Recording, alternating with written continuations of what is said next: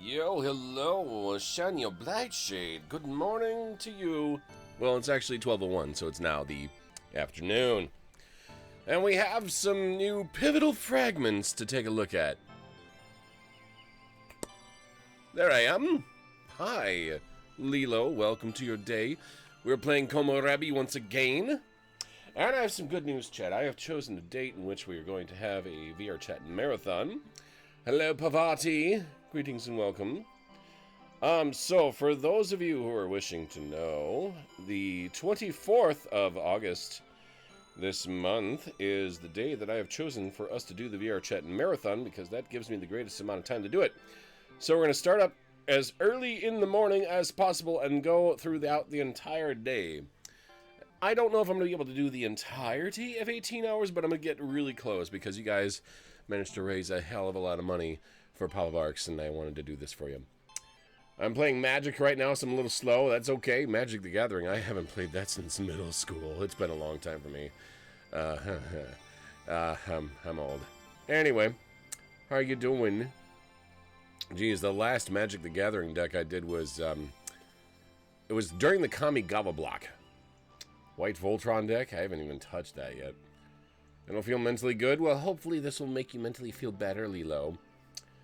I also have a deck from 93 too, actually. Oh, wow. That's impressive. Yeah, I did White Weenie Legendary Splash of Red. It was inspired by another friendly teammate.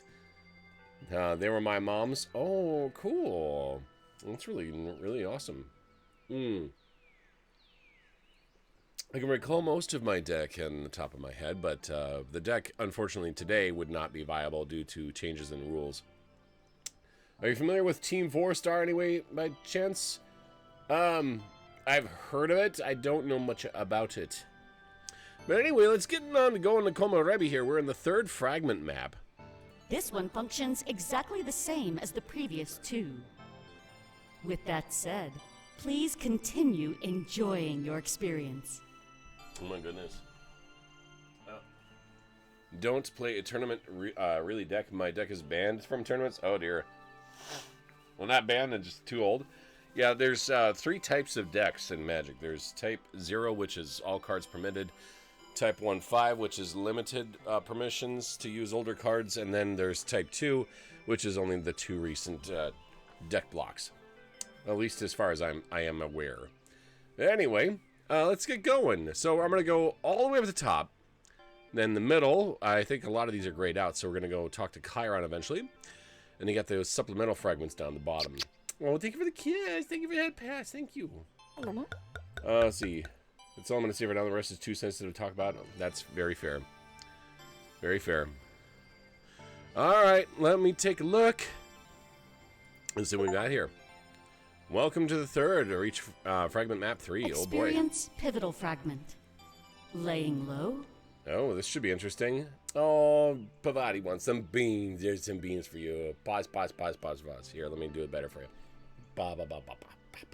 Beans. Want some beans? Beans, what the fuck? And then thank you for the hydrate as well, Lilo. I appreciate it. It's gonna be warm today. Coffee beans. Yes, I have coffee beans. Because they're brown. Alright, let's see what this is all about. Laying low. They're saying that because they don't want to make anyone uncomfortable. That's totally understandable. Fear of the future must not define us. It is regrets of the past that make us who we are. Ah, we're in Taylor's home. And it's the 28th. Well, according to this game. This is the first time we've all assembled at Taylor's place. But I know we've all been here at least once or twice on our own. I'm glad that these new developments didn't cause group panic. If anything, it was more like a group caution, which was what was needed. Paranoia would do nothing but cloud our judgment and lead to our failure.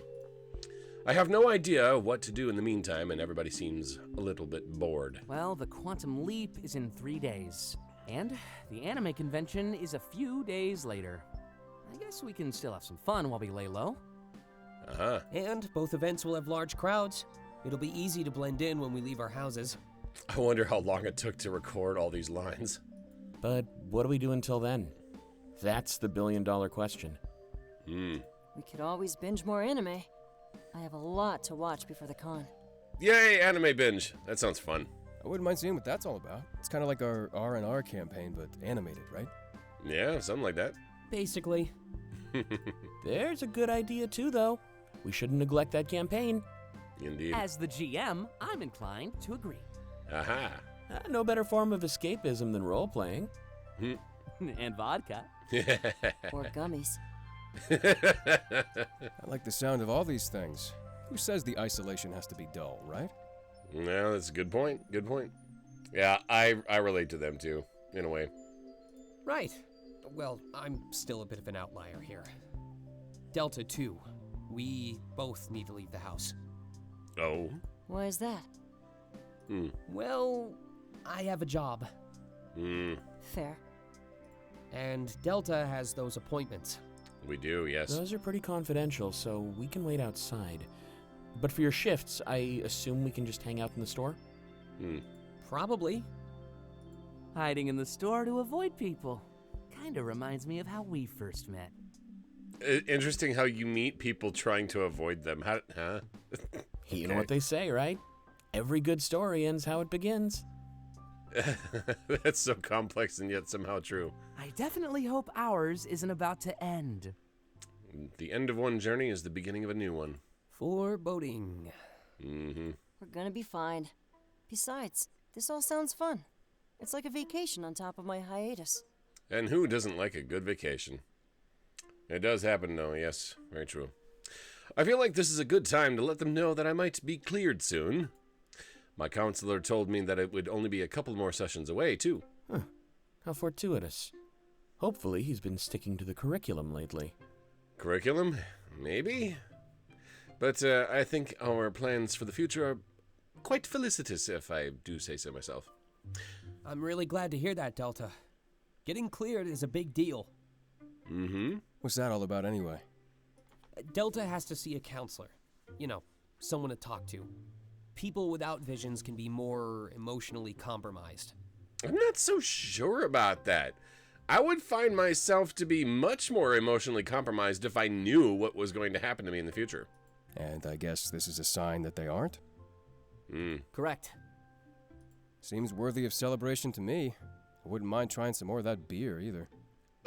Didn't you complain that the taste of beer was like biting into a pine tree? Yeah, it really grows on you, doesn't it? Hated it at first, but now you can't get enough of it. What is even beer? Yeah, kind of how I feel about you. Oh, okay. And a little bit more smirking just because. Ooh, talk about a backhanded compliment. Gotta give you credit for the sass, though. You know, Chiron is quite intelligent and very quick-witted. He does appear a tad bit cynical, I think. But I think he's good kin in the end. Oh, I'm learning from the best. Yeah. Oh, that kind of reminds me. I should add you to the group chat. Yes. Finally. Poor dude. Totally. It might be best to use that a lot, especially if we're talking about matters at hand. Sometimes security and surveillance can be a two-way street. Oh, this is true. However, I'm curious that if this group chat is encrypted or if it can be monitored by outside sources. I would wonder about that. What is even beer, really, then, other than a drinkable loaf of bread? I mean, you're not wrong, I guess. Makes sense to me. I mean, you're scaring me, but it makes sense. Oh, God. I got a dumb joke for you guys. What's common between a beer and a rabbit? Hops. That's stupid. Stupid joke, I know. All the technology belonged to Argus, after all. I wonder if they could watch people of note. I just said that, didn't I? Something like that? Yeah. Just being cautious. I don't think they'd actually do something like that. The user agreement is pretty clear on their ethical limitations. Ethical limitations? Ready to get this show on the road? Sounds good to me. Yeah. I'll let them know that my next appointment is tomorrow. Hey, pie! Yay. Thank you. It's in the morning, though. Pretty bright and early. Good. Then we can head to my shift right after. I start in the afternoon and close up shop. Good deal. Can we head back to that plane? I left some stuff there by accident. What stuff? You had stuff? Isaac hooked me up with some cash, so yeah, it's nothing major, but I'd hate to leave it all behind. That's fair. Fair. We'll make it work. Hoping that jet isn't compromised. Atlas! Hello. You're all still good if I stream? I was supposed to go live in a little bit. Please, by all means, do so. Stream. I'm Go cool for with it. It won't bother you. In fact, I might watch along. that. Sounds cool to me. Yeah, today will probably be pretty boring. Let's get Chiron into the chat and waste some time. Who doesn't like wasting a little time every now and then, eh? Finally. Corner of my eye, pivotal fragment, map 3. There we go. Was achieve. Get lots of achieves in this game. Okay, we have a journal entry. View journal entry 1. Stream, get that streamer money. Well, you guys are why I stream. I appreciate it. We got some really exciting news in the future, and it's being worked on right now. Probably won't be ready for some time, but I'm pretty happy for it. It's also kind of an investment too. So when you guys come in and sub to my channel, you guys help me pay some big bills. So I really appreciate it. Thank you for the posture check. Stretching out the back a little bit. I appreciate it, Pavati. AKA, I think I'm losing my mind. Saturday, December 28th, 2041. Thankfully, I keep my diary in my messenger bag whenever I leave the house. Kind of like Dante does with his laptop. I guess you never know when you're going to need to write stuff down. I feel like today's entry will be extra important. August definitely seems to be watching us and aware of what we've done. Even down to the fact that I shared one of my apples with Chiron the day we bumped into him on the street. It's really unsettling, but we can't give up just yet. Public opinion shifts ever more in the direction of the Zeros. Each day that passes, they appear to struggle more and more on the streets. The move that August needs to make is very clear. But if they don't do anything, then Cypher will take action. If they integrate these new identities into the system well enough, then perhaps they could even be untraceable by Argus. I mean, if we were able to use their blueprints to sneak Chiron right into the Triple R, then that's a very big deal. Emphasis on very. I worry a bit about what Clace told me, though. How there's been organizations like Cypher in the past, and most have disappeared without a trace. I can't introduce that level of paranoia into the group because he told me it in confidence. I can't betray his trust. Trust is an interesting thing, though. Chiron has been pointing all kinds of fingers at us, but I understand his apprehension as a total outsider. If I met all of these people just recently, I'd be suspicious too. Seeing Chiron and Clace both anxious and worried isn't surprising at all. As I write this, Clace is on the couch across from me, writing in his diary too. I start to wonder what he could be writing down, and I realize it's probably similar to my own. The Club of the Lost and Clueless, right? I hope that's how he really feels. On the side note here, in the margins, I used to feel like I was being watched, but now I know I am. Oof. Line Dad's gonna get dunked? Yes, with Ice Bucket Challenge thing. Ermagerd. Alright, Pivotal Fragment 2. Pivotal Fragment. New technology. Yes. This should prove interesting. We might go a little bit more than 4 hours today, seeing how this story holds out. The only thing needed to secure your defeat is holding on to the belief that you've already won. Ooh, that is, that's quite the lesson. I didn't get much sleep at Taylor's last night, but I don't let it show. It wouldn't be worth letting my counselor see me like that 2 days in a row. He sits there scribbling notes in my file. He's been writing a lot about me. By now, the sight of that folder is ingrained in my mind. I know I'd never see what's inside, but the curiosity's killing me. Not knowing what other people think about me? That's truly terrifying. Well then, Delta. Sorry for cutting our last appointment short. I received a rather peculiar phone call. I don't worry about what other people think of me because that would haunt me. Is everything okay? Of course, I just didn't expect what I heard. I'm not at liberty to discuss it, but just pay attention to the news. I have a feeling I know what it's all about, but we're still in the dark mostly. That's not ominous at all. Where were we last time, by the way? We talked about my dreams. Ah, yes. Anything else? You mentioned nostalgia technology or something. Oh, right. Not sure it applies to us, but it's definitely interesting. If anything, it could be a good starting point for the day. He puts my file aside and gets more and more comfortable in his chair. Have you ever been aware that you were dreaming? While you were still in the dream, of course. Actually, yeah, it's happened before. In real life, too. Quite the experience, isn't it? Absolutely. He smiles at me before continuing. The control that comes with it is enticing to many. In that state, you can do almost anything you desire. Lucid dreaming is basically when part of your mind is awake while you're still dreaming. But when you have the ability to control the world around you, you feel an intense amount of power. Lucid dreaming could either be a really bad thing or a really good thing, depending upon the circumstances. Controlling your dreams is pretty exciting premise, yeah.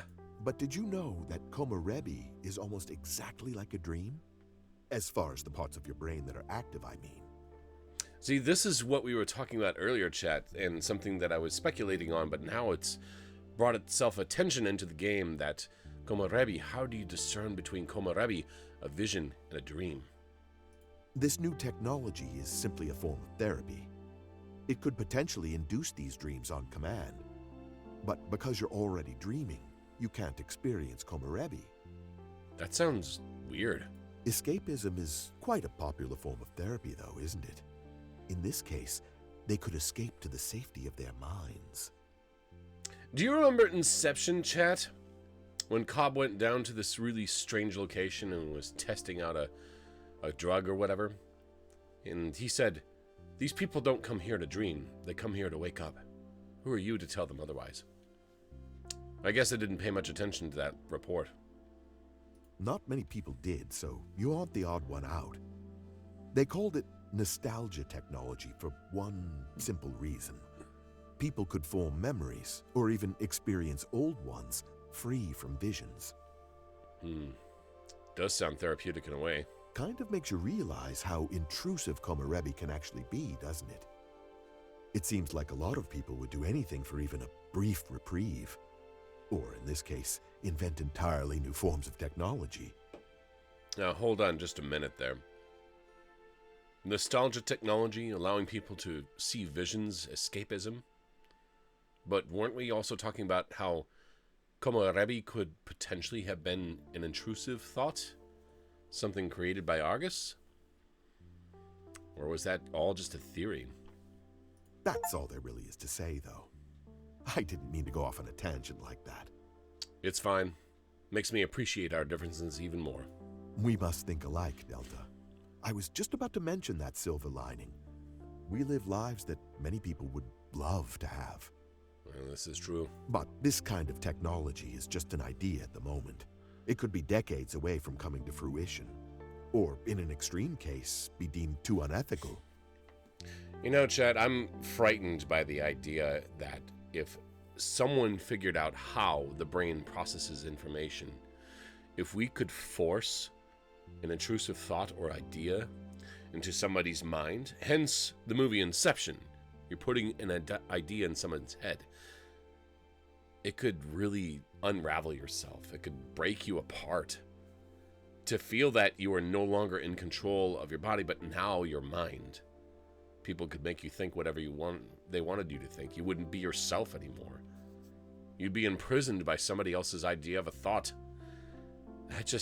That scares me. Too unethical? Well, I'm not here to do worst-case scenario thinking, but access to the mind could easily be taken advantage of, especially if a third party found a way to hack the technology. I can't believe more people aren't talking about this. It's really weird. But our entire group wanted to skip that report. I guess a lot of others did as well. In our case, keeping up with the news is also the last thing on our minds. So there is a bit of controversy regarding it at the moment. But it's not too intense. Definitely not like the last time this happened. Last time? It's not very common for ethics to clash with technology. Normally, it's pretty clear what is or isn't off limits. Last time, it was the creation of AI. Hello, Miss Floof. Like the AI in our security systems and phones? That's just the thing, Delta. Those aren't examples of true AI. They're still bound by code and limitations. True AI would be far too unethical to create. At least, that's what we thought. You know that story, right? It is downright frightening on how much this game parallels to what we're experiencing in the real world. Clace, what have you done? Oh my god. I don't actually. Well, you know how alluring the unknown can be. August actually created a true AI and held the switch in their hand. The entire world was debating whether or not they should turn it on. Oh, hell no. Do not. What would happen? Nobody knew. Given all that potential power, it could easily wipe us out. Or it could see some of our plights and come to our aid. Hence the tool abuse. Humanity creates tools of all kinds. We create screwdrivers, we create hammers, we create calipers, we create, all sorts of different things that make creativity easier. But like any tool, it can be abused. A lot of people know this. A hammer could be used to put a nail into a board and build a house with it. Or a hammer could be used to strike somebody and do damage. Or destroy something. AI technology could be easily going both ways. It is a tool. But what happens when we lose control of that tool? What happens if we turn on the chainsaw and then we let it go and it falls? What happens if we create this amazing technology, artificial intelligence, but let it run rampant? What happens then? What if we lose control? There was really no middle ground to speak of. It would be almost all-powerful and have free will, too. Everybody urged August not to flip that switch. It'd be too dangerous. I'd tell them not to flip it either. And never know what happened. We were right on the cusp of potentially our greatest achievement. There were a lot of achievements that humanity had which were deemed unethical. A lot of things that we did as scientists that we look back upon and wonder, why did we do that? Some things just are best left unknown, honestly. So, despite what anybody said, they decided to flip that switch. Almost the entire world was watching in anticipation. And do you know what happened? He scoffs. It terminated itself on stage, in front of everybody.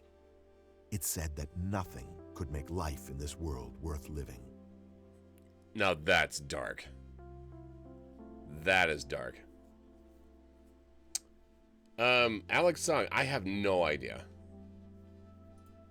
Wow. Can you believe that? All the power in the world. And not only power, but knowledge of everything. That is sad. Artificial intelligence.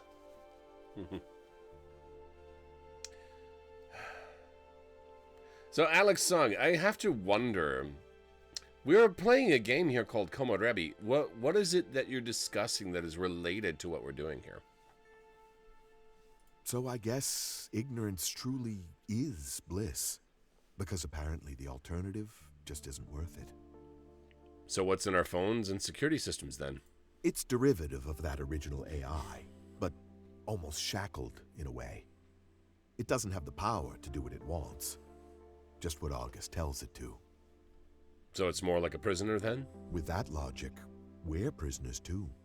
As much as people would like to think, we don't truly have free will. We're still bound by our own social, physical, and emotional constraints. That is true.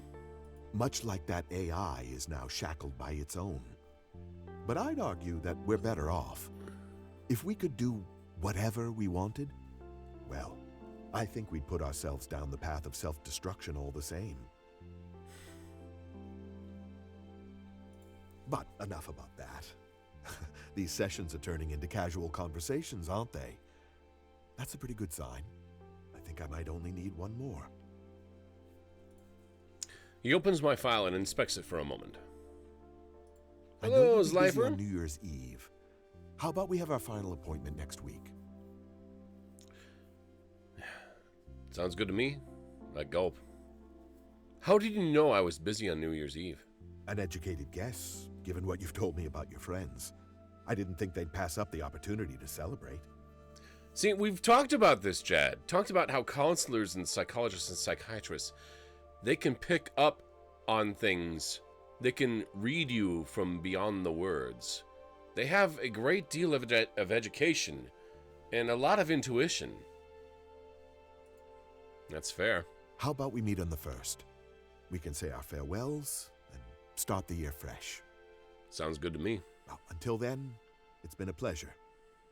I hope you have a wonderful party, Delta. If anything, what I've been doing doesn't matter to the counselor. It's how I've been doing. Can I approach life with a clear mind and see outside the confines of, worry and self-doubt? We are all going to come across struggles in life, but we have to approach it with a different attitude. Such an interesting concept. And I think this counselor knows a lot more than what he's letting on. Despite omitting a lot of things, I think he's very adept as to what we're doing. Let's read this next journal and then we'll take a quick 30-second break. View which journal entry? Let's see, reading journal number 2. And there's a lot of diamonds on the margin. AKA, the day Hermes came forward. Sunday, December 29th, 2041. Hearing Hermes in the TV at Isaac's work was actually kind of terrifying. Putting a voice to that name made things seem more real, or something. Even though the voice was really distorted, it sent shivers down my spine. I looked out the window after his speech and I saw some people giving food to zeros. But it didn't seem like nearly enough to make any real difference. At least it signals that people are becoming less and less afraid of Argus, and more confident in their ability to change what's happening on the streets. Hopefully this kind of stuff snowballs, especially now that Hermes has made his intent very clear. Phones, identities, and permanent city life will be given to every zero in Toronto next Sunday. Economically speaking, this is a positive thing. Like Hermes said, it would end the land crisis presented to life in the colonies, and also create more jobs and more income. It would also be a controlled test to see if such a change would be sustainable. I don't see why it wouldn't be. Cities would be free to expand without the worry of irreversibly harming the colonies. Argus would no longer have a monopoly on the system anymore, either. If other people could do it, then the competitors would arise and offer the same services. If I were Argus, then potentially losing substantial amounts of money definitely spring me into action. I wonder if that's a threat or a scare tactic. Either way, it's odd how Hermes keeps putting their foot forward while Argus remains completely still. Perhaps they're just confident in their victory and planning something in the background. Or maybe they've accepted what's going to happen and are letting Hermes act. Either way, the outcome will change things a lot, and it's really scary to think about. Oh, goodness. Hermes came forward. We're going to quick take a break. I'll be right back. Give me 30 seconds. I love you, chat. Don't go away.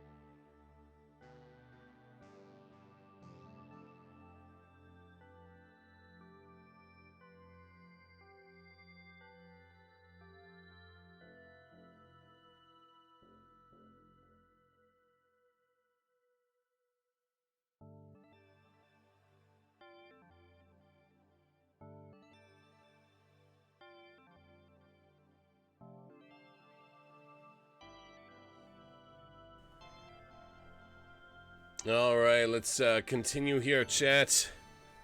Here's the next pivotal fragment. Experience Pivotal Fragment. Rebels and Revels, Part 2. Oh, we're back in our Dungeons and Dragons campaign, so to speak. How is everybody enjoying this game so far? Nothing hurts more than a broken promise. This is true.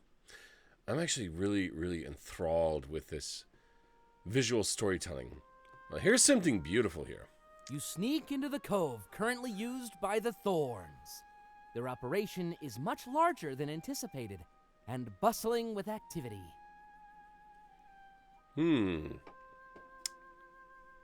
However, this place seems familiar to one of you. Previous recon may end up being invaluable to your cause. Indeed. Hey, I know this place.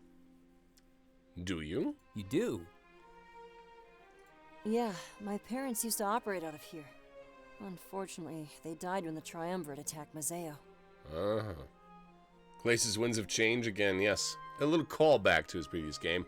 Your parents were information brokers? Pirates, actually. Oh? Guess the apple fell far from the tree. You have no idea. So, what can you tell us about this place? Our best option would be to attack by sea. Sail into the cove from the outside and go from there. Interesting. Really? This tunnel seems like a pretty safe entrance. It'd be a choke point, easily used against us. Clace is right. A sea-to-land attack would be more effective. By the time they rallied their forces, it'd already be too late. Our goal is to subdue their leader, right? Something like Yeah, that. they deserve a fair trial, but we need to establish guilt first. Place, any idea where we should look for intel? I think our previous plan is the best bet.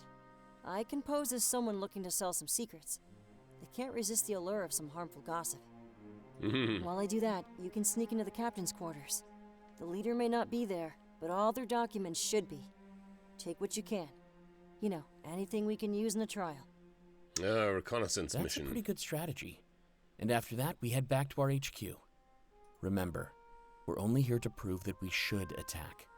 Let's avoid the bloodshed, at least until next time. Quick in and out, like the ninja.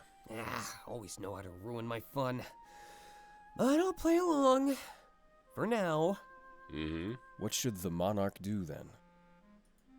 Everyone looks at me. I think they should come with me. I'll need that silver tongue to help with negotiations. No, it's too risky. A lot of people know what they look like. It'd be best if they stick to the shadows.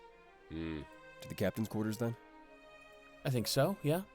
Sounds good. There's no safe option. What do you think, Monarch? I'll help with the recon in the captain's quarters. Good choice. Knew you'd have my back.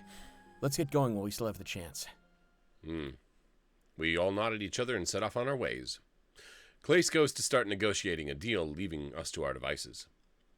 Is Clace cosplaying as Fortheim? And isn't Fortheim the upbeat, happy-go-lucky guy of Winds of Change? Now, I have not personally played Winds of Change, so I'm not able to answer that question properly. You work your way toward the ship with immaculate teamwork. Sneaking into the heart of an enemy's base reminds you of old times. Once again, you've become a champion of the people. A true leader. Here, this way. Okay. Risky business. It's Isaac New leads Year's you Eve. all onto the ship, and you enter with caution. It looks just like the ship your rebellion used, so the layout is clear. Kinda got some deja vu. Yeah, same. But at least we know where to go. Hopefully we find something good. I don't think we can afford the alternative. You continue to sneak toward the captain's quarters. The mission is clear. Find compromising information on the Thorns. If you can prove they're up to no good, then you can take them down. Oh boy. When you arrive in the quarters, you immediately spread out. Papers line the desk, and many are pinned to the walls. Whoever the leader was, they've been busy. These are all about us. Wait, what? Yeah, look at this one. It's a layout of our entire HQ. This sounds like a trap. This one's a list of our closest allies. Oh, they've clearly been doing their homework. What do you think is going on here? This could be spicy, chat. There's no way they could have gotten this on their own. Do you have a mole amongst your midst? What are you saying, Isaac? There must be a mole in our ranks. This isn't stuff that the average Mazaean would know. How did I call that? There's no way. We'll deal with that later. Remember what we're looking for. We need something that's not about us. Right. I grab as many papers as possible, looking for anything that stands out. The thought of a mole within our ranks fills me with fright, though. Could one of our friends be selling us all out? Wait. I find documents related to the Mazeo Shipping Company. It seems to be some kind of plan related to our economy. I tell Dante and he immediately grabs the papers from me. Let's see. He scans the papers in his hands. This is it. This is all we need. What is it? This seems too easy. It's the Mazeo Shipping Company. They want to take it down. They plan to leak the personal details of every single worker. This seems way too easy. That would be enough to destroy the company and the integrity of Mazeo. During the war, you pardoned pirates and gave them all jobs. Almost everyone in the shipping company is a past criminal. This isn't good, but is it what we're looking for? Yeah, definitely. This is a big deal. It's not only the names of the workers, but their locations too. A lot of Mazaeans still hate pirates and would easily resort to violence. Oh dear. It's true. A secret like this could shake Mazeo to its core. Citizens wouldn't take kindly to its economy being run by pirates. It was part of what caused the Triumvirate to attack in the first place. Oh boy. They could easily incite a civil war. And take us down in the confusion and chaos. Oh dear. You notice that Isaac has been suspiciously quiet. Wait, what? Oh, hey, Chet. 1 more minute. I sincerely apologize. This is starting to get spicy, so I'll be right back again. Don't go away.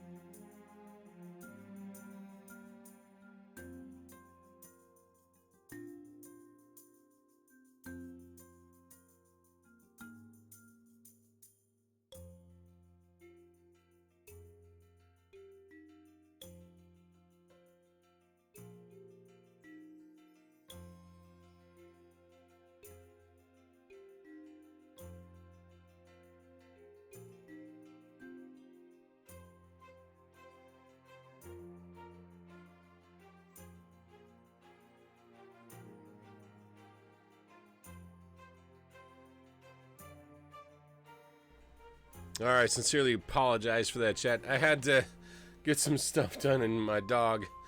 Anyway, do we have a mole in our midst? Why has Isaac been silent? Please don't hate me for this. Uh-oh. What did you do? Oh no. Thank you, Shernio. Oh no. He holds up a string attached to the captain's desk. It was clearly a trap that he sprung during his search. Moments later, a bunch of thorns storm the room. Wait, what? I knew it was too easy. You have no choice but to surrender, and they lead you off the ship. But as you exit, you see Clace in the cove, or at least his body. Unconscious, they Hey, drag him to Greystorm. wherever they're taking you. Oh my goodness. In an instant, your entire plan went awry, and things looked dire. A potential mole in the monarchy? That would be catastrophic. You cry, now at the mercy of the enemies you came to destroy. I knew it. I knew this was too easy. I knew something Everyone is about led this into was the weird. prison cell. Clace still lays unconscious, having been knocked out. Komorebi has been nothing but the most beautiful experience I've ever seen in a video game. It's super friggin' epic. I love it. Yeah, but I'm waking up now. Oh, he's waking up now. About time, if you ask me. Uh-huh.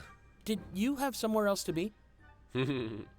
Dante gestures broadly at the fact that we are in a prison cell. There's always somewhere I need to be. It's the getting there part that comes with mixed results. Mm-hmm. And where do you have to be right now? Anywhere but here. Like I said, mixed results. Uh-huh.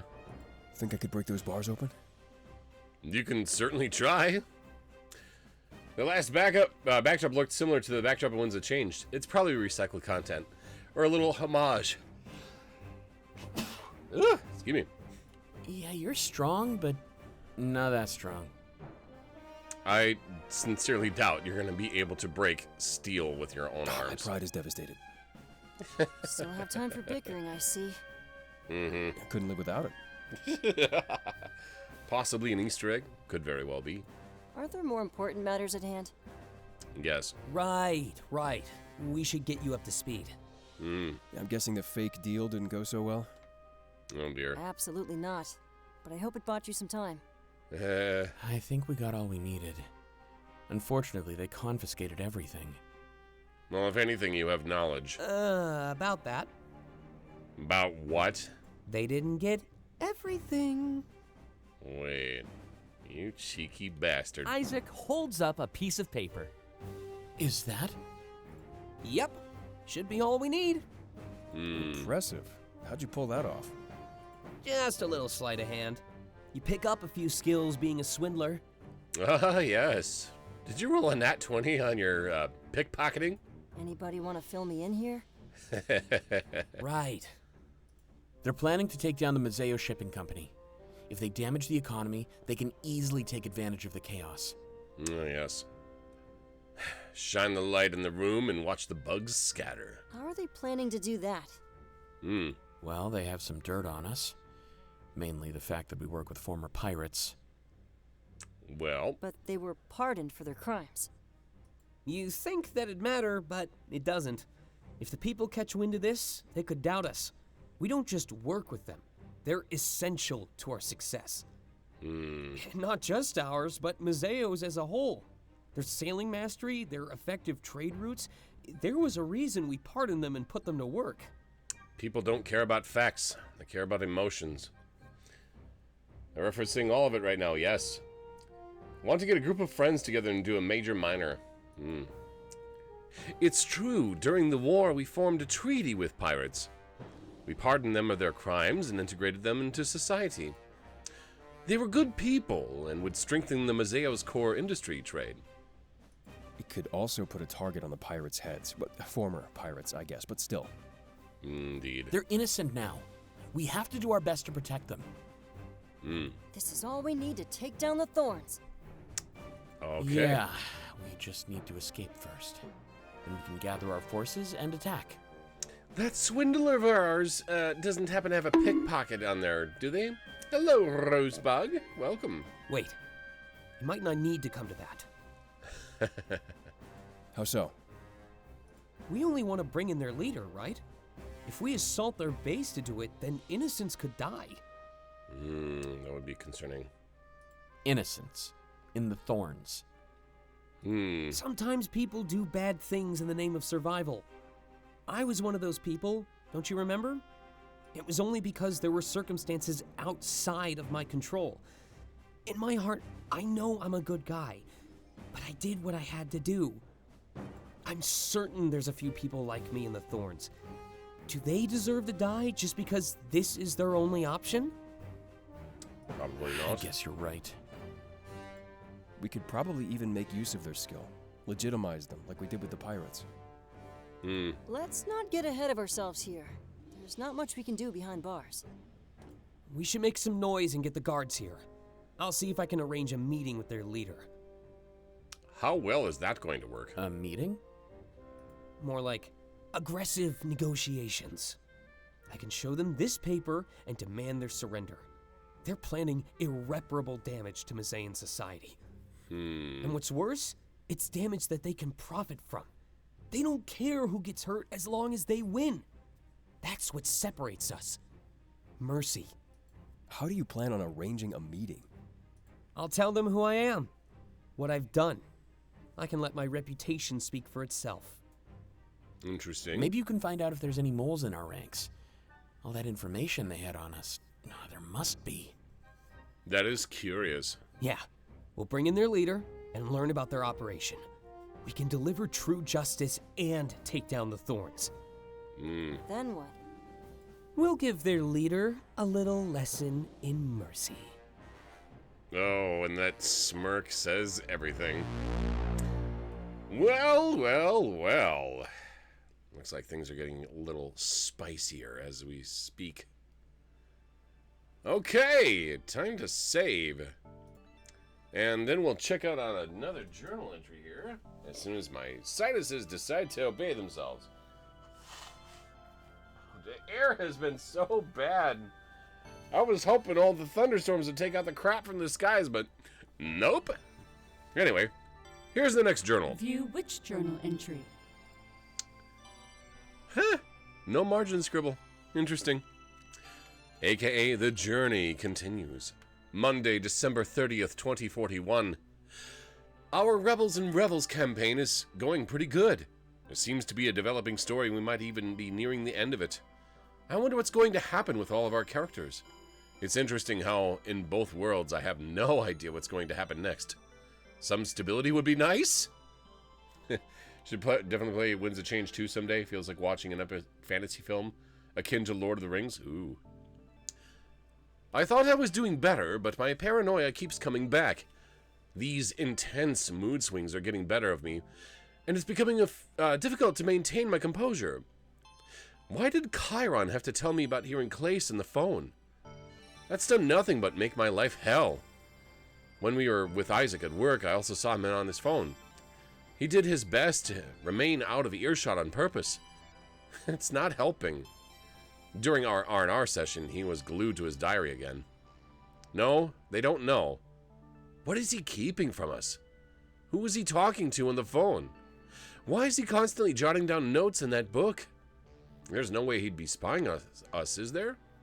Taking notes and reporting them to somebody else? I'm starting to have a panic attack as I write this. There's no way. We're all friends. In this together. But a little peace of mind wouldn't hurt. Would it? Well, it's true. Very true. Experience pivotal fragment. Interrupted programming. Oh. This story just gets juicier and juicier with each progressing moment. There's no such thing as a miracle, just hope and how we choose to wield it. Back at the Argus Corporation, or at least the sales department anyway. Thank you for the hydrate. I appreciate it. We head right to Isaac's work after our brief trip to the plane. It was kind of odd to say goodbye to that place. It was supposed to be our HQ. But I guess our homes are safer, even if they aren't anywhere near as cool. The store is big, so we can all spread out, yet remain close together. Everyone's essentials are packed into a bag as they are carrying with them. But it's inconspicuous. Messenger bags, laptop bags, Dante's laptop bag. It's weird how that's all Dante brought with him. But I guess everyone has a different take on the word essential. He could easily keep himself occupied for Isaac's shift, though. Good thing it was a short one today. Only around 4 hours. Apparently his time off request was approved for the convention, too. I'd ask about New Year's Eve, but I assume he has it off by default. Well, this is kind of boring. We have dead days here and there, but this is awful. At least we can just hang out and chat with each other. As a salesperson, yeah, I totally get it. Oh, because there's so much fun stuff to talk about right now. Hey, we have the New Year's Eve party. It'll help get our mind off of everything. Should we be getting our minds off things, though? I'd say that's almost like letting our guard down. Definitely a bad idea. Even at the party, I bet I'll be freaking out. Before you know it, we could all end up dead. Taylor, shut up. Wow. With stretches like that, you should be teaching yoga. We're gonna be fine. Don't let this sabotage our fun. Yes, indeed. Thanks. I'll do my best, Dante. And just so you know, I am pretty flexible. Well, I mean, you are a bunny after all, but anyway. There we go. Back to our regularly scheduled Taylor. So, what exactly happens on New Year's Eve? I know about the whole 4 midnights thing, but what else? You'll have to ask someone else. I can never remember. That actually says it all. Are we gonna play the Leave It Behind game? I'm down. What's that? Well, you get to do something you might regret. Confess something, like your feelings, or do something risky. Is that a good idea? If it ends up going well, then everything is fine.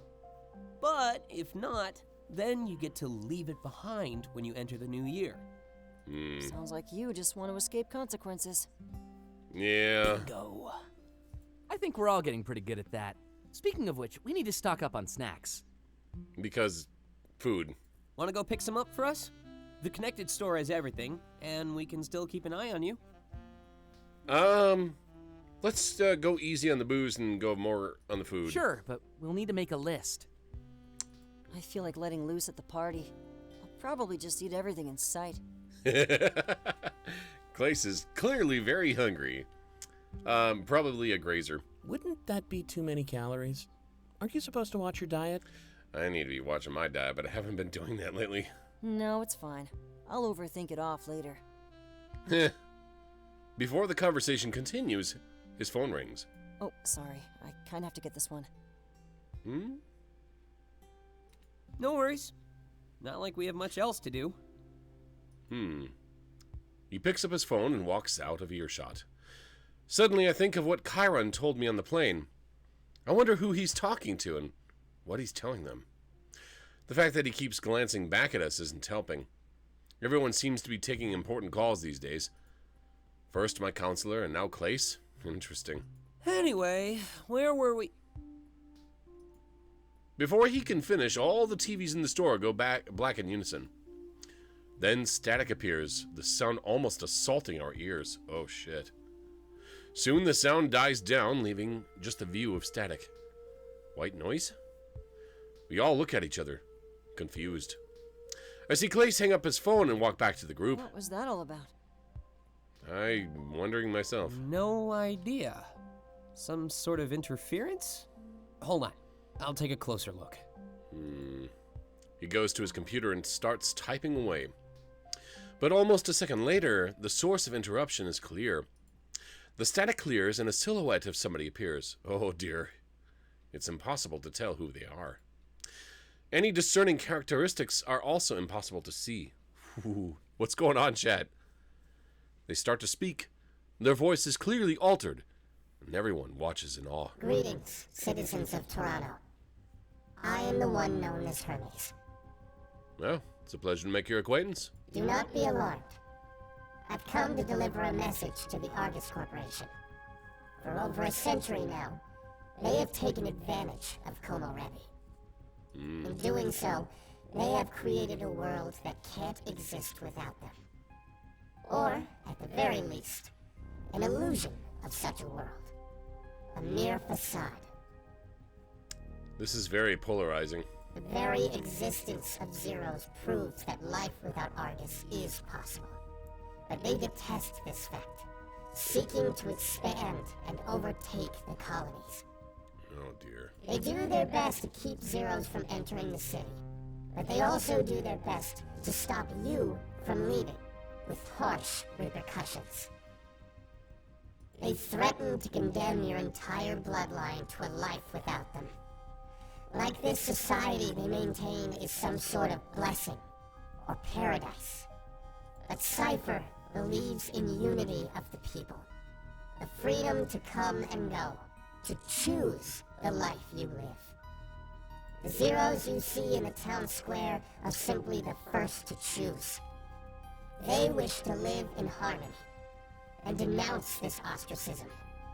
But they get weaker and weaker, as Argus refuses to act. Initially, our demands had a generic time frame, instead of a deadline. We believed that this would be a test, to see if Argus valued the sanctity of life. No matter the time frame, the faster they acted, the more they cherished lives. So look to the town square. Those once hopeful, now desperate and starving. A testament to Argus's lack of care. The truth on full display. It's clear that they wish to ignore our ultimatum. That is why we rescind it and exchange it with action. By all means. We no longer require anything from Argus. On Sunday, the 5th of January, a new era begins. This is interesting. We will provide all Zeros in the town square with access to this system. Our work is undetectable, and we invite Argus to put that to the test. This is also a call to action for anybody who supports our cause. We've seen the polls online, but it's time to take action in person. The Zeros might not make it to that deadline without food. Please, gather together and offer charity to those in need. And on the 5th, everyone gather in the town square. When our work is done, everybody will be holding phones. It will be impossible to tell who is a Zero and who is not. This is a sight that I think everybody, especially Argus, needs to see. And to the leader of Argus, please be there too. I request, no, implore that you attend. It is time for you to see that your rule is over. New citizens, new jobs, access to travel without hindrance. The only one who stands to lose is you and your monopoly. How interesting. And so, I will leave you all with one final message.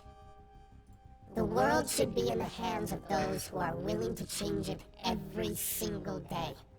Not those who've changed it once and refuse to let go of their possession.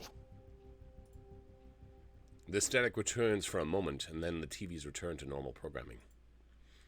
Well then, that made things a lot more clear. That was... something. Intriguing is what it was. I am absolutely interested in what they plan on doing. And if I was in my position, I wouldn't even try to stop them. I'd be like, yeah, go ahead. Fight the system. Fight the monopolies. Fight the corporations. More power to you. Nice speech, I'll give them that. But right now, they're just a bunch of talk. Actions speak louder than words. This is true. Are they, though? He waves his phone at us. The feeling in the room is really weird. It's almost like everyone is in denial of what they just saw. A rebel organization hijacked all the TVs in Toronto? That to me kind of proves a threat. Until now, only Argus ever had the power to do that. Just like the anniversary report they used to push their own agenda. everything feels different now, almost like a battlefield that became active. If anything made Argus take action, this would be it. And that could blow up in our faces quite significantly. Gotta say, kinda like what I heard. Everyone feeding my friends in the town square, then gathering together on the 5th to help trick Argus. You know, the whole idea of Zeros outside in a colony struggling to survive, struggling to find jobs, food to eat, things like that, places to live. Honestly, fighting the corporation is probably the best thing they can do. Trick? Well, when the dust settles, everyone there will have phones. They wouldn't know who to arrest. It's genius, actually. Only if people actually show up, though. Oh, people will show up. I guess we just need to have some faith. We all shrug and everyone takes out their phones. Social media was sure to be abuzz with posts about what just happened. Within seconds. Anything that you do online, if it's anything significant at all, it's going to spread like wildfire through social media. Maybe this works out in Toronto, then the other cities could follow suit. In the right hands, Hermes' blueprint could cause irrevocable damage. It really did feel like we were approaching the new era. Hey, Yes, Taylor? Taylor blushes and rubs the back of his head. Oh. you still wanting me to go pick up those snacks? Yeah, go get the food. What are you guys thinking so far? That was like creepy, but in a way where I didn't feel threatened by it. Oh my goodness, Fang! Fang with 9 months! Welcome to the Golden Paw Club! Happy to support such a great lion. Thank you so much, Fang. I really appreciate it. And thank you for the Prime sub. That helps me pay bills. I really, really, really appreciate it. How are you doing, by the way? Komorebi, oh my god. This whole thing just gets juicier and juicier. Let's read the next journal. Journal entry. Monday, December 30th, 2041. I did something I shouldn't have. I did something I shouldn't have. I did something I shouldn't have. I did something I shouldn't have. I did something I shouldn't have. I did something I shouldn't have. I did something I shouldn't have. I did something I shouldn't have. I did something I shouldn't have. What does this mean? What a creepy journal entry. Okay. Okay. I've had my ups and downs with health and stuff, but be okay. That's good. At least you're still here. Ups and downs happen to everybody, hun. Experience pivotal fragment. Overstepping. Oh, this should prove interesting now, even more. The game definitely gets better as it progresses. Hell yeah, it does. It's better to be hurt by the truth than to seek comfort in a lie. Another very difficult lesson. It is the 30th of December. Again, against my better judgment, I sneak into Clace's room. Why would you do this? The rest of the group was in the living room planning some party stuff, so I'm clear. There was just too much that didn't add up, and I deserved, no, needed an explanation. His diary rests on the desk. This is one of the few times he doesn't have it with him. Like last time, I noticed a ton of bottles, both booze and pills, lying on the desk. Oh. Something tells me that a decision like this will lead to catastrophic results. Aside from that, the rest of the room is immaculate, clean as clean can be. I decide to run through my thought process once more to make sure it's sound. Currently, my suspicion is that Clace is spying on us, but I'm not sure for whom. Cypher? Argus? Either way, chronicling our actions could bring us all down. It wasn't just that, though. It was the timing of everything, too. He came to Toronto almost right when the Zeros did. Every time we bring up the subject, he constantly takes notes. There's a few other things, too. Chiron overheard him talking to someone on the phone. He was claiming that we don't know something. Clearly a secret. When we were at work with Isaac, he took a phone call as well. A phone call that ended right before Hermes came on TV. He's openly admitted to having a burner account, too. A second identity offering him the ability to do stuff under another name. He seemed concerned about his identity at the Wayfarer as well. I remember Isaac looking into that incident report where Dante dropped the booze. Clace immediately needed to know which of the accounts he was flagged as. He seemed relieved at the answer, which implies a lot. Every chance he's gotten, he's made sure to request that we give him privacy. He even went as far as giving himself a nickname in our group chat. Was the whole lost and clueless just an act then? He definitely seems good at acting, especially when he blew a kiss to the crowd at the nightclub. Have we been all falling it for like fools? As I approach the diary, I wonder what he's truly up to. I look down at it and consider everything that's happened thus far. Everything suspicious, but everything good as well. New friends, new start, new life, trust, hope, now fear. Do I give in to this fear, or cling to that trust and hope? I feel as if this is a culmination of all my actions so far. Every choice, every moment I've spent with this group. Do I read his diary? No. I'd never do that to Clace.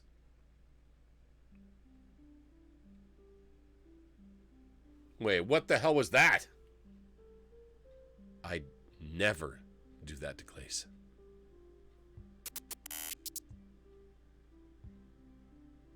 I'd do that to Clace. I don't have a choice. I have to do it. I pick it up, and my hand trembles as I open it to a random page. I don't really know what I'm seeing at first. It's just a bunch of sketches. Turning the page, I see a familiar drawing. A stick family standing near a car. A father, a mother, and 2 kids? This is what I saw in his diary at the Triple R. They look so happy together. But now their names are erased. That's peculiar. As I turn the pages, the stick figures disappear one by one. Then, it's just Clace. He's standing there all by himself. He's crying. On the next page, though, someone new is standing beside him. I have no idea who they could be, but they have long hair. On the next page, they're closer to Clace, but he's no longer crying. Instead, massive X's are scrawled across where his eyes should be. My heart starts to race as I flip to the next page. Clace is gone. It's just the figure with the longer hair. They're surrounded by a bunch of question marks. Clace doesn't even know who they are. On the next page, they're gone. There's a bunch of sketches of Clace's scarf. They're all tied in different ways, like he's practicing styles. I turn the pages, but that's all I see for a while. Just the scarf. A few more pages and I see the scarf down the way he's currently wearing it. But on the page beside it, I see a rope drawn the same way. Seeing them side by side makes me realize that they both look like a noose. I feel sick to my stomach, but I can't stop myself from continuing. The next several pages are just drawings of Clace. On the left page, there's a drawing of Clace in a scarf with a big smile. And on the right, there's a rope around his neck, and his eyes are X's once more. A few more pages, and the scarf is gone. All I see are drawings of Clace dead over and over. The rope is around his neck in every single sketch. I immediately lock up in fright. I shut the diary and put it back down. However, there's one thing I didn't notice. A card must have fallen out the diary where I read it. It rests face down, completely blank. It's obviously a business card. My hands shake and I pick it up and turn it around. There's a big Argus logo in the corner. But that's not the part I find most shocking. The words at the top of the card are clear. Vision Protection Program. I panic and immediately open the journal again. I had no idea what page it fell out of. He'd definitely be able to tell that I did this to him. Everyone else was in the living room. It had to be me. My eyes start to water and I feel ill. I estimate what page the card could have fell out of and put it back inside. Then I look at all the bottles of pills and booze given new meaning. I thought I would have uncovered something big. I thought I would have helped out my friends, but all I did was make a mistake that I'd regret for the rest of my life. I flee the room, running to the closest bathroom, and feel the urge to vomit. All I can feel is a sense of worthlessness and regret.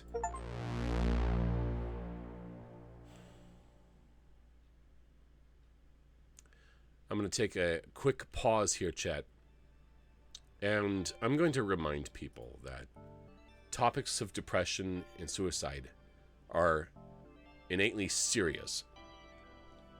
I ask that chat be respectful in making conversation about this game. It is a story after all, but these topics and situations are very serious. I'll be right back in 30 seconds, and then we're going to read the journal entry. Don't go away.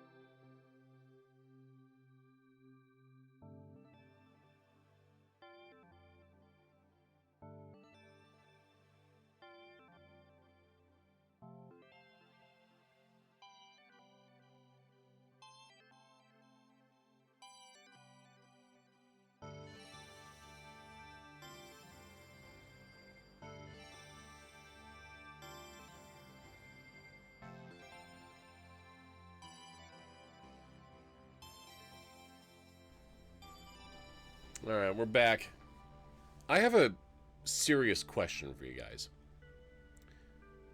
If somebody became popular, a lot of people started to know them and started to appreciate all the things that they did and being creative. But you ever notice how people who are popular are very hard to get a hold of? Very hard to send a message to because they're constantly hounded by everyone? That feeling of disconnect can occur to them too, where they feel like they can't reach out to anybody because they don't know who to talk to. Sometimes popularity can be a curse, which is why it's really important to have close friends you can seek out in times of need. Don't be disconnected from people, regardless of your status of popularity. We don't like living under a microscope. Let's read this journal here. View which journal entry? Number 5. AKA The Quantum Leap, Tuesday, December 31st, 2041. And this is going to be kind of triggering for people, so brace yourselves, Chad. I didn't want to do it. Why did I do it? I feel like the worst person in the world. It's like I wasn't even in control of my own body, like someone else is moving for me and making choices. I thought I left this kind of stuff back at home, this stress, this baggage. Perhaps it would be easier if I could talk to my counselor about it, but I can't. Right now, it seems like the safety of our group and our actions need to come before my own mental health. It's not fair. The Quantum Leap is today. I'm going to be spending 4 different midnights with 4 different friends, Clace, Dante, Isaac, and Taylor. Chiron didn't seem interested, and I said we could just hang out earlier in the party, but I'm so worried that about spending time alone with Clace, especially after what I did, and especially with what I know about him now. I hate everything. This feeling of losing control, it's like I'm watching someone else's life instead of my own. I know what these symptoms of, and it's not good. I just can't shake this paranoia. But is it really paranoia if I'm being watched? Or is it a fright that's justified? It's not just sometimes, though. I feel like I'm being watched every single second on a level I can't quite describe. I don't know how it's possible, and this will probably come as delusional, but I have one question. Are you reading this right now?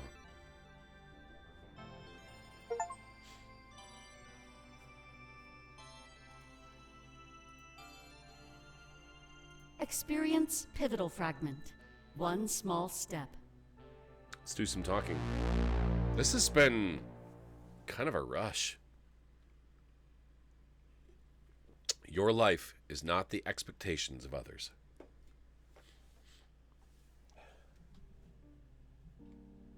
I'm sorry, Chad. Give me a second.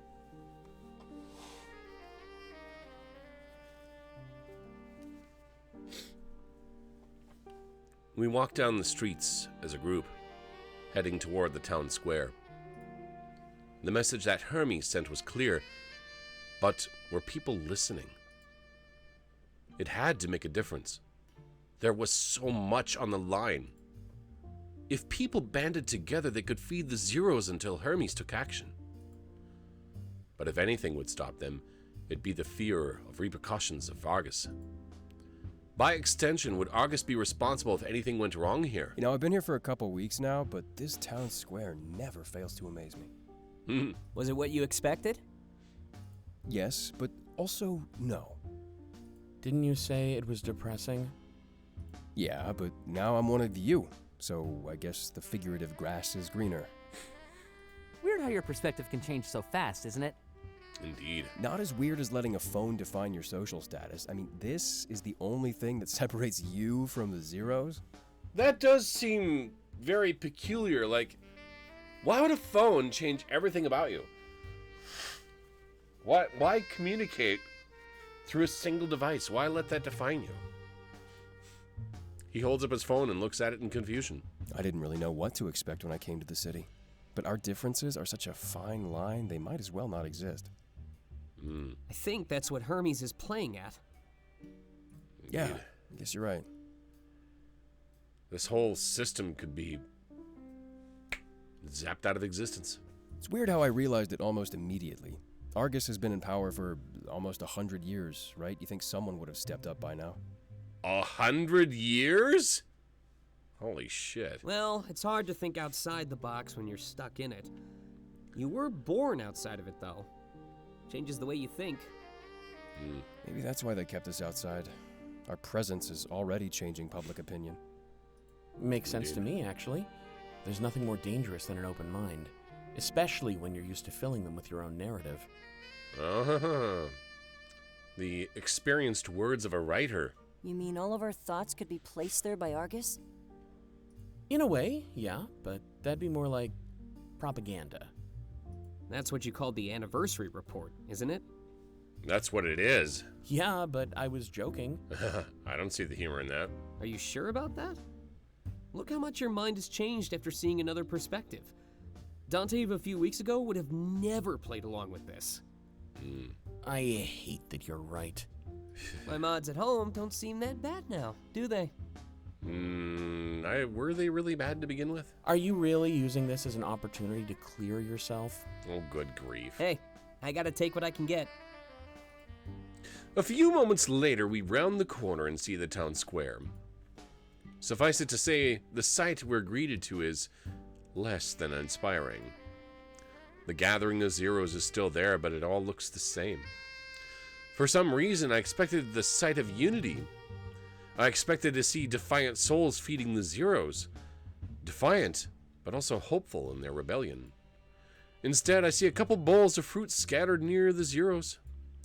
Barely anybody helped, as they must have fled as soon as they did. Looks like the children were given priority, as they're all eating apples. But they all look so weak. The support wasn't enough for everybody. Well, that kind of sucks. Yeah, that's not what I expected. That's pretty lackluster. I thought Hermes would inspire everybody, especially with public opinion the way it is. There's a lot more going on here. Yeah, but online polls can only be so reliable. A lot of people are all talk with no action. Sadly, this is true. I bet they're all waiting until the 5th. Yeah, that's reasonable. A small trickle is a lot easier to take care of. It'd be way easier if everybody showed up at once. They all look so sick, though. Why is Hermes making them wait? Probably to make Argus look bad.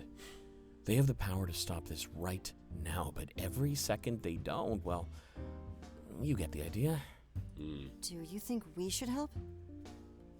Couldn't hurt. Way too risky. Are you sure? Especially if they're watching us. Every move we make has to be extremely calculated.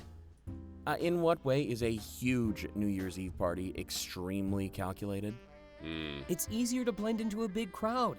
I think that's why Hermes set a specific date and time, too. There's going to be so many people here on the 5th. Watching or helping? Who knows? You know, I came here for an inspiring sight, but now I'm just depressed. What should we do? Waiting is all we really can do. Are there any Zeros you want to go see? I couldn't do it. Why not? I feel like I've betrayed them in a way. I have what they want, but I can't share it. Until we're all equal, I don't think I can look them in the eye. It'd just be a constant reminder of how helpless we both are. I suppose so. Brings up a good point. Don't there. worry, this'll all be over soon. Then we can throw a big party, all right? I'm totally down for that. Introductions are in order, Chiron. Those are your people, your friends. I'd like to meet them. Sounds like a plan. I've been meaning to ask, how'd you all get into the city anyway? It was Hermes. Don't know much about the specifics, though. They helped the leader of my colony cheat the system somehow. Made it so that we could all just walk in without setting off alarms. It's that easy? Doesn't sound like it was easy. Security around the city walls is top-notch. Far greater than the Triple R or the Wayfarer. There's a lot of things that are happening that don't really add up. There's got to be more. It actually feels like Hermes might be able to pull this off. Did you meet them, Chiron? What were they like? No, I actually never met them. I don't know if the colony leader did either. They always operated from the shadows. Of course, if you're trying to extrapolate such a massive operation as such, you wouldn't want to draw attention to yourself. I'd probably be as anonymous as one could be. Kind of as like well. how they spoke to us in Isaac's store. They kept their identity shrouded in mystery. But I think it's better that way, actually. A shadow can be a lot more threatening than a face. If I were Argus, I'd be shaking in my boots right now. I don't think Argus is threatened in the slightest. Usually big corporations are backed by a lot of money, I guess I could say, but more than that, they have knowledge. And I also think that maybe in a way, Argus is probably planning on something here. Hello, Fuki! Do you think that Argus could be intentionally allowing them to come in through a back door just to give them that false sense of security? Do you think there's manipulation going on here, chat? Maybe they are. I sure hope so. Hey, you want to grab a bite? That sounds good. We all nod and start the walk towards the Triple R. There'd be plenty of time to get a meal in before we head back home. I feel bad eating a huge meal while the Zeros are starving out there. I remember Taylor saying something similar in our group chat a while ago. There's only one thing I can really do, just hope that it all ends in their favor. As we walk past them, however, something catches my eye. It's that child carrying the doll with them. The one I saw before I got to the Wayfarer. Their skipping seems to be a lot less gleeful this time around. There's a smile on their face, but it's not as wide as last time. In their hand is an apple with a few bites taken out of it. They notice me watching, and our eyes soon lock. They give me a quick smile before they get back to what they're doing. Before long, they stop skipping and walk over to a pair of adults. They embrace each other. They are clearly the parents. I can't believe how emaciated they look. It makes my heart sink. Living on whatever scraps they can find for weeks now? I'd never wish that on anybody. Yet still the child smiles, almost unable to comprehend the situation. I remember being like that, not being able to see the world for what it is. I wonder what it was, the thing that made us lose our childlike sense of wonder. As we round the corner, I simply hope that this child never has to find out. But in a world so unforgiving, I fear it was only a matter of time.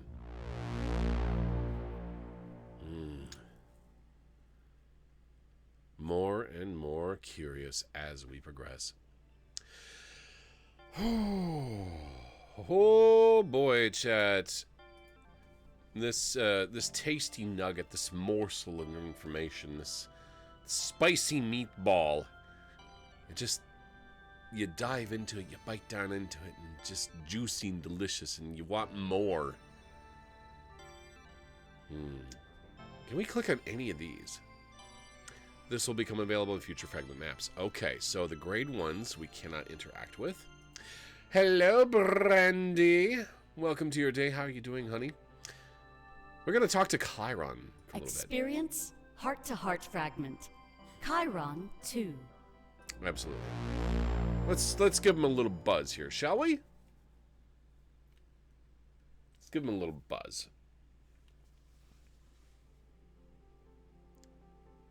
This is the day before. We took Chiron to the plane to pick up the rest of his belongings. Since we are sticking together now, we wouldn't be using the plane anymore. Pretty short-lived for an HQ, but our homes were clearly safer. It's weird how the safest option was the riskiest one just a little while ago. Never would have thought that we'd be bringing Chiron right into our house. Taylor's house either. Not only that, but the Quantum Leap too. However, one thing surprises me even more than all the others. Chiron wanted me to come into the plane with him. Alone. Everyone else was waiting outside, granting his request. I'm not sure what he wanted, but I'm just standing there, watching. He's putting some stuff into the bag. Just the basics, like toiletries. There's a pile of clothes on the floor. He has other outfits? As soon as he's done packing up, he turns to face me. I think that's almost everything. Didn't realize I'd be moving in with Isaac and Taylor. Whichever house we're at, though, I'll just take the couch. Chat, should we be loving with Chiron here? Should we be living with Chiron? Honestly, I think Chiron's character is actually very interesting. He's very educated, very well-rounded. He's a little cynical, a little pinch of salt here and there.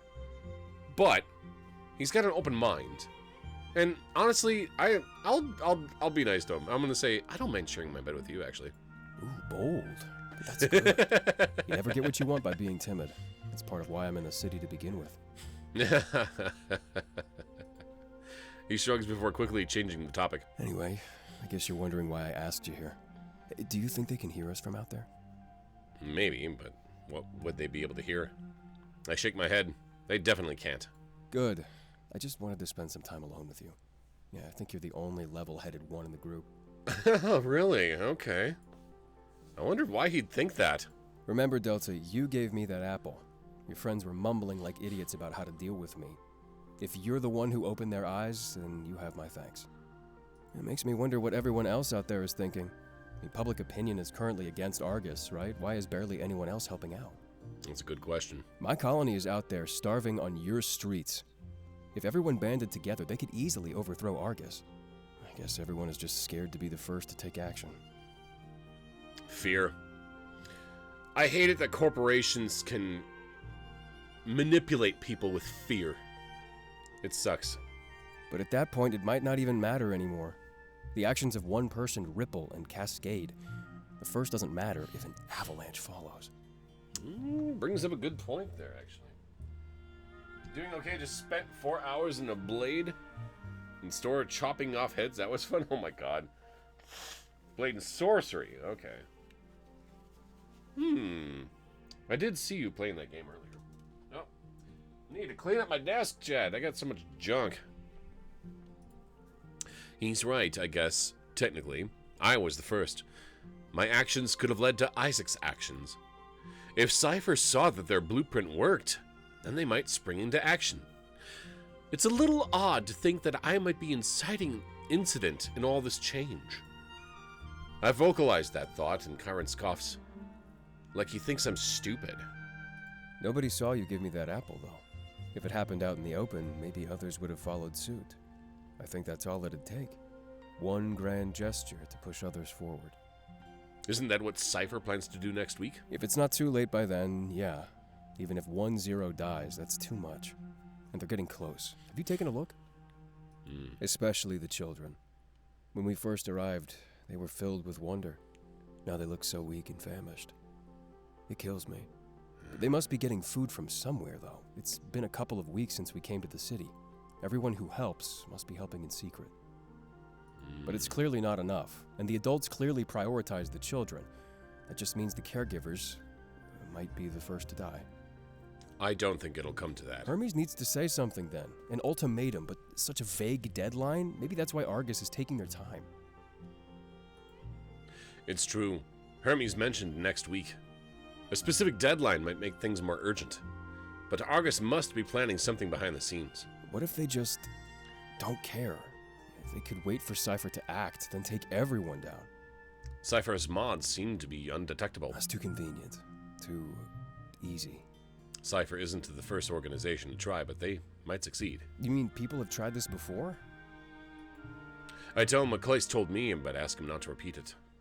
Previous rebel groups seem to disappear without a trace. Really? Really? Then you think Cypher would be gone by now. That's a good sign. Thanks for telling me, Delta. It's true. Based on the past, Cypher would be gone by now. But they still seem to be active and doing more than any other group in the past. The fact that Isaac used their technology is proof of all of that. Then let's just hope this stalemate ends soon. I can't stand just not knowing what's gonna happen. Things are so hectic compared to life back home. If things go well, though, this might end up being home for them. Fingers crossed, I guess. I knew you'd talk some sense into me, Delta. You're the best one of the bunch. I know it. Oh, that's so sweet of him. He holds out his hand, offering to shake mine. I shake it with a firm grip, and he smiles at me. It's clear that he's a lot less worried than he was before. I guess that's it then. I nod and grab up his packed-up bag. We begin to walk toward the exit, but he stops in his tracks. He turns around to face me like he's nervous. I wanted to apologize for pointing fingers. Everything going on just made me a little paranoid. You know, paranoia is like a rich dessert. A little bit goes a long way. Him and me both. I tell him that's fine. Well, it's not like I was paranoid over nothing. I heard something, and I'm just not sure if I should repeat it. Well, now you kind of have to. Is that how it works? That's how it works, yeah. Well, it's Clace. I heard him on the phone. He was saying stuff about how it's all going well.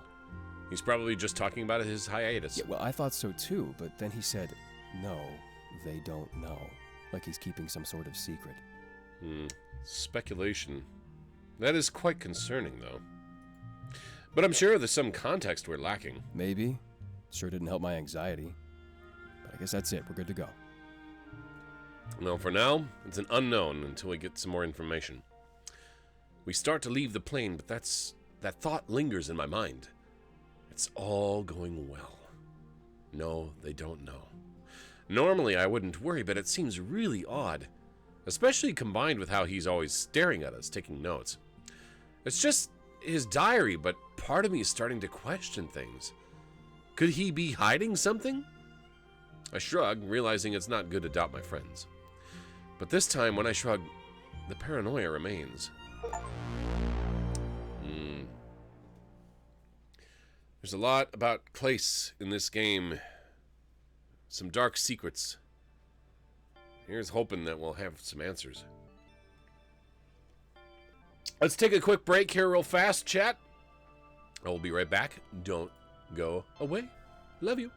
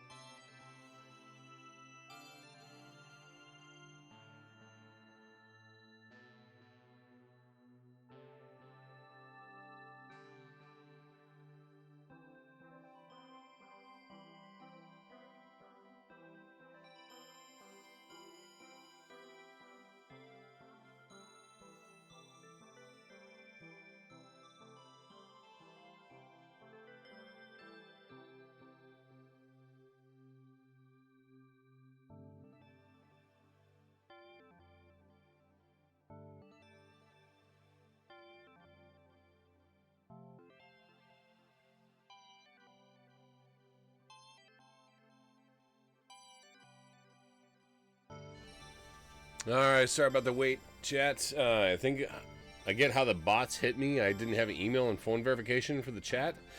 Yes, I would highly recommend getting verification for your account. Making sure that you have two-factor authentication enabled. Wow, I can English today. Let's continue forward here. Hello, Sharnio. Again, thank you for the party. We have a little bit of fragments down the bottom. We got 8 fragments. Let's get through these. Experience supplemental fragment. Final welcome. Yes. I owe Clace a big fucking hug the next time I bump into him. Because, dude, this dude is on fire. He is just incredible in how much thought and effort and passion went into this game. This is it, huh? Yes. Yep. Welcome to the group, Chiron. It's official now. You're... Dante, Taylor, stop. What? Why? You don't have to do this every time. I beg to differ. By a lot, actually. Everyone deserves an official welcome. Yes. But a rehearsed bit? That makes it feel so disingenuous. Yes and no. Ooh, big word, huh? Did you practice that one in front of the mirror? Tati, you're such a jerk. Nah, he wouldn't do that. He's not a fan of scary sights, remember? Oh! The burn! It hurts. Mean? You guys never fail to entertain. I don't know what bit I missed, but this is still a great welcome. Yeah, it's very cool. Well, it's a pretty big deal to get added to the group chat. We just like to let people know how important they are. Yep. Good friends compliment you. Great friends roast you. Oh, in that case, I could stand to hear more about how important I am. So vain. It's like a rite of passage. You're truly a part of the friend group now. Yays. He nailed it. Mm-hmm. Just be prepared. This group is pretty chaotic. I think he's figured that out already. I don't know if you sensed it by now, but chaos is kind of my style. Ooh, is that a challenge? And you Okay. wear it well. So, what's the first order of business then? I'm not sure, actually. All my plans are tomorrow. Yeah, I think we'll just lay low today. Make yourselves at home while I stream. Honestly, today was already eventful enough. An Argus agent. I can't believe you want to go outside tomorrow at all. We can't just put our lives on pause. Not without good reason, at least. It would be a pretty good reason, but it'd make us look more suspicious, wouldn't it? How so? Maybe. Hiding in general is pretty suspicious, but doing it right after Delta saw an agent? Yeah, that is weird. Hello, NSM. Greetings and welcome. Makes it seem like we have something to be scared of. Oh? Yeah, we do, though. Do you? They don't have to know that. That's the whole point. Under the radar. Yeah, we just draw more attention by making big lifestyle changes. In this situation, under the radar just means living our lives like normal. Indeed. Oh, thank you for the 50 biddies, NSM. Thank you, thank you, thank you. Yeah, as normal as we can, while never splitting up. We were inseparable to begin with. Besides, you know you're my favorite place to be. I hate this. It's not permanent, though. All this Hermes stuff will be over next week. My goodness. I'm starting to side with Chiron on this one. You believe in Hermes way too much. The entire world is staring at Argus right now. Do you really think they'll just stand there and let Zeros die? You know, there's a lot of heartless corporations out there. I guess you're right. Why are they watching us, then? If they made up their minds like you think, then it's still odd. Truly. I don't know. But I'll look into it at my follow-up interview. Even if this is resolved by then, I can still try to figure out the why. You really think notes on us would be that easy to find? Something tells me it would be top secret level stuff. Indeed. Yeah, but remember who you're talking to. I have access to a lot of stuff you'd consider top secret. Oh? That's not shady at all. It's really not. Argus trusts their employees, especially when it's somebody valuable like me. Indeed. Ironic thing to say while double-crossing them. I wouldn't consider it double-crossing, Chiron. They're just behind the times and need to catch up. Maybe. Wonder why they're so stubborn then. Trust me, it's hard to relinquish something you hold dear. They've been in charge for so long, they're totally out of touch. We just need to open their eyes to the world's needs. That just makes it even more ironic. All those eyes on the world, but keeping them closed? Yeah, that... Something doesn't sit right with me on that. It's going to change, trust me. They'll write stories about us one day. Isn't it said that the victors in war are the ones who write the stories? I hope they do me justice as the handsome sidekick. I think you have some competition for that role. Oh. Yeah, me. I was thinking about Delta, actually. Oh, wait, what? Send a popcorn emoji. What's that little picture that just appeared? That's an emoji of popcorn. Popcorn. What's that? You don't know what popcorn is. Oh my god, I feel so bad for you. Dude, I'm totally buying you a bag of popcorn. It's popped corn. Really used all their creativity on that one. It's pretty amazing, though, especially with melted butter. You usually eat it when you're watching something entertaining. Oh, a fun fact, Chad.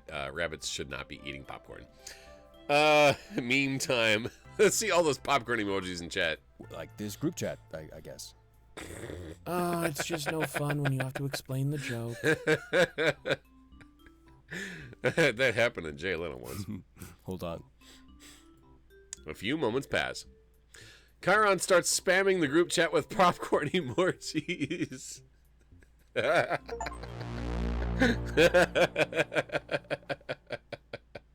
Let's see all the popcorn emojis, chat.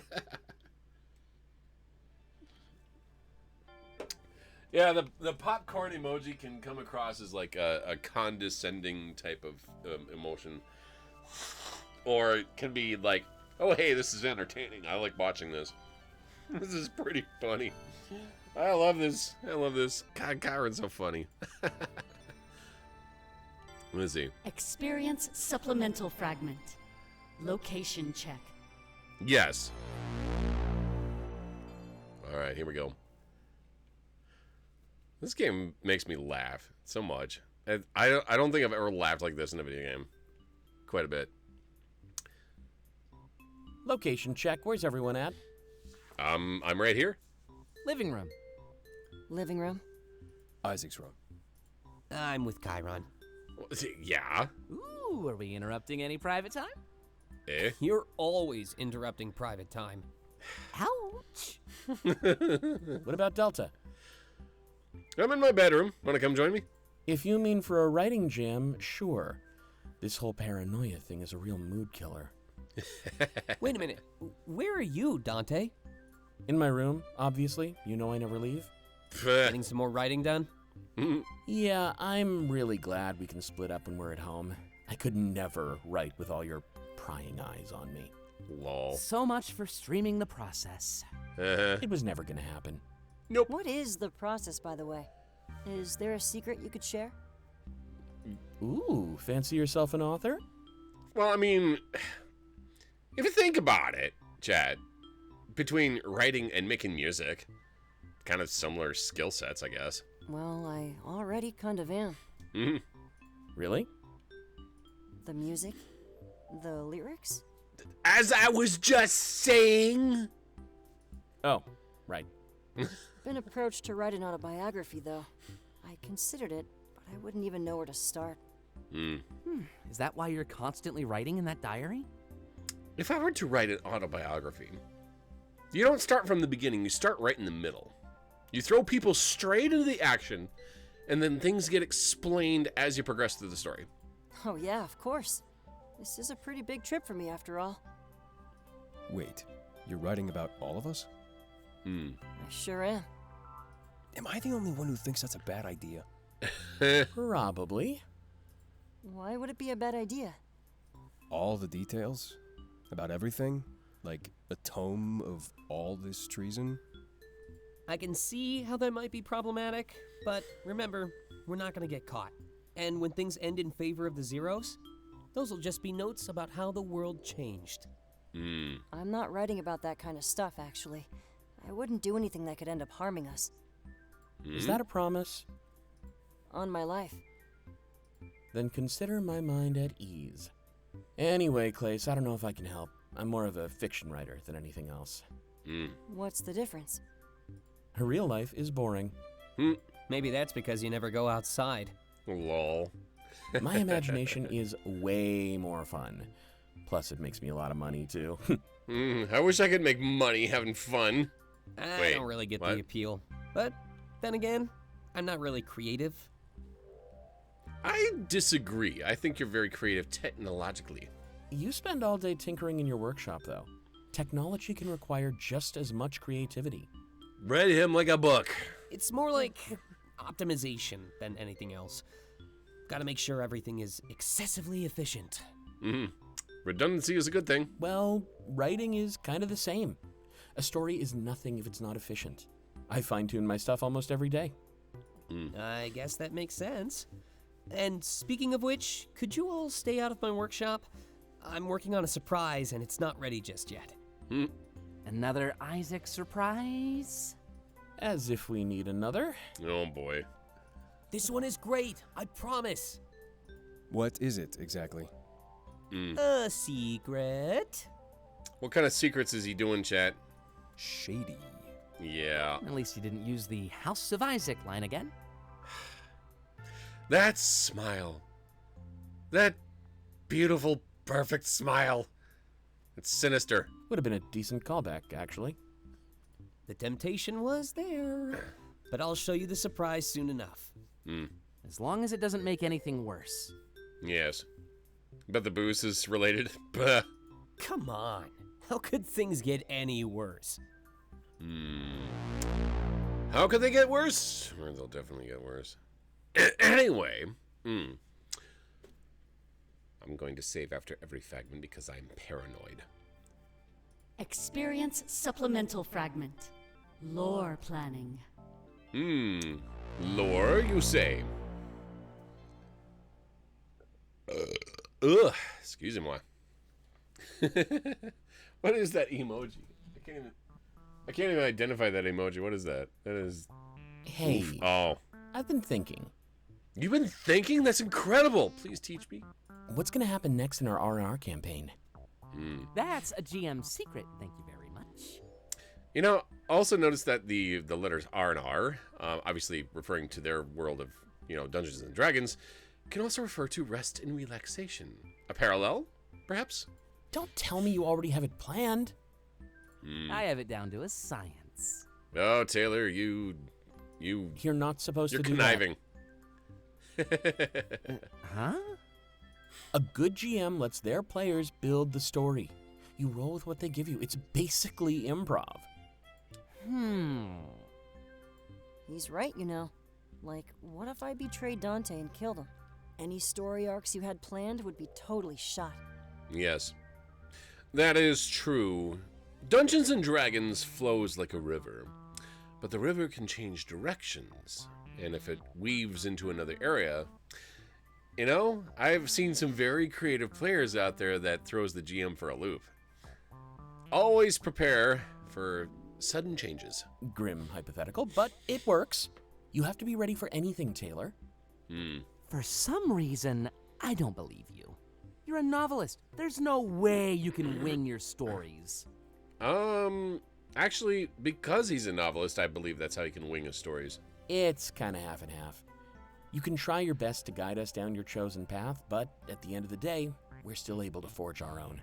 Another parallel, perhaps, with August and Komorebi?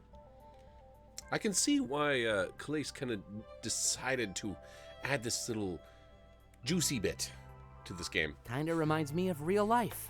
We have Komorebi, but a lot of us defy our visions. Yeah, it's exactly like that. Kind of reminds me of Argus's slogan. Our future, your way. I hate that. I hate that because it it can be misinterpreted so badly. I always thought that sounded so ominous. I have to agree. Not really. I think it's more of an optimism thing. One person can change the world for everybody. Makes sense that you'd see it that way. Sounds like something from Knight Rider. One man can make a difference. What's that supposed to mean? It's a compliment, Isaac. I wonder if your R&R character is similar, though. More hydration. Not really. He thinks a lot smaller than me. More than anything, he wants to know the truth about his parents.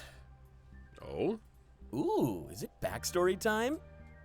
That's basically it. I was an information broker, right? I figure there was one piece of information I always wanted. Why my parents abandoned me and Mazeo as a child. Now that is a curious question. Some people would love to know their past or why they're at where they're at. Okay, this is great stuff. I think I can weave it into the story.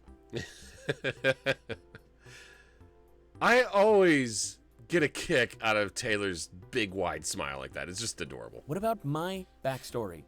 Right now, I feel like more of an archetype. I wouldn't mind having a cool story, too.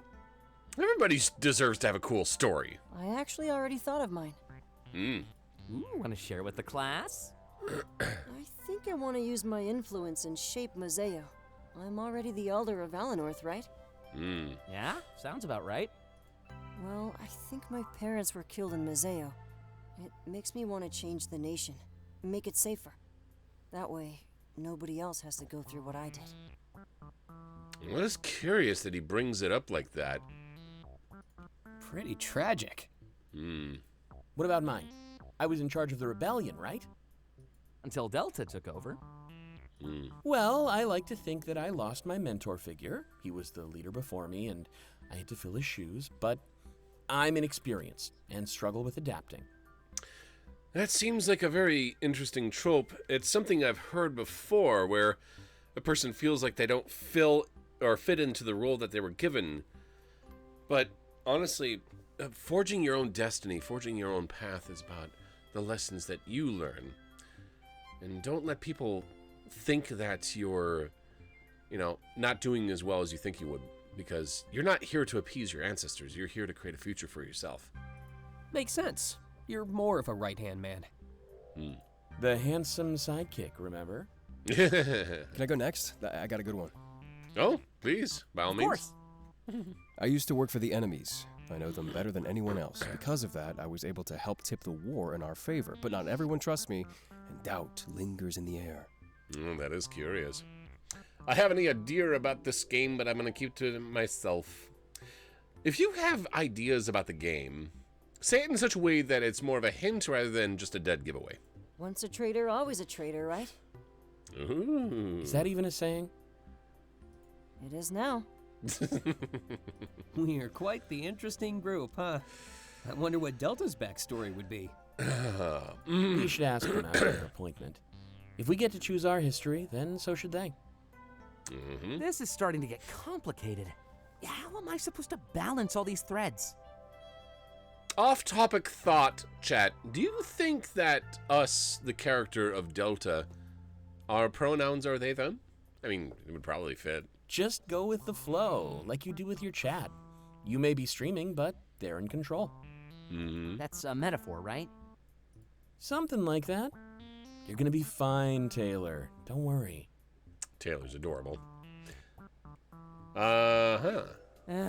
I'll try, but if I need help, I'll ask. Indeed. Of course. We're all in this together now. I remember a group I was part of years ago. Patrick was his name, and we were all given the chance to be the GM of our own little miniature Dungeons & Dragons campaign, so we could get a feel for how things worked. And I created a scenario where creatures that, my friends were fighting ended up giving up, like they didn't want to lose their lives in battle.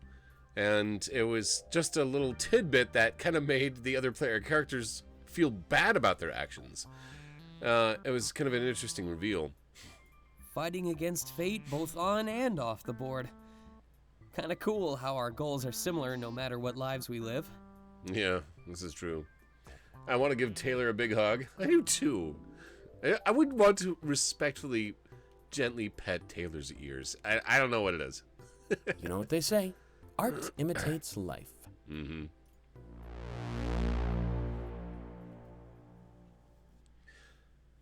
Anywho. Well, we've got a couple more fragments. Let's do another quick save, because there's been storms lately in Minnesota. I don't like the idea of power going out and suddenly losing progress, which is why I save all the time. Experience supplemental fragment. Stocking up. However, at the moment, it seems to be okay. Alrighty, let's see what else is going on here. We've got about 5 more fragments, including this one. And we'll see how much time we have left. Okay. All right, I'm in the store. Yay! I know. I can see you. Mm-hmm. You have the storms. We have bad heat here in Texas. Oof. I heard that there's a lot of places that are in the 90 and triple-digit temperatures, and it's disgusting. Always taking time to sneak a peek, huh? Well, this time, it's out of concern for your safety. Mm-hmm. Wait, do you normally not care about my safety? Isaac, don't answer that question. What are you, his lawyer? I'm going to take his advice. Using the chat like this feels so weird. I mean, we're basically all in the same room. Yes, but there's things that people don't need to hear them talking about. It's what all the kids are doing these days. Socializing is overrated. Haven't you heard? Says the guy throwing a massive New Year's Eve party. Mm-hmm. Ah, you got me there. Yeah. Won't be much fun without all the snacks, though. We should stick to the plan and tell Taylor what to get. Yes. Don't worry, I'm gonna be at the party either way. And we all know I'm the biggest snack of all. Taylor, shut up! Oh my God, Hey, shut up! Can I ban someone from this group chat? I'm asking for a friend, of course. Hey! Oh my God. I was gonna treat you. Ooh, fight, fight, fight. No fighting, remember? Also, I'm thinking potato chips for the party. Ooh, potato chippies. I'm all for that. What kind of chips do you guys like, Chad? I'm rather fond of like sour cream and onion or barbecue. Those are good.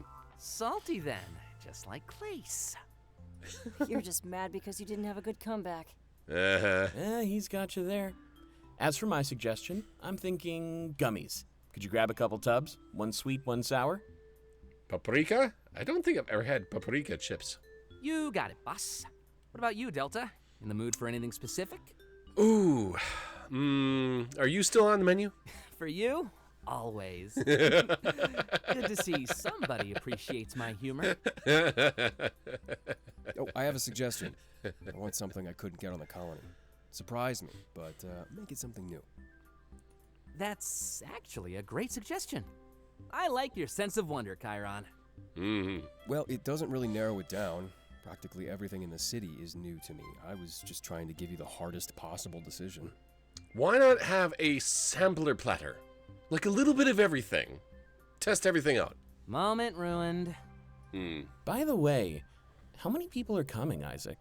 That's a good question. A few dozen, easily. I guess I'd better lock my room then. Yeah. Oh, good idea. Don't want anybody going through our stuff. Oof. Well, I trust everyone that's gonna show up. Caution is good, but probably not required. Taylor's gonna be there. Lock everything up. Yeah. Oh.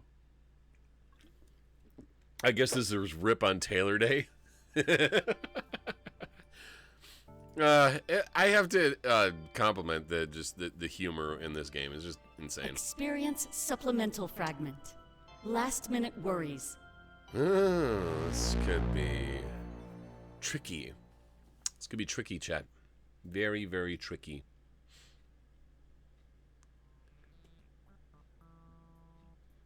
It is now the 31st again. Hey, what if Argus agents come to the party? Contingency plan, They maybe? won't. Are you sure about that? How are you so certain? Well, we can turn away people at the door. After we scan them, it'll list their career. Bayou 556, welcome to Lion's Den. I appreciate your follow. How's it going today? My name's Justin. Nice to meet you. We're playing Komorebi today.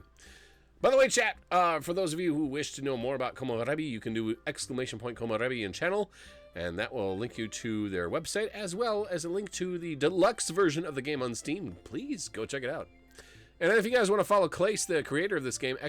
Clace in channel as well. You probably shouldn't let anyone with a low score in either. Aside from me, I hope. Aside from you. Don't worry, I'll make sure there's a good crowd. I'm not about to do any reckless things here. Wait, is there like an average? If you bring in enough people with good scores, the low scores won't hurt as much? You mean any more reckless things? Oh dear. Yeah, that. How would we know if they're an agent, though? I mean, Isaac could edit my identity and make me anybody. That's a good question, but a little weird. Couldn't Argus easily do the same, especially if they wanted to spy on us? Yeah, Argus basically being the administrators of the system. There goes all the fun I hope to have. Oh dear. It's not gonna be like that, I promise. This is my house, and I plan to keep it safe. Well, you know what you're doing. I trust him. Otherwise, you'll just be paranoid all night. We're supposed to let loose and ring in the new year. Indeed. Yeah, new year, new beginning. I just hope it's a good beginning. It'll be the best. Yeah. Only a matter of time until you're passed out on the floor. Aw, at least carry me to the couch if that happens. Oh well. After drawing on your face, of course. Wouldn't have it any other way. Hold on, let's back up for a second. We should still have a contingency plan, right? Couldn't hurt. You Well. mean like the karaoke thing? Yeah, exactly. You are gonna sing for us tonight, right? Oh, Yep, have the song picked out and everything. nice. Awesome. This time, I won't miss it. You were talking about a plan, though? What kind of plan? Oh, right. I know you think we'll be safe, and I trust you.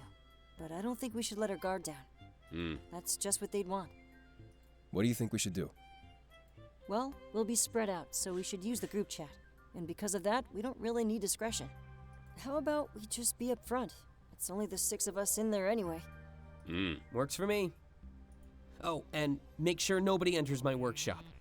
I think we can all band together and keep this place safe. Your workshop will be locked down tight as a drum. Same goes for my room. And mine. And mine. Yeah, personal spaces are a top priority. I'll make sure to be on the lookout. Very well. This is actually kind of cool. How so? Almost feels like we're secret agents. Nobody knows what we're really up to here. Let's do our best to keep it that way. You ready to start setting up? Ready Yeah, as I'll for ever be. sure. Time is running out, especially if we want to fit all those midnights in. You all down for mimosas? It'll make setup more fun at least. Mimosas, aren't they like champagne and orange juice? Ah, mimosas. The magic word. Meet me in the kitchen? Racy there. Oh, it's on. So happy you got the week off of work? Oh, heck yeah. That sounds awesome, dude. Well, we got 3 more fragments to do on this particular page, and then we have this little magic button over here, which is usually a big event. Experience supplemental fragment. Retracing steps. Yes. Let us do this. By the way, let me do this here for you, chat. Go follow Clace on Twitter. Be right back, dinner calls. Go get some dinner. Hey, what did you think of Hermes' message? You've all been pretty quiet about it. You know, Hermes brings up an excellent point, though. I'm not used to seeing people hijack the airwaves. Kind of gives their words more power. This is Yeah, if you can do that, you can do anything. I'm surprised that Cypher slipped up with their initial plan. It could have been intentional. true. Could have How been. so?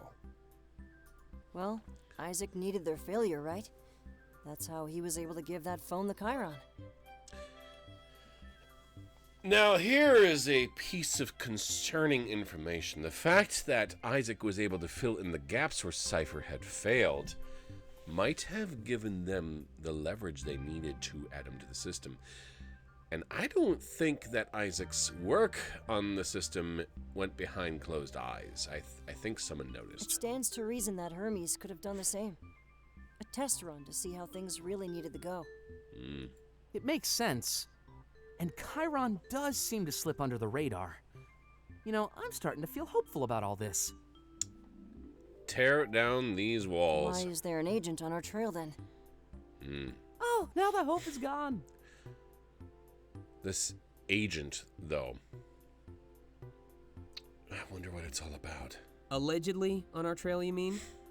It hasn't happened again, has it, Delta? It hasn't, but the Wayfarer incident could have been a slip-up. No, it couldn't be. The back door and the apple. They wanted you to know that they were privy to our moves. But why would Argus want to cause these kinds of issues for us? Why would they get in our way like this? Is it such a huge threat to them? This doesn't make any sense. What is this about? If they knew about I the don't know. back door, they must have been there with us. Or, at the very least, watching us through security cameras. Well, remember, we left because we were worried. Clace thought somebody was watching us. And that is a bit of a concern. Yeah, and they could have seen you leave through the back door. I knew my instinct was right. Something just seemed off about them. That has to be it. They probably saw Dante leave his wallet, too. Dante has been forgetful. They knew one of us would come back. What was their goal then? Just to rub it in our faces? It doesn't explain the apple, though. No, it doesn't. Yeah, that was way before we did anything wrong. They would have had no reason to watch us back then. Coincidence? Unless... I don't like where this is going. I think I figured it out. How? They could have seen us sneaking out of the Wayfarer. After that, they would have looked into our identities. They would have seen the incident where Dante dropped the booze. It'd check out, though. But if they went back a step further... Yeah, we're totally dead. They would have seen the apple incident. Back then, he was clearly a zero. Bingo. Great! So it's a fruit that does us in. The forbidden fruit. Kind of poetic, isn't it? Now, if anybody's familiar with the religious books, nowhere in the Bible does it state that the fruit was actually an apple. There's just one thing that's missing. Why haven't they cracked down on you yet? That's a good question. You mean us yet? Sure. It's a good question. But if Argus is good at one thing... It's watching. You know, who's watching the Watchers? How does Cypher know how to hijack airwaves? How does Hermes know how to get in? Do they have a mole in their midst? Akin to the Rebels and Revels campaign that they're in? Honestly, that's even scarier. Makes you wonder what their goal is. They probably think we're involved with Cypher. Especially if we're the first to integrate a zero. I'm almost convinced that Argus let this happen. I think they let this happen. I'm gonna try and remain optimistic here. What if they just want to see how this all plays out? You know, if a zero can successfully live in the city. I'm suspicious, Chet. I'm very suspicious. You know, if that's the case, we're putting on a pretty good show. Because the promotion of Isaac being put in the higher ups, Argus is doing something here. Oh God, I think Argus I is guess doing we something. won't know until the 5th of January. In 6 days. So, we just live in anxiety until then? No. I would say carry on with your plans, but be mindful. What else is new? Curiouser and curiouser. Everything just, it seems to be like wrapped in so many enigmas. So much is going on. I'm very curious. What is chat thinking about this? Experience supplemental fragment. Midnights. So you got 2 more fragments. And then later on, I've got some business to attend to with my boyfriend. And by the way, chat, for those of you who are listening, August 24th, VR Chat Marathon. Hey, I have a request. Oh, what's your request? Denied. Wait, what? What? Not fair. Fine, go ahead. I just wanted to spend a midnight with Delta. Are you okay with me claiming one of the 4? We're kind of dating now, so I think it's a pretty reasonable request. That's fine by me. Fine, that's fair. But I get one too. We kind of have a thing together. Oh no. Did I flirt with too many people? Chat, am I screwed? I actually want to request a midnight with Delta too. At the Triple R. I kind of asked them out on a date. There's a little bit of Delta for everyone. Oh, what a tangled web we weave. You're quite the heartthrob, Delta. I hope it's not awkward if I ask for one too. No, all of you are invited. I'm gonna make this a whole lot easier on you. I don't need a midnight. I can mingle whenever. Oh, fair. So if I'm not mistaken, that leaves one for each of you. Really? You don't want a special moment with Delta? Every moment's special at Delta. What are you talking about? Oh my goodness, this is so adorable. Awkward, cute, and adorable. Trust me, I can make any moment special. I don't need the safety net of a midnight. It's not a safety net, though. Midnight is genuinely special. It only happens once a year. I guess we don't make a big deal out of it on the colonies. It's nice to ring in another year, but they all kind of blur together.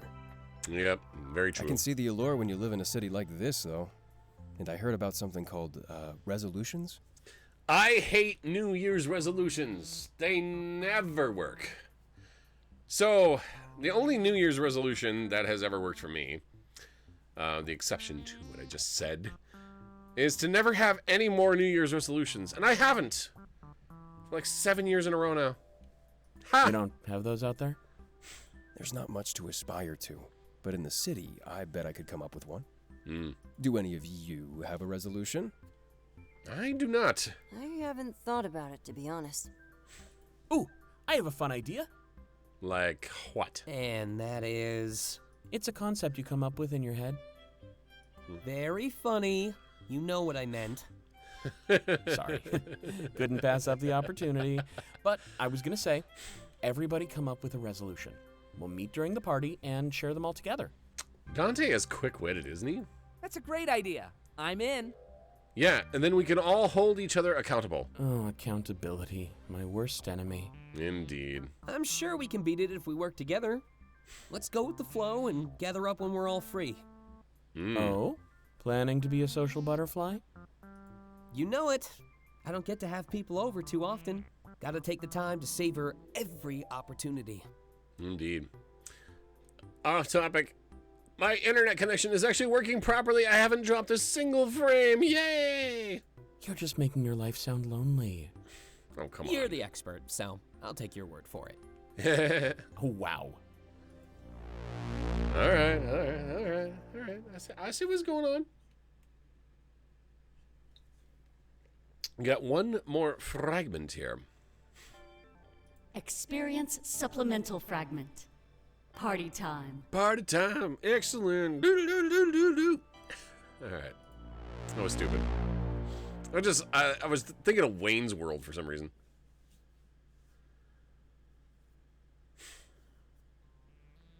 And here we are in the kitchen on New Year's Eve. Everybody ready to party? Yeah, woohoo, ready. party. Let's do it. Just having my pre-evening caffeine. Pre-evening caffeine. You're going to have caffeine and then you're going to get drunk? How on earth are you gonna fall asleep tonight? You don't? Not planning on it. Oh, Dante's in party mode? Yeah. For once, I'm really feeling it. But I've always loved the vibe of New Year's Eve. Why is that? You know, a fresh start. A chance to leave our mistakes behind. Yes. I can see the appeal in that. But it's just another day, you know? It does appear to be arbitrary. Yeah, but it doesn't feel like one. It's really hard to put into words. Putting things into words is your entire career. Indeed. Yeah, but it's the indescribable that compels me. The things that are hard to put into words. Like how waking up on a Monday feels? Exactly. One of the worst feelings ever. Oh, I goodness. can agree with that one.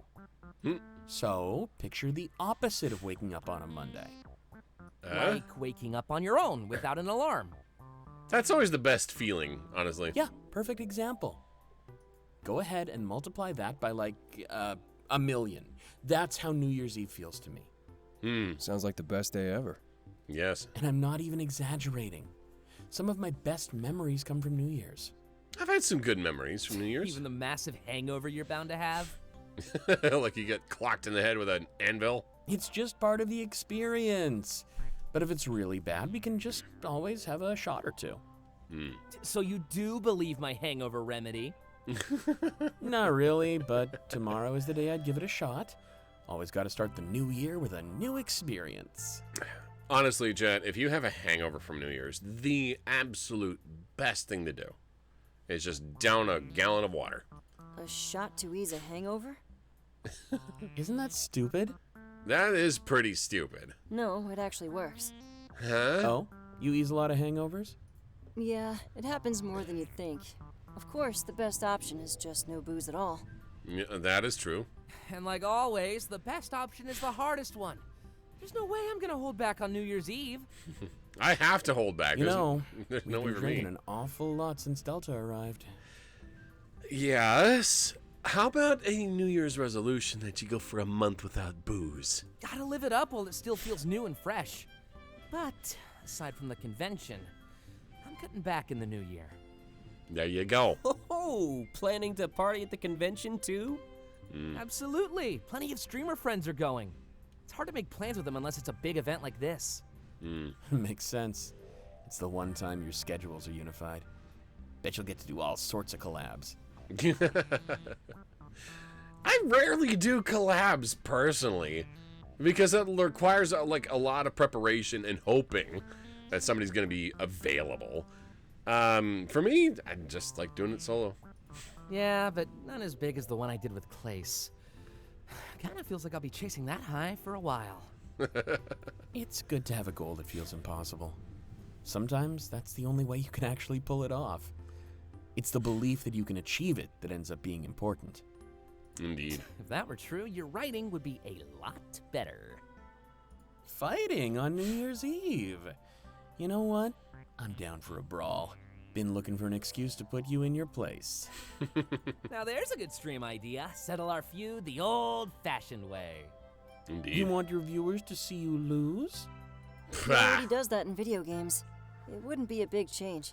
Why is everyone ganging up on me? I made us pre-game mimosas and everything. Hey, did you all take a look outside? Wait, huh? What's up? Looks like there's a lineup. Line up for what? For our house? Say what? Isaac, how many people did you invite? Did you invite the entire city? The right amount. You ready to get things started? Oh my. It's time already? Oh boy. Sure is. When do you guys particularly start your New Year's Eve celebration? Do you guys like start at like midday and then wait for the sun to go down, or do you start in the evening after the sun's gone down? I don't know. I'm totally ready. You good with an audience, Taylor? Can I, place a bet on this fight? What? No. No fighting at my party. Well, it's your house, your rules. I'm not gonna argue that. But it would be such easy money. Wait, who would you bet on? Kinda figured that one was obvious. Oh my god. These are such goofy goobers, I swear. These guys are weird. All right. So we have achieved the entire section. The heart-to-heart fragments in the middle that are all grayed out are inaccessible. So then we have to click on that little next caret. It doesn't appear that we have any more journals on hand. So let me point this out. So today is the 13th. We're already halfway through our month. And so no stream tomorrow, but we'll have another Komorebi stream at about 10 a.m. on Tuesday. No stream on Wednesday. And then we'll have a stream again for this on the 17th. And we're going to be grinding through Komorebi as much as we can. Thursday, Friday, and Saturday at 10 a.m. And then the next week is when things get interesting. Sunday, we're going to have another one. But on Thursday, August 24th, the VR Chat Marathon is going to start as early as possible. Now, I cannot promise 18 hours completely, but I will do my best. But since I work mid-shift the day before and then late shift the day after, that gives me a larger window of time to do that. So you guys will be joining in VR Chat, hopefully, just to kind of chill and hang around and celebrate. And then in next month, we're going to be having some fun with Eric coming over. Going to be doing some challenges thanks to the Papa Barks campaign. You guys have managed to achieve a bunch of really awesome goals. And then we're going to kind of dilly-dally around for a little bit and maybe take a streaming break. And then as the back-to-school season starts coming up, it's going to get busier at work. And I'll let you guys know what's up. Taylor's the biggest one of them all. Just like, take your time, don't overdo it, Sonic. Yeah. I will be taking frequent breaks during that stream, by the way. I'll be right back, and then we'll click on the next caret. Don't go away.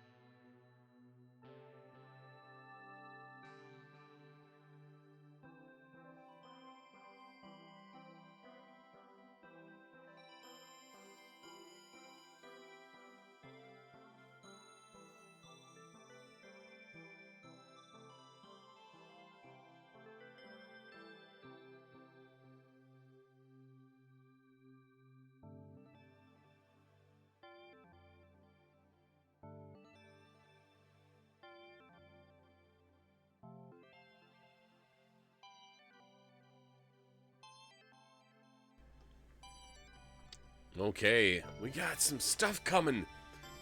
Let's click on this next pivotal event. I'm gonna save, just in case. Experience culmination fragment, the quantum leap. Here it is, chat. The big event, the quantum leap. Where is this journey going to take us? I wonder. Thank you for choosing Argus, our future, your way. That does sound ominous, doesn't it? As soon as the party starts, the house is flooded with guests. I haven't seen it this alive here since I moved in. It's intense. Isaac is currently watching the door, vetting the potential partygoers. I stand around the kitchen table with Dante, Taylor, and Chiron. We sip our drinks and engage in small talk as the party slowly picks up. There was still a while until the first midnight, so everyone was pacing themselves. That is such a lame resolution, Taylor. At least be a little more creative. We're not all writers like you, man. Yeah, but staying alive? As if you're gonna die in the next 12 months. I sense a Bee Gees song. With how things are going, I wouldn't be surprised. Hey! Oh, did you choose that because you thought it'd be easy? I figured a resolution was supposed to be challenging. Indeed. It is supposed to be challenging. Taylor just likes taking the easy road in life.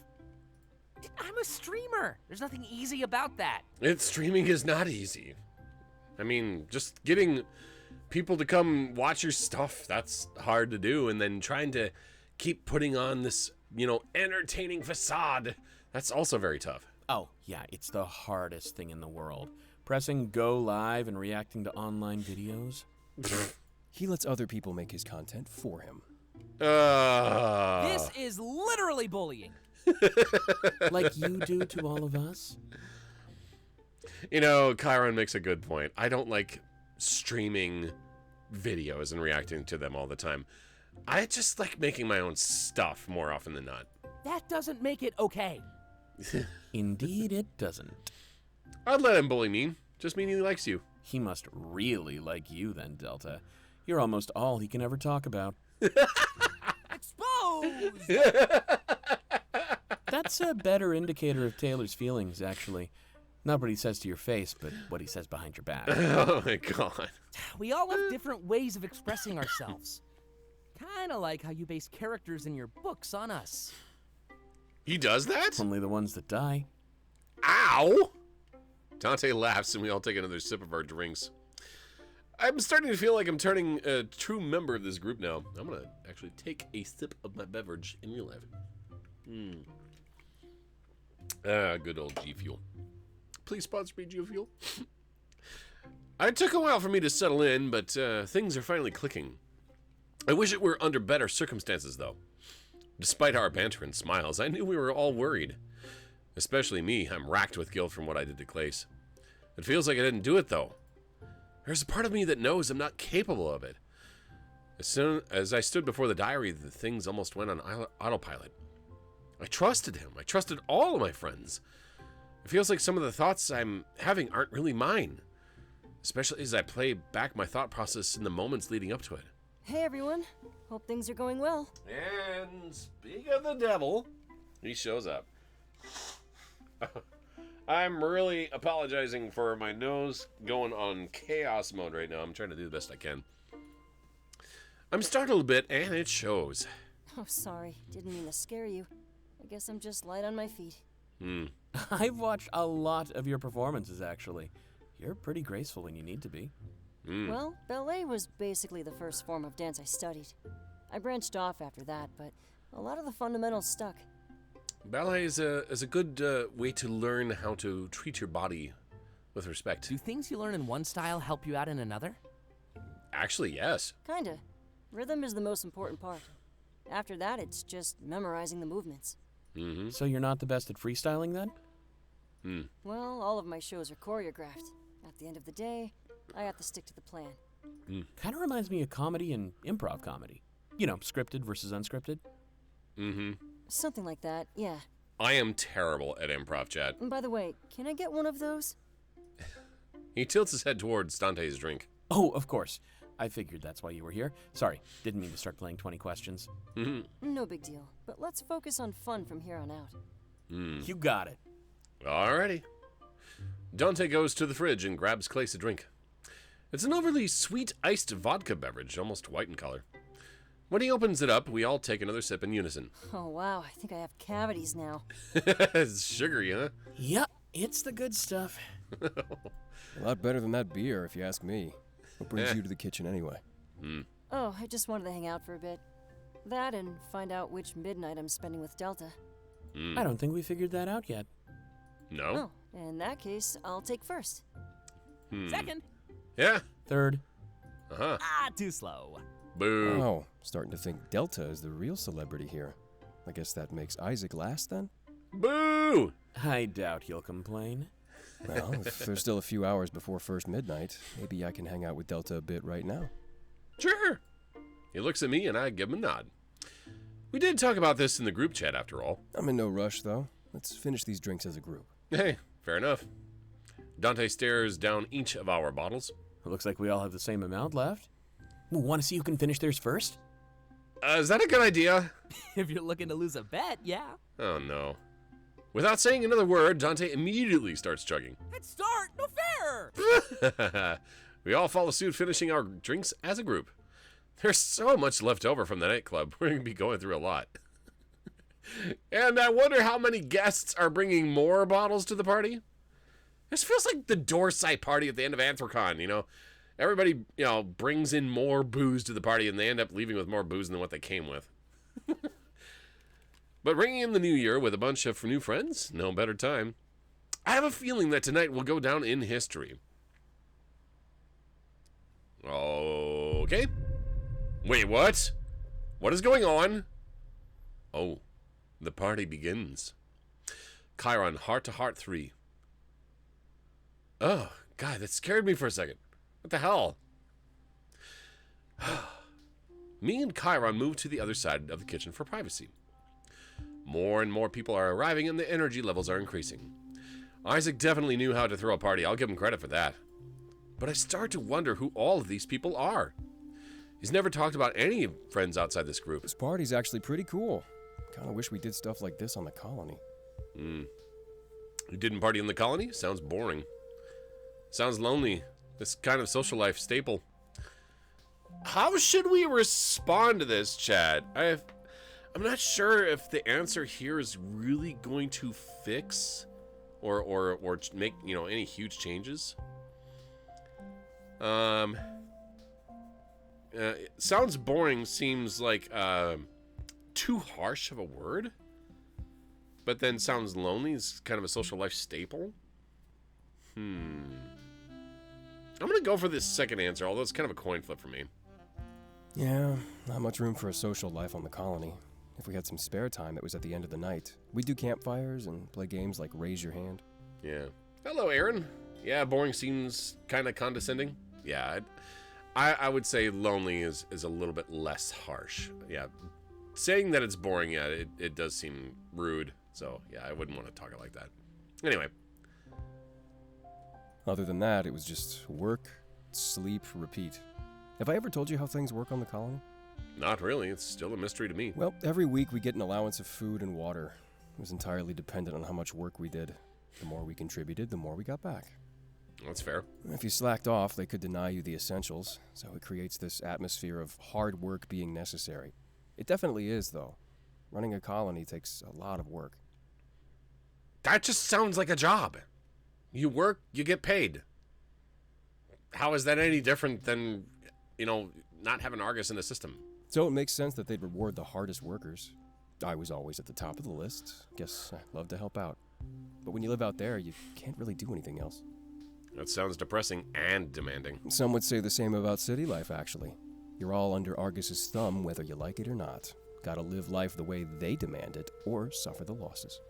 I hate not being in control. He's not wrong. At least in the city, you can be depressed in style. A lot easier to put on a mask when you have all this stuff to do. Did I tell you I went to that big tower everyone keeps talking about? You didn't, actually.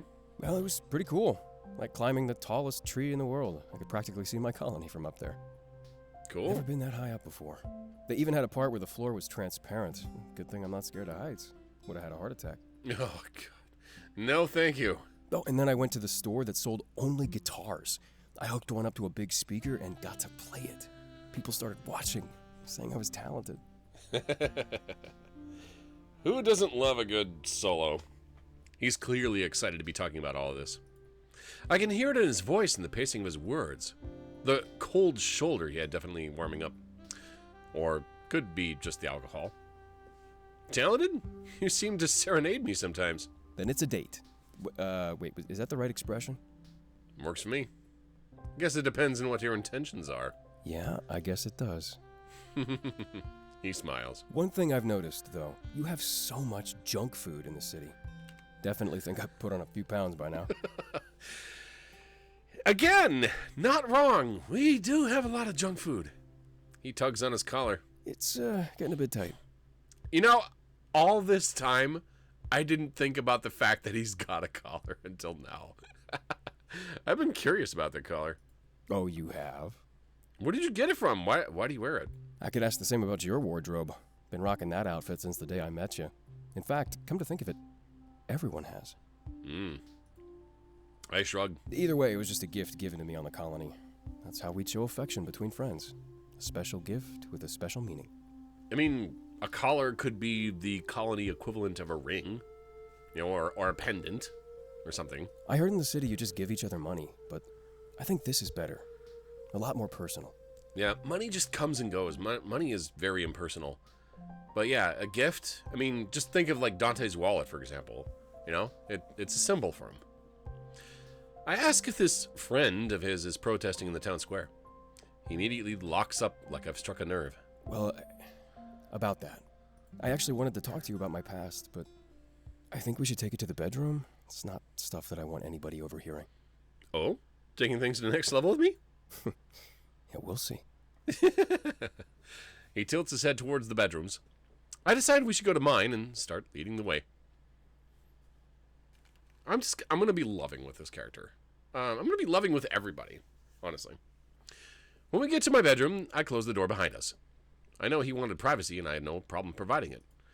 It reminds me of the airplane chat we had. I hope everything is all right. Sorry, but you never know who's listening in. You're pretty close with Isaac, right?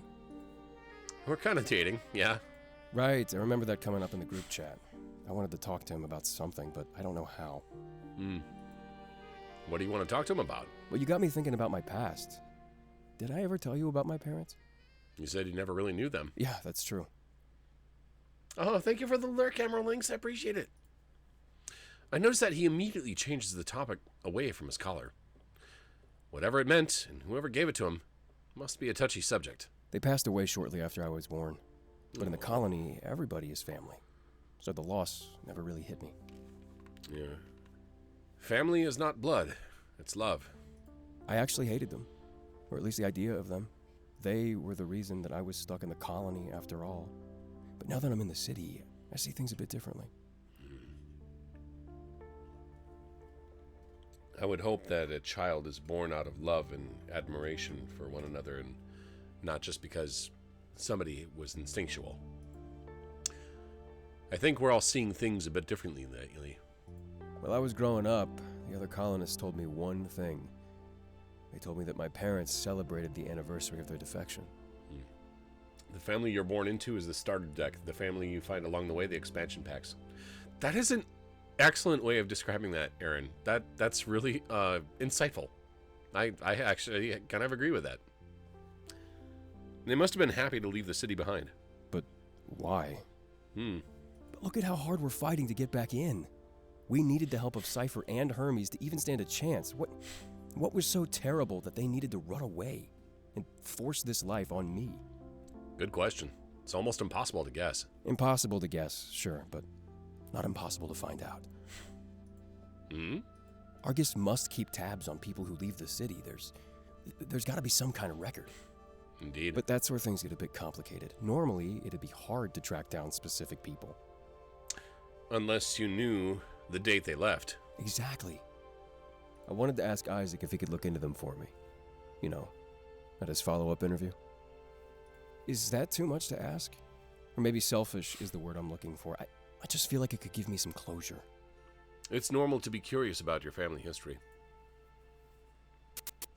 Whoa! What the fuck? Notice the text here is blue. Oh my god. Chat, oh my god. Sometimes you have to be selfish in order to get what you want. I guess so. It's like when the text is white, that's us talking. But when the text is blue, I think someone's controlling us. I mean, Argus would call Hermes selfish, right? But we all know they're a good person. They want what's best. Maybe selfish is just a term thrown around by people who hate to lose. Probably. You know, altruism is a good thing, taking care of one another. But to be selfish, there's a right way to be selfish and there's a wrong way to be selfish. The right way to be selfish is to be concerned about your well-being, survival, right? Wanting to succeed. The wrong way to be selfish is to claim things that others have, you know, to be envious or jealous of one another. That kind of selfishness is terrible. Like I said, it's always easier to blame your misfortune on somebody else, especially when you don't understand them or give them even ground. If I learned more about my parents, it could answer all my questions. Maybe. You know, like why they left the city, why they condemned our bloodline, my bloodline. I may not have deserved a life in the city, but I deserve an answer. Isaac will definitely help you out. I know it. I think so too. I just didn't want to get greedy. He's already helping me enough. Hello, Miyako. Sometimes I wonder why, but I know there's no real reason. I was just in the right place at the right time. Is that all it takes to change the course of history then? Just one string of coincidences after another? You have to sprinkle a bit of conviction in there as well. And maybe an apple or two. Maybe. He laughs and nudges me in the shoulder. I won't forget your part in this, Delta. But, I guess I'll let you get back to business. This is going to be a busy night for you after all. I would give this dude a hug. Seriously. Hi, how are you doing? Welcome to the stream. I hope you're having a good day so far. He opens his arms, offering me a hug, and I accept. Yes! I knew it! Come here, Chiron, you lovable bean. You deserve a hug. Been doing well? It's been a good day? Cool. I hope it's been good for you as well, Aaron. Always good to see you. And thus, the mystery of the color lives on. We give each other a couple pats in the back and pull away. Bet you never thought you'd be doing that with a 0, huh? But, you know what they say. There's a first time for everything. Yeah, 0. It's just a label. I hate labels. Labels suck. You're a person. You're a person with feelings, desires. You're a person with intelligence and respectful. You deserve to be a recipient of love like any of my friends do, you know? And that goes for anybody in chat, too.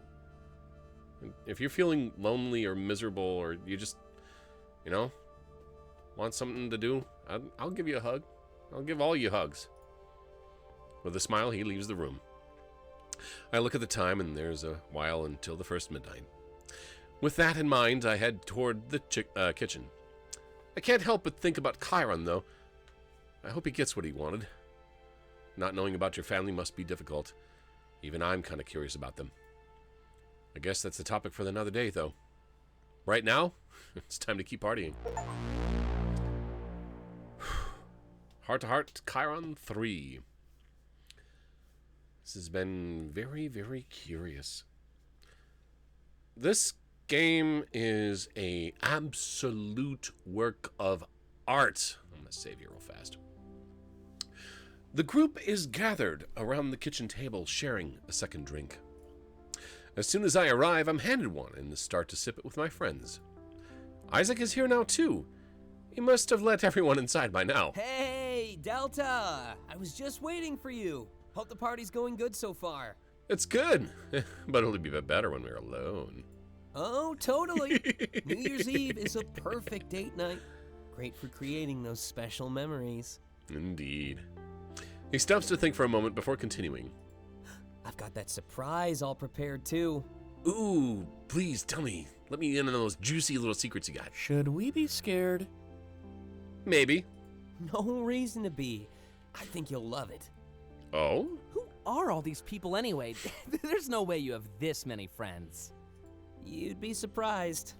No, because it's not true. What? Ouch. I've made a lot of connections over the years, you know. Normally, I don't let my worlds collide, but tonight is special. Indeed.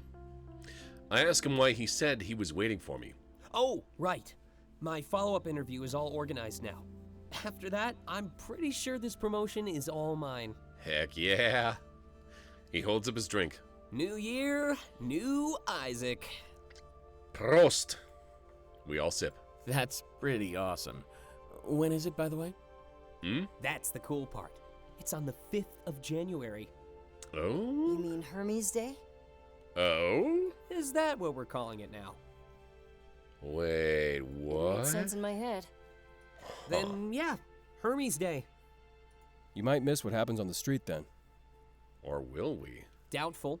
I bet it'll be on every TV in their HQ. Plus, I can look into this agent Delta's been talking about. I can tell that Chiron is biting his tongue. This would be the perfect moment to tell Isaac about his family. But for some reason, he says nothing. Simply looking dejected. Sounds like January's gonna be awesome then. Anime convention, Isaac's promotion. There's a lot to take in, but there's also a lot to be desired. I want to know more, but I can't help but feel like there's going to be a wrench thrown in the gears here. Oh, I have news too. Do you now, Terry? I've made up an ending for our campaign. The next session might just be our last one. And because I want to brag, yes, you'll love it. So it looks like we all have some delicious things to put on the table for everybody to share. Truly a week of celebration. I'm definitely looking forward to it. Our last session? That was kind of fast. Oh, quality over quantity, my friend. Well, things are pretty unpredictable right now. I have no idea what our situation will look like next week. So I decided to end on a high note. Nobody likes a cliffhanger. You know, I agree with that, but I don't agree with that. A cliffhanger done properly can be a very interesting ending. Because when you end the movie on speculation and ideas, and it lets the mind wander and all these what-if thoughts processing in the back of your head, that could be a good thing. If you're writing a story in such a way that it ends in a cliffhanger but leaves people somehow still satisfied and yet not knowing, that's a good thing, I think. That's fair. It was only a test run anyways. If it goes well, I can plan a second one. I'm thinking bigger and better is a good mindset to have. Oh, calm before the storm, eh? A cliffhanger can be good if you ensure that there will be a resolution down to the right.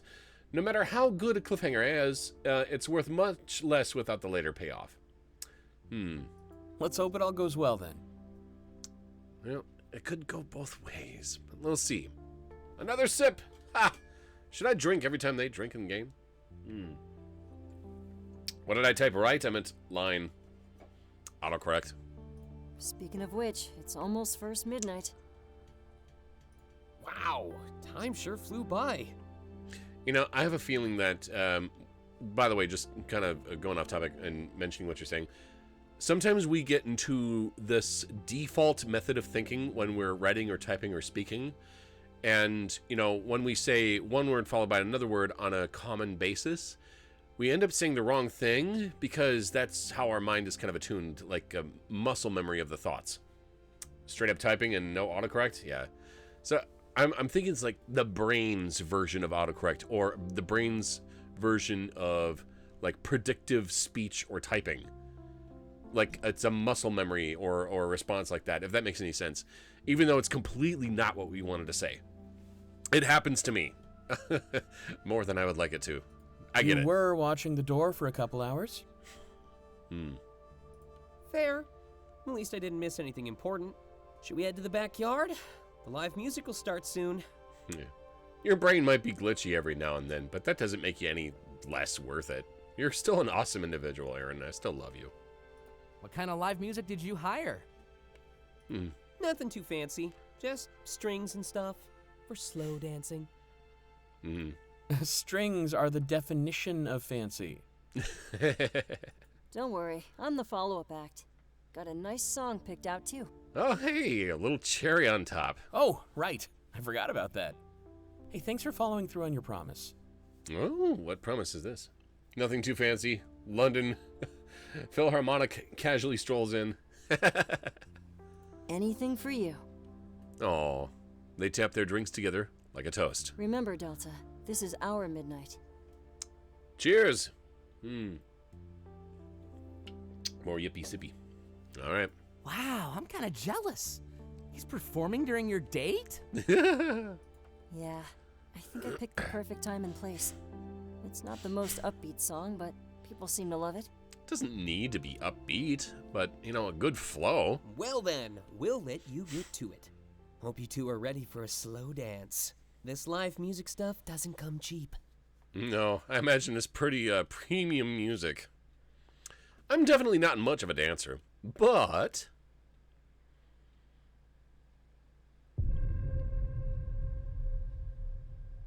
First to midnight. Clace, Heart to Heart 3. Let's save.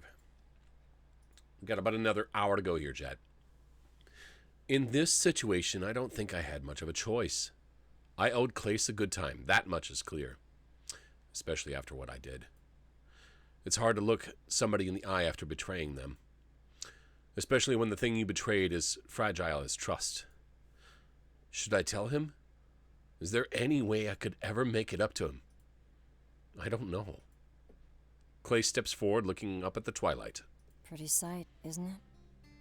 Not as pretty as you, actually. Wow, I was right. You really do have a silver tongue. Words like that under a sky like this, you might just make me fall for you. He smiles and takes a sip of his drink. Suddenly, memories of his room flood back into my mind. Those pill bottles. I recognize the name of the medication. They were tranquilizers meant to relieve anxiety, fear, and stress. Should he really be... Let me try that again. Should he really be mixing those with alcohol like that? Either way, a lot of things started to make sense in my head. Ever since he arrived, he's been so calm and soft-spoken. Definitely a far cry from how you'd imagine a pop star to be. Now I know why, and also why I've seen him zoning out a lot. He's clearly going through something. Maybe I should be as nice and supportive as possible. But not in a way that reveals my awareness of his situation. Do you ever wonder what'll happen when you're gone? Not that stuff about returning to the stars. I mean here, on Earth, like consequences and stuff. I've been thinking about that a lot since the Wayfarer, actually. Especially since we were talking about legacies. I don't think we're ever gone as long as we exist in memories. That's a really pretty thought. I think you just changed my mind, Delta. From what to what? Well, I thought my legacy would be my music. And when I was gone, people would listen to my songs. Which is true, but it's not about the songs. It's what they feel while they listen. Music has always been about sharing emotions with the world. As is many kinds of art. Helping people work through their tough times, giving them happiness, hope, maybe even love. So I think that's it. My legacy will be in the love of those I've left behind. And by sharing it, they can make the world a better place. That's a beautiful way to think about things. So, it's not about my music. It's about me and my effect on people. He places his hand in mine and with a soft grip as we look up at the sky. You know, I've got a few people up there in the stars. I can only wonder, as they watch, if I've made them proud. I'm sure you've made them incredibly proud. I hope so. Every single day. I'll have to ask them when I see them again. Hopefully later, rather than sooner. Yeah, for sure. With a nervous laugh, he rubs the back of his head. I hope I'm not bringing you down with all this sad talk. It's just impossible not to think about, you know? Oh, believe me, I know this all too well. Especially with everything that's been going on lately. But I realize I should stop worrying and start hoping. Self-pity can be pretty addicting after all. Sadly, yes. As we talk, I notice Isaac in the corner of my eye. It's only notable because he's looking around, making sure he's unseen. He's holding a briefcase as he hands it off to one of the partygoers. Wait, what? That's not suspicious at all. I look over at Clace, and he's tugging at his scarf, almost looking nervous. It's impossible for me to look at him the same anymore, knowing what I know now. Consumed by thoughts of suicide and death? It sends chills down my spine knowing that he's been scribbling. Especially when we're all just having casual conversation as a group. And to lie about it? Saying it's notes for his memories? If he told us he needed help, we'd help him. And then there's the matter of that business card. Well, what should we talk about next? Still got a few minutes before the music starts.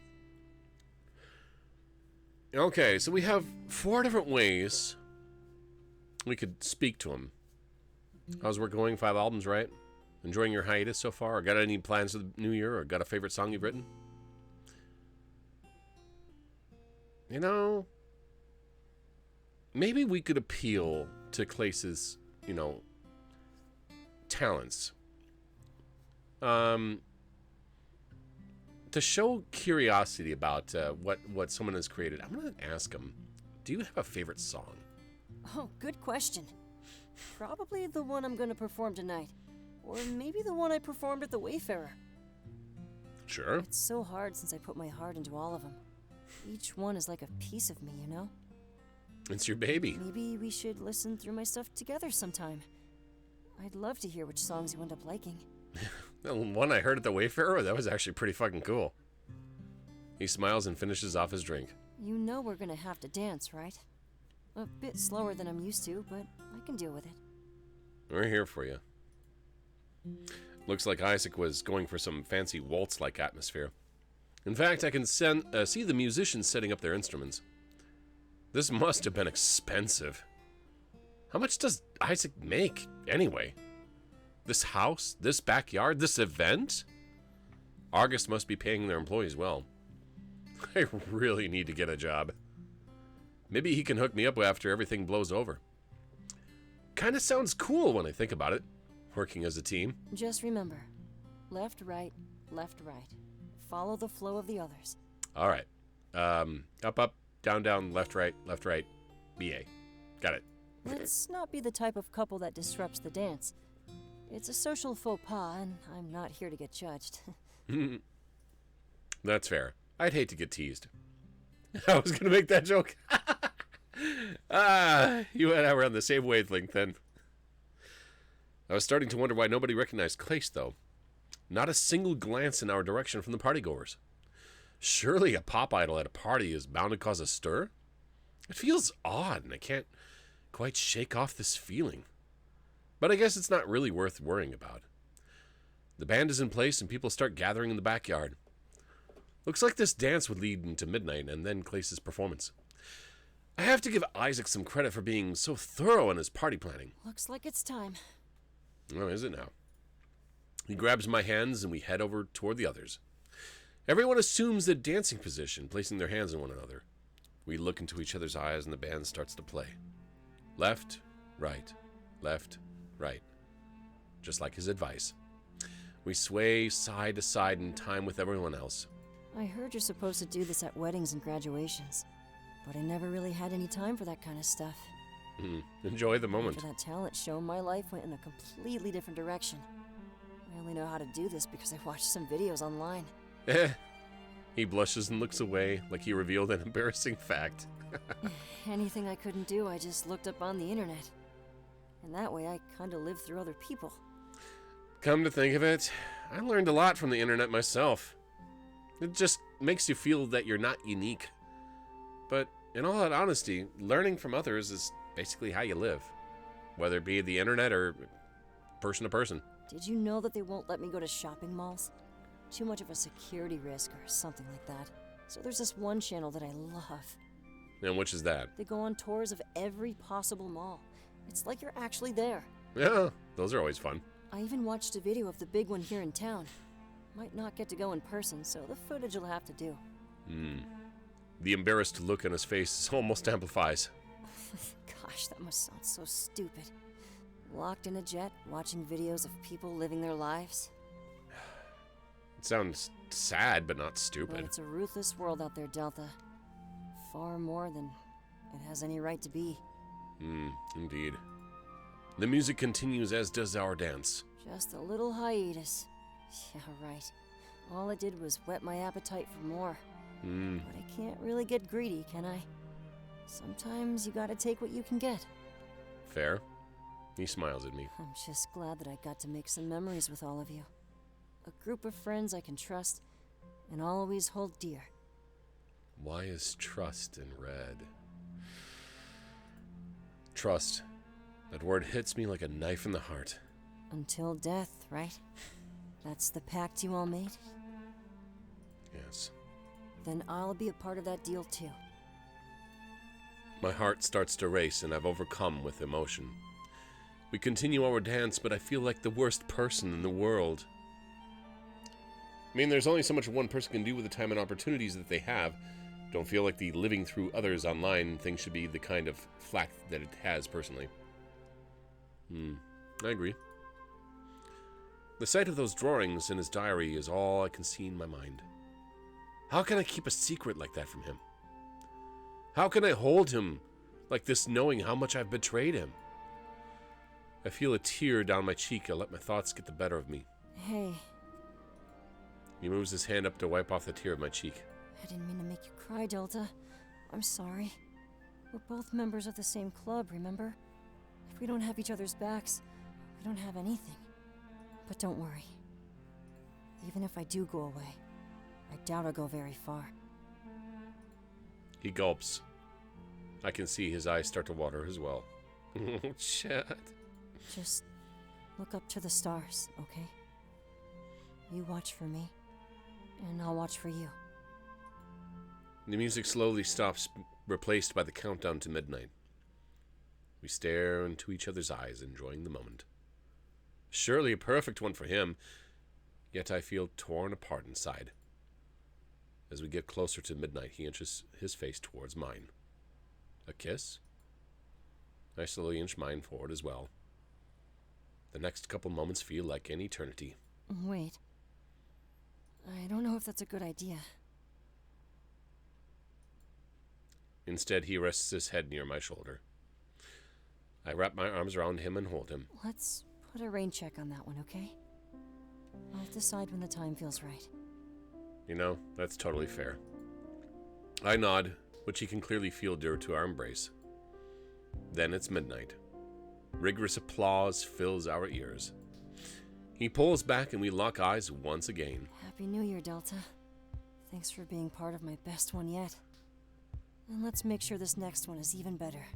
Chad, this whole thing is tugging at my heartstrings. The dance is over and everyone goes back to their social groups.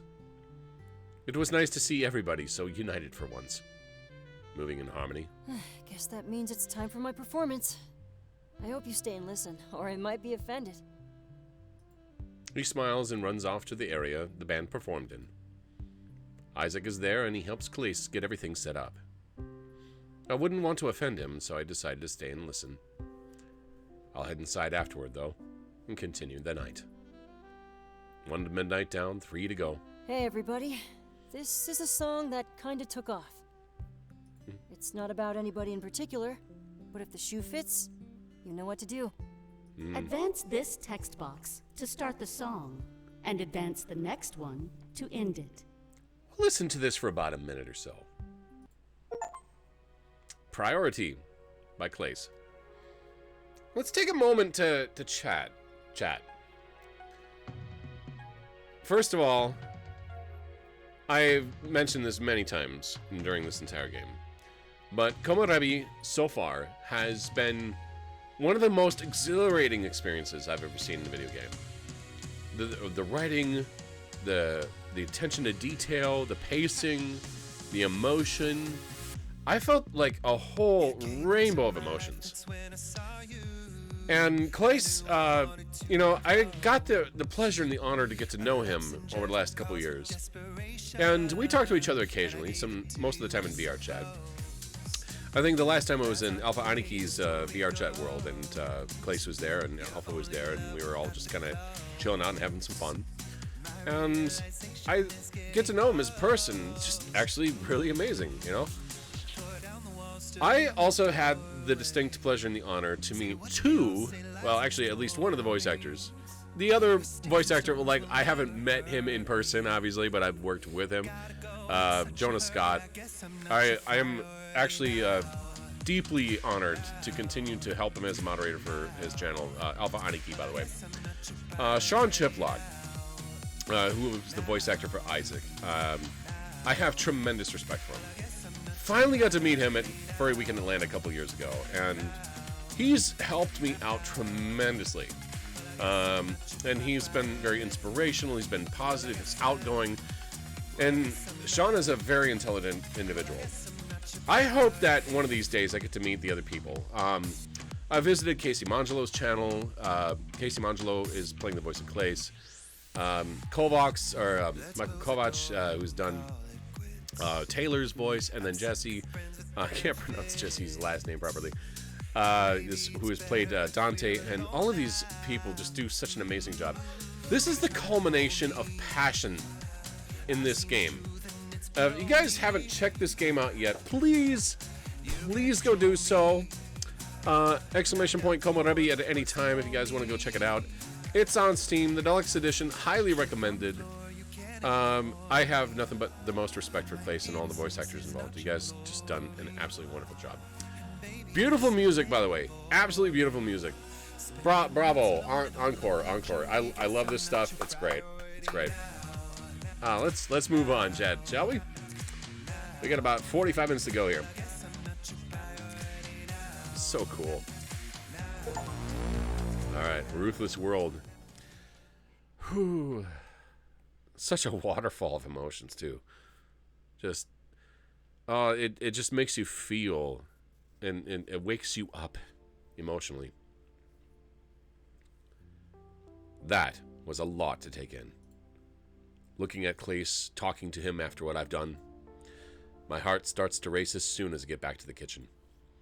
I hate how I'm feeling tonight. There's so much stuff I want to say, but it feels like I can't. Like there's a voice in my head stopping me. Doubt, anxiety, paranoia. I feel like seeing that agent was a tipping point for me. Like some level of denial present in my mind no longer existed. In that one moment, everything hit me all at once. Things haven't felt the same. I shouldn't be standing in the kitchen like this. I'm clearly starting to show signs of panic. I need a breather. Slipping out the door in the back of the kitchen, I enter the garage. Or at least what I think is the garage, since I can barely see anything. But that's just what I need, a moment of silence in the darkness. A moment to focus my breathing and calm back down. I think about everything I've done and everything I've seen. Part of me thinks Clace would forgive me for what I did. And when it comes to Isaac, he's never lied to me before. I feel like my future will be determined by the nature of those around me. Would Clace be able to forgive me for invading his privacy like that? Is Isaac telling the truth when he tells everybody to trust him? He must be. I always feel safe when he's around. That comforting thought is enough to calm me down. Besides, we only had 5 days until Hermes took action. It's just like Chiron said to me. The first doesn't matter if an avalanche follows. In 5 days from now, will be the least of Argus' problems. If all we had to do was last 5 days, then I think we'd be fine. Just trust in Isaac. Go with the flow. Spend time with your friends. Trust in Isaac. Go with the flow. Trust in Isaac. My eyes start to adjust and I realize I'm not in the garage. I'm in Isaac's workshop. The one place I wasn't supposed to go. I instinctively go to cover my eyes, but then by then it's already too late. I can immediately see why he didn't want anybody in here. Dozens upon dozens of Argus drones line the garage. On the workshop bench rests a large stack of briefcases, just like the one I saw him hand out to one of the partygoers. Dimly lit monitors line the wall, showing live footage of the house. At least, it appears to be live. The date and time match up perfectly. But in the footage, the house is completely empty. Chet, what's going on? I know that's not true, since I can hear the party roaring. Is it fake footage? I gulp. This clearly was none of my business. If it was part of his surprise, then I can't even begin to imagine what would be. Or maybe there wasn't even a surprise. Maybe he was just hiding this. I turn my phone to look at the time and realize that it's almost second midnight. I'm supposed to spend this one on the tailor, if I remember correctly. I quickly leave the garage, trying to forget about what I saw. All I can do is repeat my earlier thought, like it's a mantra. Go with the flow.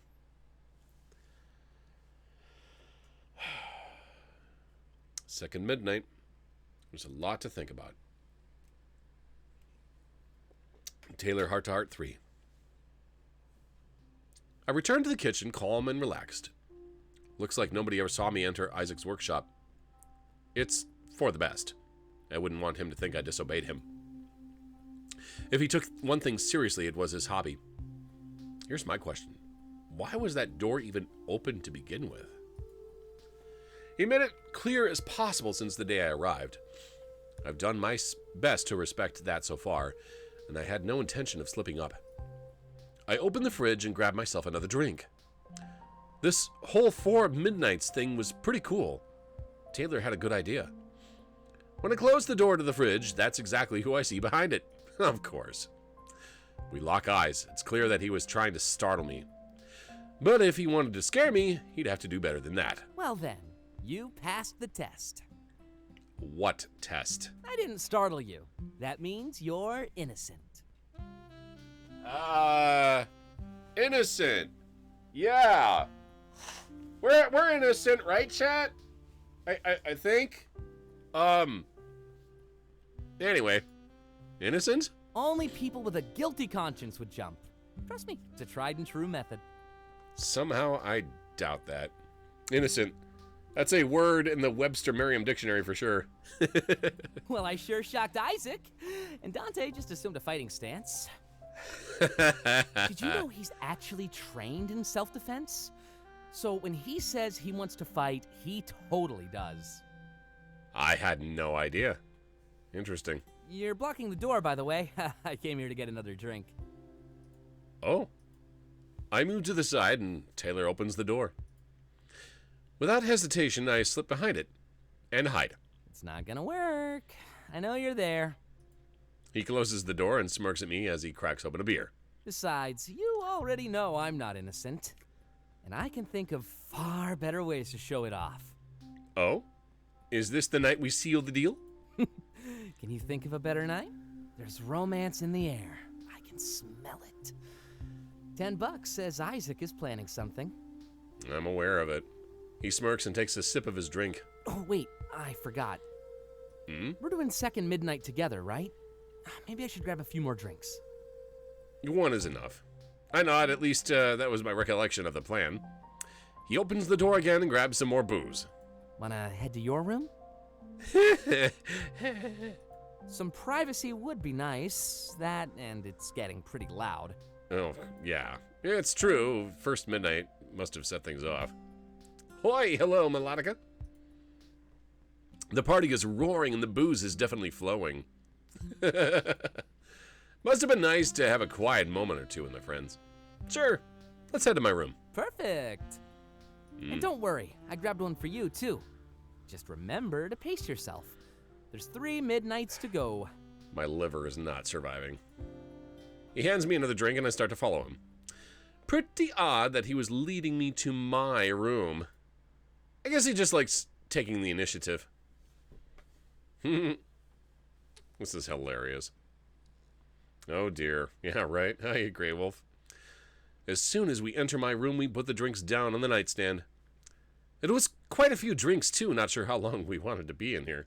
Oh dear. Bold of you to think that there'd be a liver left after this. I look at the time, and there's still quite a while before we hit the second midnight. Socializing can be so exhausting. It's a lot harder in person compared to my chat. Indeed.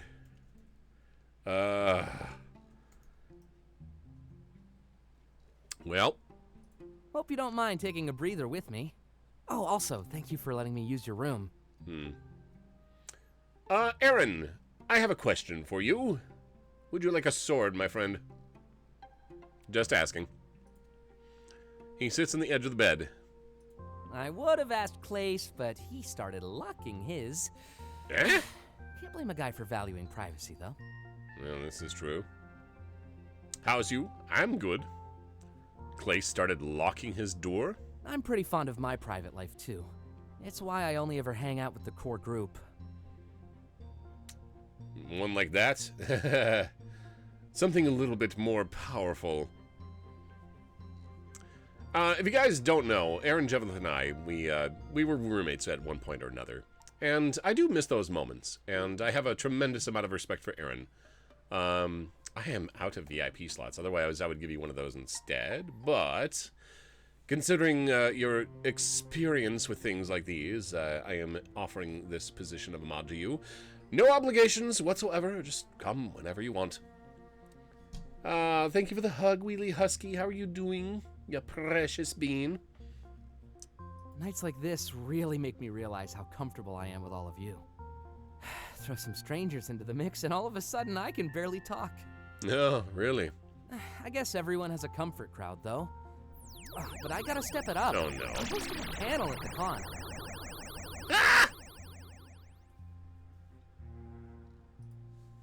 He's hosting a panel at the con? I sit down beside him and we continue chatting. Give these two privacy, Justin. Sure. Yeah, streaming 101. That kind of stuff. A lot of people ask me how they can make it. Welcome to the mod club, by the way. Any of my other moderators can assist Aaron with any duties. If you have any questions, please let me know. Use the power appropriately. I trust you. Okay, welcome to the mod team, Aaron. Let's see. Streaming 101, that kind of stuff. A lot of people ask me how they can make it. But it's not as simple as all that. If there was a formula, then Thank you for the everyone hydrate. would be successful. I hate to brag, but I feel like my personality is a big part of it. Ow! I shall use my powers to make polls asking how high your cutie levels are. Came here to steal all of your beans. You want my beans? There you go. You can have free beans. Apparently, I have coffee beans. See? Anyway, back to Taylor. I mean, they choose to watch me over everyone else. When I try to list some reasons, that one just rises right to the top. You won me over the moment you met me. Oh, was it how I rested my arm across the booth? Wait, don't answer that. I know it was. Ah, Taylor. If I knew you felt that way, I would have actually pulled you in. But you gotta get a gauge on things before making a move. That's fair. I nod as Taylor gives me a wide smile. He takes a large swig of his drink and then lays back on the bed. I do the same and we stare up at the ceiling together. He sighs before quickly reverting to a previous topic. People are the worst sometimes, aren't they? Indeed. It's so much easier when it's username scrolling past my screen. At least then I have some time to rehearse my answers. I think you may be missing a few zeros of that figure. Oh my goodness. You guys are dorks.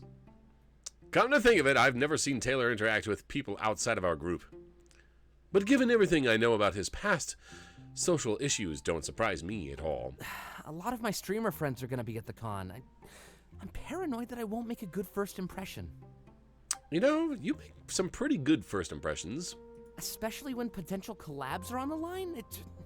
They're gonna be judging me from the moment they meet me. If I'm not entertaining enough, I'll lose opportunities.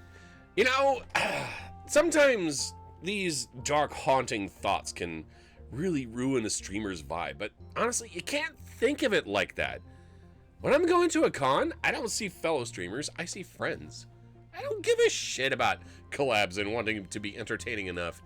I'm just gonna be me, you know? People can take me for me, and if they like it, cool. If they don't like it, that's not my problem. Let's see, Sonicgott takes one to no one. Dorks indeed. I will fully admit to being a dork. I'll admit it. I'm already having enough trouble with those leaked photos. Leaked photos? Is there a spicy story here? Want to clue me in? I wish. It's actually a lot more embarrassing than that. Some photos of me as a teenager were leaked. Oh back dear. when I lived in a group home. Ooh. You're just a nerd? Did you know that nerd is an acronym? It stands for not even remotely dorky? I was a lot bigger back then. Simpsons reference. Huge, you could say. Excuse me. He doesn't clarify whether he means muscle or fat, which is interesting. But I have to ask him what exactly this group home was about. Well, it was a different one every year, to be honest. It was just a place for troubled youth, or kids with no parents. Like a shelter, I guess, run by volunteers from the community. I'm aware of these type of things. I spent time in foster homes and therapy homes and treatment centers when I was a child. I remember it all too well. I was stupid back then. Took out my problems on other people. I guess I was a bully if we're putting a label on it. We've all done stupid things when we were younger. Every single one of us. So, if I acted up too much, they'd just transfer me. That's how I ended up in so many places. At least the local cuisine helped me cope. If there's one thing I love to do, it was eat. But I'm getting ahead of myself here anyway. That's fair. Someone leaked those photos, and people are making fun of me. I hate to see myself like that, you know? A reminder of who I was. Yeah, it is called growth.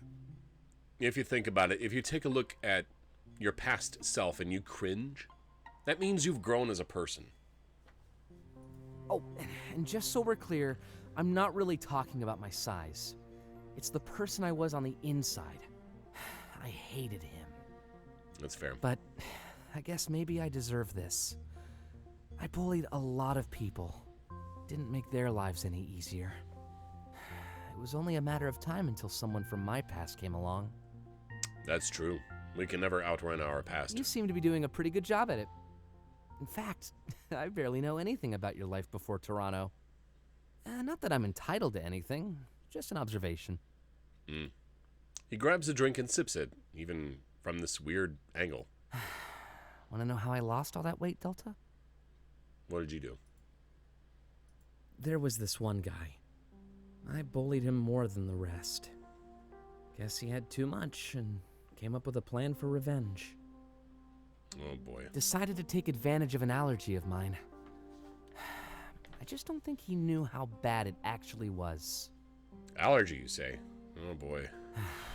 Life is a blur for a little while after that. But I remember being in a hospital. I know allergies all too well. When I got out, I looked more like I do today. Can't put the weight back on, no matter how hard I try. Really? I figured that karma was done with me, but now everyone is sharing those old photos around. It's like a constant reminder of my past. Every single day. It's true, yeah. You never mess with someone's allergies. Some allergies, like my own, are life-threatening, and you can get in some massive trouble doing that. He scoffs. As if a constant reminder of the future wasn't bad enough already. Every time the lights go out, I'm scared it's happening all over again. I can see why you're as rambunctious as you are, Taylor. You hide a very difficult trauma past. That's true. He told me about his vision. In complete darkness. Even during our first time in the plane, we noticed that he seemed afraid of the dark. But you know what? This has given me a pretty unique perspective. A lot of people make fun of me online for being too skinny. Now, other people are making fun of me for the opposite. It's really dumb, isn't it? People find all sorts of reasons to make fun of others. Labeling. Wouldn't that be considered attempted murder? Actually, yes. If you are fully aware of somebody's severe allergies to the point where it's life-threatening, using that against them is considered attempted murder. So please, don't do that. And this is why I mention to people a lot that I am deathly allergic to alcohol. I can't drink. I will never drink if I am forced to do so or as part of a prank, and I go to the hospital as a result, people will be in massive trouble. So I try to make that well known that I cannot touch alcohol.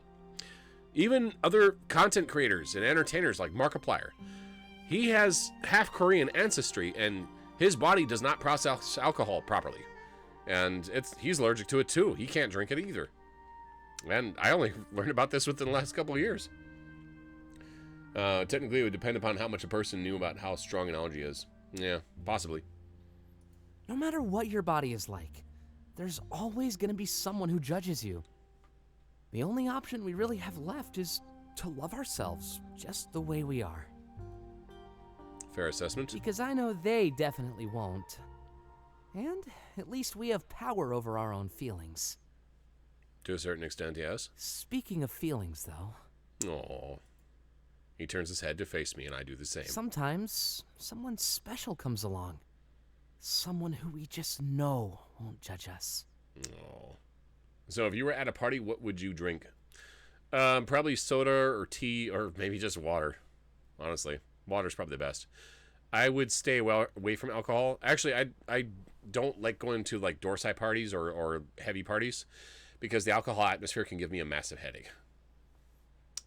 You know? And sometimes that makes everything easier to bear. He smiles and rubs his hand along my face. Aww. Go ahead. Test my theory. Do you see me any different after that story? I shake my head.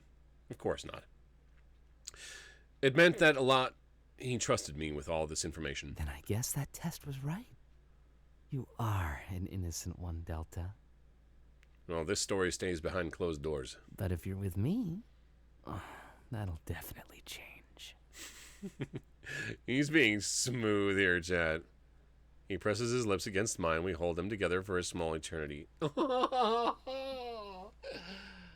got to kiss the bunny, Chad. That is so, so cute. Oh my god, that's so cute. That is so sweet. Oh my god. Don't let Isaac know. After that, he softly pulls back, leaning for another kiss, and we begin to make out. Oh my goodness. Oh my goodness. What have we done? 1, 2, 3. I start to lose count as we relinquish ourselves to our passion's surrender. Wait.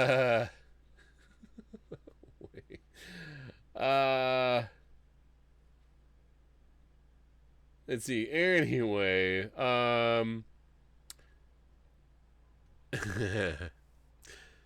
he gets on top of me and sitting in my lap while I lie in the bed. We lock eyes. His gaze as fierce as his kisses. Oh my god, Chad. Running his hands along my body, he leans in to continue making out. A moment later, I hold him tight and close and standing up from the bed. Oh my god. Wrapping his legs around mine, I slowly hold him and kiss him while he approaches the wall. Oh my god, Chad. Using it to support his back, we continue to kiss while he's propped up my body. We're so engrossed in each other that we have to pull back to catch our breath. The faint echo of the partygoers counting down to midnight fills my ears. Taylor looks to the left in the light switch by the door frame. We can easily reach it from his current position. Here, let me get that. I'm gonna melt. Oh my god.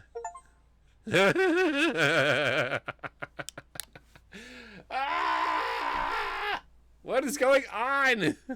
Excuse me. Oh my god. Alright, I'm gonna save this. And I will be right back. Don't go away, chat.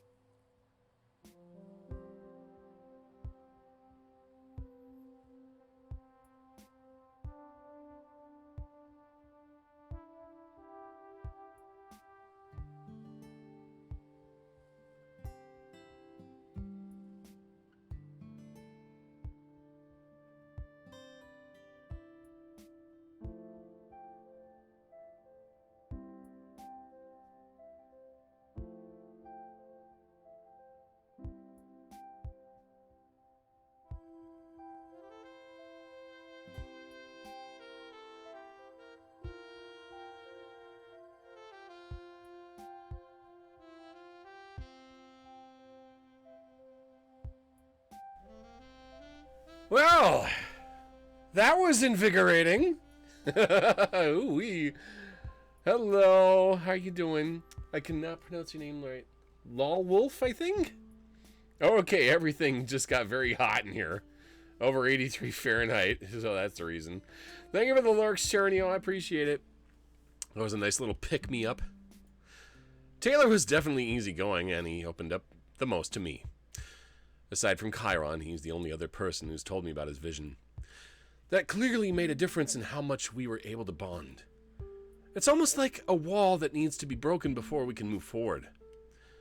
I start to wonder what Isaac's vision was. Dante's too. As far as Clace go, I can only imagine that he's extremely concerning. But they still remained a mystery to me. All three of them. I knew that Isaac's was positive, and that it had to do with our current situation. Clace's was bad enough that he had a business card for the Vision Protection Program. But Dante? I don't think he said a single thing about his. He's taking stories from this future like Clace did with his music? All I can do is think back to that day when we made a pact against fate. They weren't in touch in any of their visions anymore, not even an afterthought.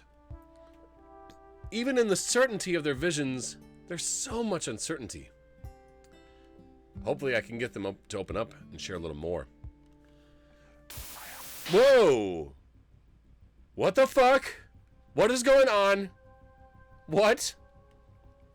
I stopped dead in my tracks. It's them again. It can't be. It's actually impossible. Yet I'm seeing it with my own two eyes. They stand there giving me that smirk again. This isn't real. This can't be real. I shake my head, but they're still there. A moment later, they hold up their hand. It's not an apple this time. It's Clace's diary? Nobody else in the room seems to be aware of the presence. Why are they doing this to me? I need to know.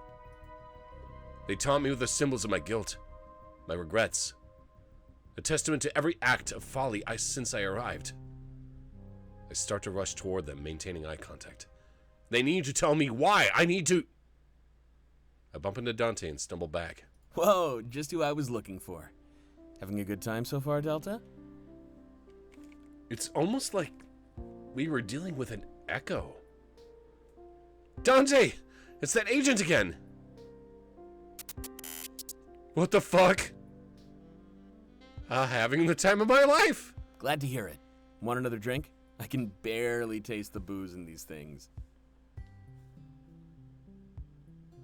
I have a lot of speculation, but I'm gonna hold back in talking about it. Oh my god. I can tell he's already drunk. At least a little. But I choose to take him up on his offer, and I have another. We're already halfway there to the fourth and final midnight. You know, it's almost our time to hang out. I've been looking forward to this night for a while now.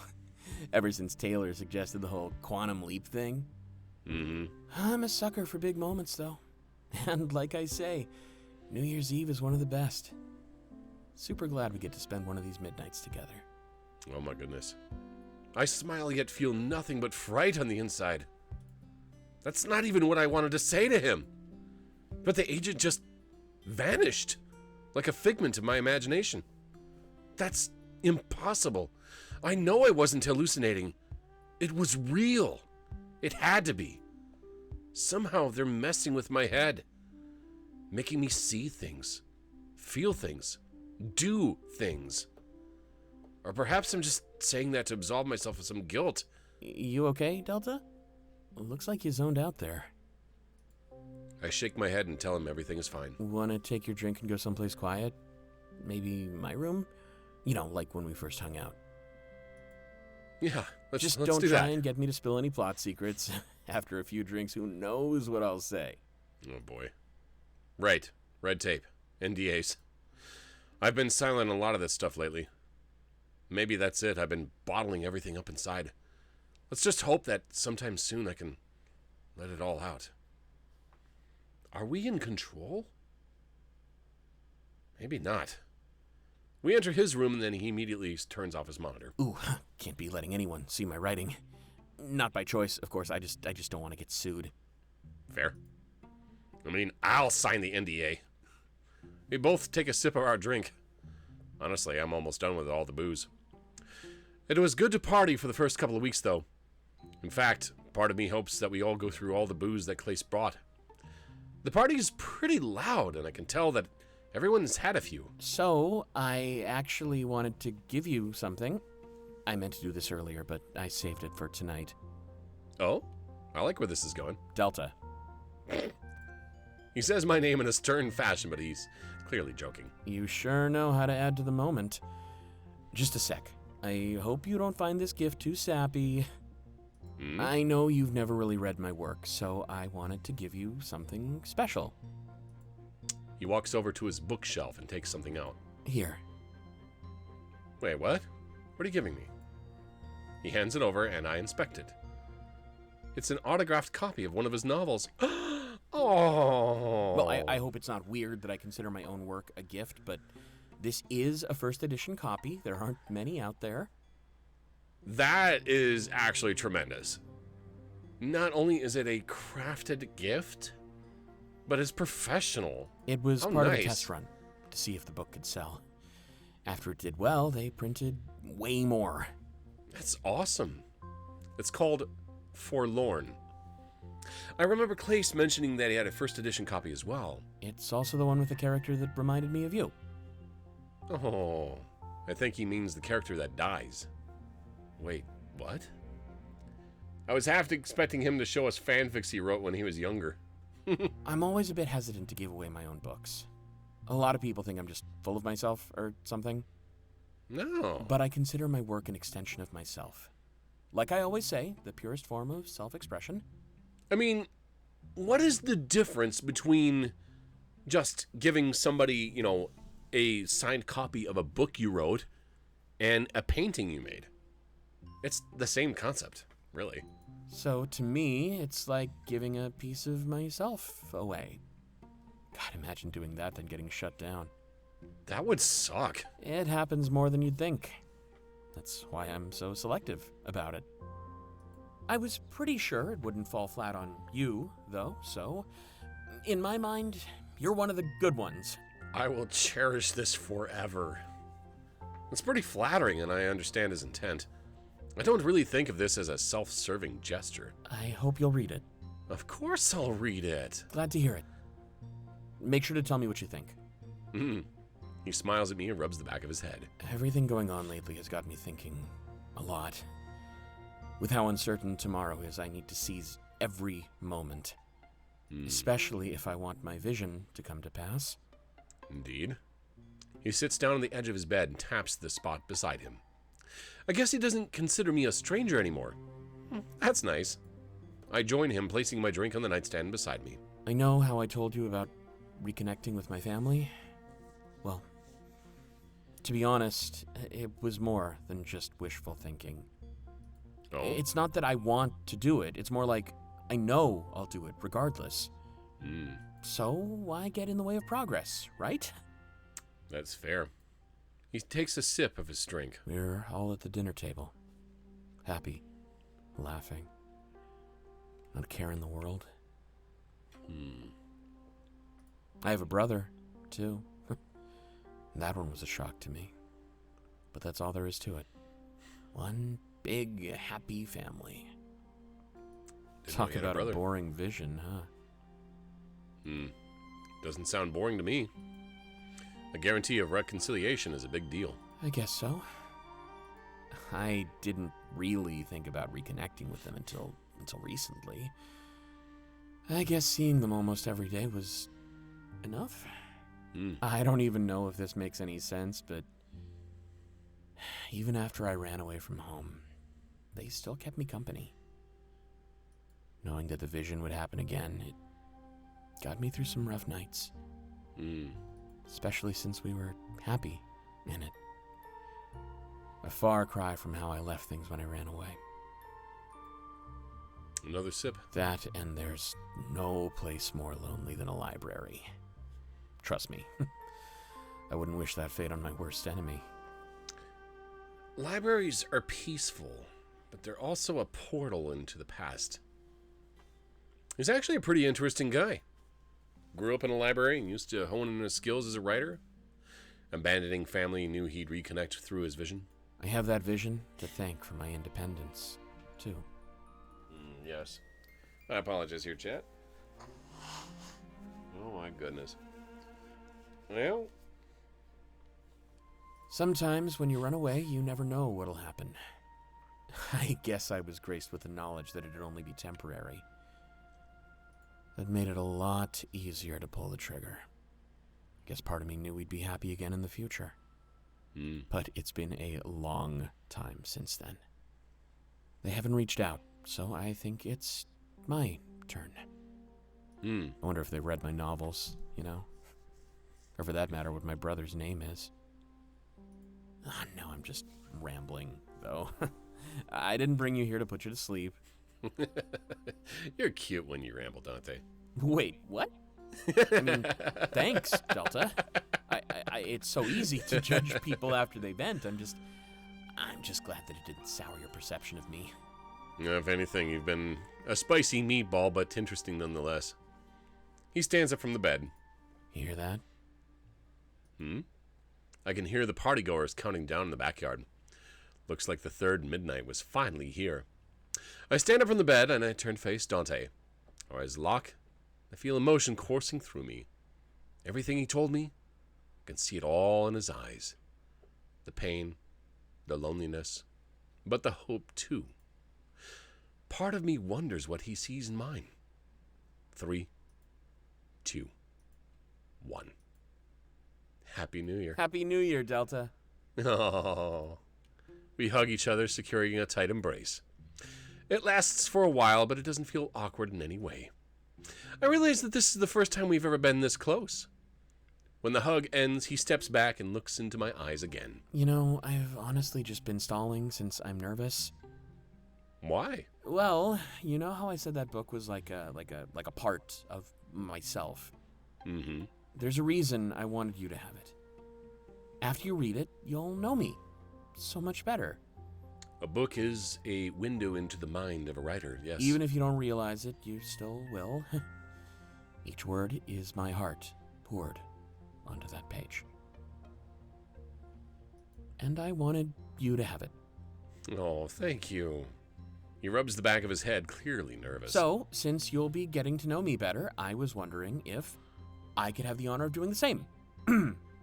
The cough for good measure. Not to myself. I mean, wow, I am ruining the moment. I just think it would be cool if we spent more time together.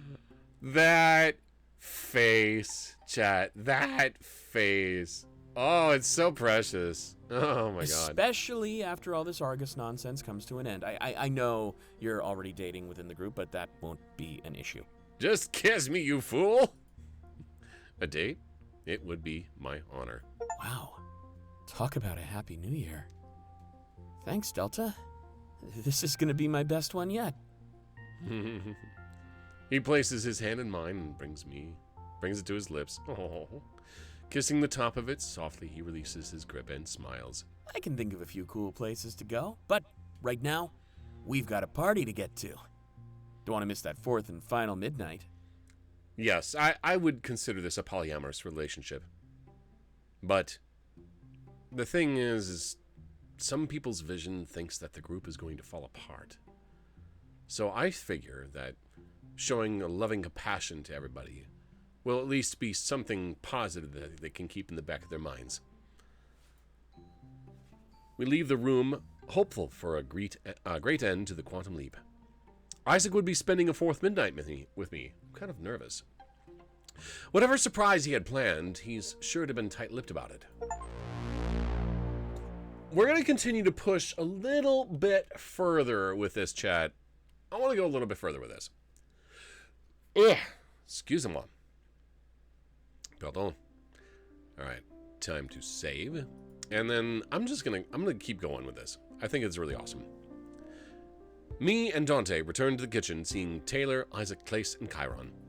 They're all standing by the exit to the backyard, engaged in conversation. I can tell they're debating something. It's a friendly argument. There's no way you can pull that off. At least not without raising suspicion. Ah. Yeah, I'm with Taylor on that one. Hmm? Hey, I think Isaac can do anything he puts his mind to. It seems like nothing compared to getting me in the system. Maybe. Dante, Delta, come over here real quick. Gotta show you my latest innovation. This innovation of yours. Please do tell. You gotta stop innovating, Isaac. Especially when Argus could be watching us. Oh, we're fine. Give me your phone for a sec. You know, with the shadowy figures that Delta has been seeing, is Argus looking at the group through his eyes? No. Dante. All right, fine. Dante hands Isaac his phone. He holds it up to the scanner in the backyard door and hear a second chime. Or standard chime. Enjoy your trip, Dante. Wait, well, what? You may leave the house 5,126 more times today. What the fuck? What? Remember, a good score makes a good citizen. Did you have, like, admin access to these things? Holy shit. I've been saving up. Yeah, because I do all the shopping. And we love you for it. Oh my god. I have about 5,216 more questions right now. Apparently everybody in the system is on this proverbial house arrest. Leaving only when necessary, kind of bullshit. It's a stupid system, that's why people hate it. Isaac hands Dante back his phone. It's also why I wanted to use you as an example. I knew you'd have enough excursion credits to spare. Fair enough. That didn't prove anything, Isaac. Or did it? I'm getting there. I'm getting there. Give me a second. I gotta turn on my light here. I can barely see in my room. It's starting to get dark for some reason. I forgot. There we go. Much better. Alright. He faces me and Dante and starts to explain. I've always hated the whole credit system. So, I made a mod that lets you leave without spending any. Is that safe? Okay, now I'm with Taylor. There's no way you could pull that off. You need to explain yourself. Now. I'm a prodigy, remember? A prodigy or a hacker? You gotta stop saying that. Humility is a pretty good trait to have. I have to agree with Chiron in this one. The end of this culmination sequence is very good. Ooh, a Plexus Wolf giving us a juicy hint. Well, let me prove it then. Okay. He closes the backyard door and resets to reset the switch. Then he holds the phone up against the scanner. The door unlocks and opens with no message at all. Why should I have to use a credit to go into my own backyard? It was a stupid rule anyway. This just makes things easier. You have to have a credit to go into your own backyard? What kind of bologna and cheese system is that? That is literally jail. Is this the surprise you wanted to show us? Maybe. Maybe not. Wait, there's more? Also, I'm sure somebody would notice someone's credits not actually going down when they're supposed to be used. Wait.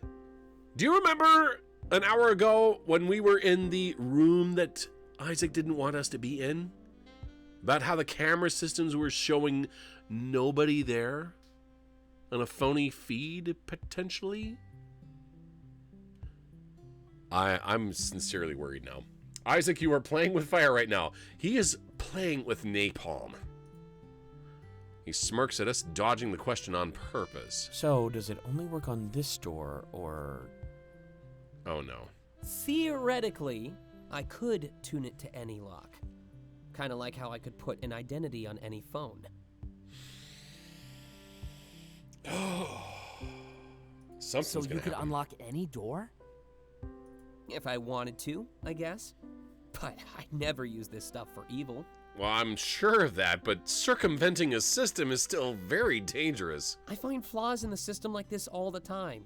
Just little things that people could take advantage of. That's called exploitation. You know what happens in a video game if you find an exploit and aren't upfront about it? You get banned. This happened several times in Blizzard games in World of Warcraft, where players found an exploit. Like the Serenite bombs rebuilding the platform when they were fighting the Lich King. They used that exploit and didn't even bother reporting to Blizzard. And people got in trouble for that. Ah, yes, the allure of black hat hacking, yes. The theory can only get you so far, Isaac. Learned that from Oppenheimer. Yeah? And what do you do with them? Usually report them to Argus. Can't patch a hole if you don't see it, after all. And are you going to report this one? Welp. It's a mystery. Besides, Argus actually has a team of hackers. People who break the system all the time, then fix it. Those are called white hat hackers, where they hack for the company and report any loopholes or any bugs that they can find. So you're saying you're better than Argus's hacking team? Oh no. Oh no. This is getting worse. I don't know. Humility is an important trait to have, remember? Indeed. Should we go outside then? Yes. Yeah, I could use some fresh air. It's almost 4th midnight, too. Got about 30 more minutes.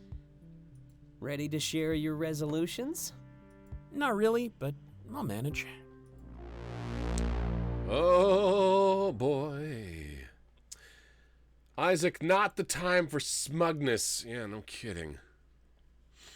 I'm just going to save real quick. We stand together in the backyard, each sipping our next drink. I hadn't really had the time to think about what my resolution would be. Honestly, I just wish that everything ended up as having a happy ending. That might be good enough. Play my part in making sure everything goes well. Has a nice ring to it, too. Puts my mind at ease. It's odd how my mind feels more at ease when I'm show resolve. Or at least dedication to the cause we currently fight forward. Maybe I should just keep going with the flow, like I said. It's not like a river to just change directions. The stream always leads to one place in particular.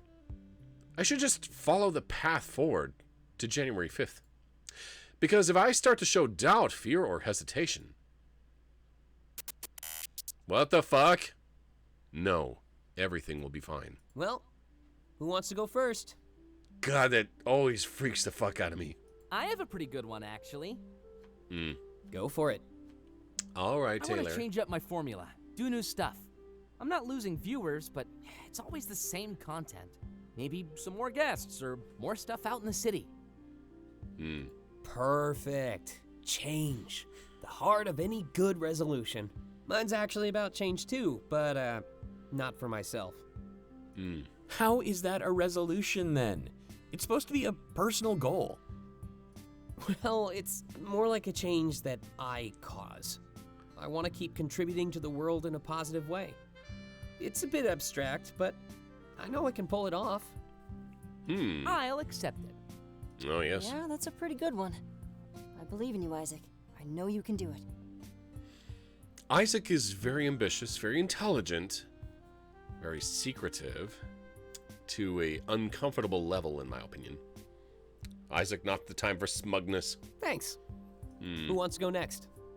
I want to see everything the city has to offer. Fill every day with a brand new experience. And I'm open to suggestions, perhaps even partners too. No fun in going it alone. Fair. Ooh, loving these so far. Delta? Clace? I want to try and visit all of you. After this hiatus, I'm gonna be really busy, but I'd feel awful if we never hung out again. I would too. So I think that's my resolution. To keep in touch and come visit. Might make work less stressful too. It's always good to let loose every once in a while. We'd be happy to have you back. If we can pull all these off, the new year will be amazing. And I'm glad we get to ring it all in together. But I think that leaves one more person. Please don't interrupt me in the middle of thinking about what I want to do. Right. Delta? What will you accomplish? Oh my god, I feel like I'm being put on the spot here. When he puts it like that, I have no idea what to say. I stopped to think about it for a moment. Let's see. In 2041, I already gave my life a new start. So right now, 2042 seems like a blank slate. Just what will I etch into that slate? Ah, tough choices, Chet. Let's see.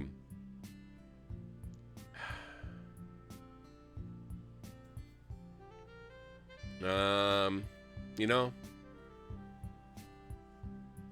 I want to get closer to each and every one of you. Wow, that's a good one.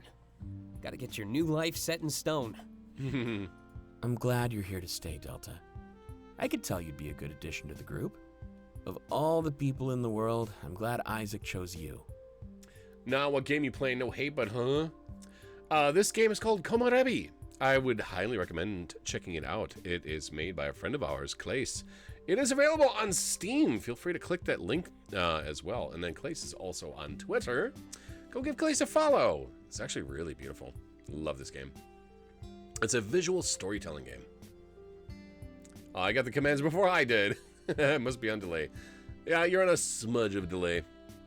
But that's okay. We're doing great things together, too.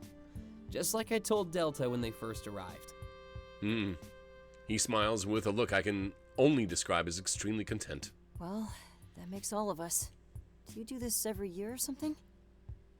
Nope. This is our first quantum leap. And the first time we've shared our resolutions. Do you want to make it a thing? Sure. Yeah, let's make it a thing. Definitely a thing. We got about 20 minutes left. Kind of wish we did more than 4 midnights. Fair. Already? I actually want to chat with Delta for a bit. How about we all regroup here for midnight? I can even show you the surprise I talked about. Wait, there's another That's surprise? for me. Okay. But first, a toast. Yes, a toast. Let's do this. Taylor holds up his drink. I will hold up my proverbial drink as well. To what? We all look at each other unsure. Wait, I got the perfect one. Tell us, Dante. We all hold up our drinks. Here's to getting wasted with the people that matter. Ah, that sounds good. Wow, that's a good one. Of course, I'm just drinking a caffeinated beverage here. I'm not actually getting wasted. Because you know why I can't drink. There's a surprise that's more surprises. And it'll never get old. Nope. We all sip our drinks in Come on, unison. Delta. Let's go. We're losing precious minutes here. Yeah, time is of the essence after all. I nod and start to follow Isaac. It looked like the big moment was here.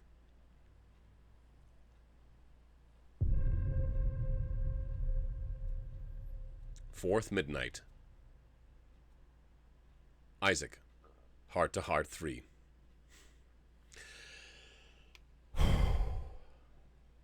This is where things could get even more interesting. Isaac takes me to his room and lets out a deep sigh. Fourth midnight, huh? I'm sure I have some tough acts to follow. I saved the best for last on purpose. Me? The best? How much have you had to drink? He laughs and then looks down at his jacket. I need to clean up a bit before the big moment. Someone bumped into me and made a bit of a mess. You okay? He takes off his leather jacket. I'm actually kind of shocked. I've never seen him do that before. And I've been here for a couple of weeks. I guess people get a bit sloppy on New Year's Eve, though. But I'm the guy who hosted the party, so comes with the territory. Look at this handsome boyo. He rests it flat in his bed and starts to clean off a small stain. That jacket was definitely important to him, wasn't it? He had to put the party on pause to clean it up. It was pretty baggy, so I didn't know what he looked like underneath. I gotta say, though, I didn't expect him to look quite so strong. His arms flex as he scrubs off the jacket. There we go. Much better. I think he looked better without it, actually. Well, then, consider yourself lucky. I don't really like to take this off in front of people. Ah, oh my god. I love that flex. There you go, Aaron. Oh my god. Did I tell you that this belonged to my dad? Or did I just say it was something special? someone special. You were filling their footsteps. Oh, wow. I gotta back up quite a bit then. Like I said, it used to belong to my dad. That's fair. He worked for Argus and was pretty high up there, too. So I grew up around the system and all sorts of technology. It was second nature to me by the time I had my vision. I almost knew more about the tech than how to communicate. I'd always be tinkering with one thing or another. It got so bad that he had to install additional security to stop me. But, like you could probably guess, I cracked that too. There wasn't anything I couldn't figure out. That makes you a valuable asset. I hope that makes you understand me a bit better. No, I understand perfectly. Dante grew up in a library and became a writer. I grew up around Argus tech, and here I am now. Are we the culmination of the things we grow up with, chat? Everyone teases me, though, and downplays my ability. It's kind of annoying, if I'm perfectly honest. They're probably just jealous of how awesome you are. Glad to know I'm not the only one who thinks so. You usually only criticize others so you can feel high and mighty. Anyway, we're getting a bit off track. Obviously, you know my dad's not around anymore. No, but your dad left a huge, loving footprint. I kind of figured. Maybe things make a bit more sense now. Why I'm so good with Argus tech and why I wear this jacket. It has a lot of symbolism, meaning to you, a lot of sentimental value. They even let me wear it at work, which you've probably noticed. Most people are cool with it, but a lot of them claim favoritism. Not everybody is the son of an Argus legend, after all. Wait, a legend? Something like that, yeah. He pioneered the drone technology that I specialize in, hence the whole following in his footsteps thing. Please tell me this is not a subject of nepotism. He smiles and tugs at the collar of his jacket. But I gotta say, he looked way cooler in this than I do. But enough of that. I didn't mean to get off track. It's wild how cleaning my jacket brought back all those memories. But I guess that's the power of a sentimental object, eh? Indeed. There is a real reason why I brought you here, though. Part of that reason is you're just the one I trust the most. And a lot is going on right now, so you might get caught up in things beyond your control. More than you already have, of course. I just wanted to make sure that you're doing all right. Caught up in more? That sounds a little worrying. Oh, I didn't mean to make you worry. I was actually trying to do the opposite. Just wanted to remind you that you're safe at my side. So, no matter what happens or what you learn, I'm here for you. Alright. Thank you, Atlas. I appreciate it. May get caught up in things of our control. Yeah, it's pretty much life. Atlas being the ever-powerful sniper. I appreciate it. No matter what I learn? That's a weird thing to say. But I guess it makes sense now that he's opening up to me. I know more about him than I ever did before. And I'm sure there's lots left. I'm tempted to ask him about the drones in those briefcases. Yeah, Atlas does that. However, I decide to remain silent. I don't want him to know what I saw. And if I trust in him, then their purpose should become clear with time. Thanks, Isaac. I'm here for you, too. Of course. Glad to know it's mutual. I'm really happy that you moved in with me. It's definitely made all of this a little easier. Try to soften the blow, I guess. But I think I've said more than enough for now. No need to continue and get into all that sad stuff. No, it's good to let it all out every once in a while, especially to someone you can trust. He then reaches out and places his hand in mine. Thank you, Atlas. You ready to get back outside, Delta? We're on the clock, and time is running out. I smile and squeeze his hand before we exit the room. It was time to bring this party to an end and ring in the new year. Isaac really is someone special, I think. There's a lot about Isaac we don't know yet. What we saw in his workshop was only surface information. But it would be too rough to judge him. And I know it's really difficult, knowing that his father worked for August. Perhaps we'll know more as it progresses. We make our way back outside, and the group is waiting for us. Almost immediately, we gather together and start chatting. Ah, you two lovebirds have fun. Weren't you the one kissing me an hour ago? Absolutely. Wait, never mind. Wait, what?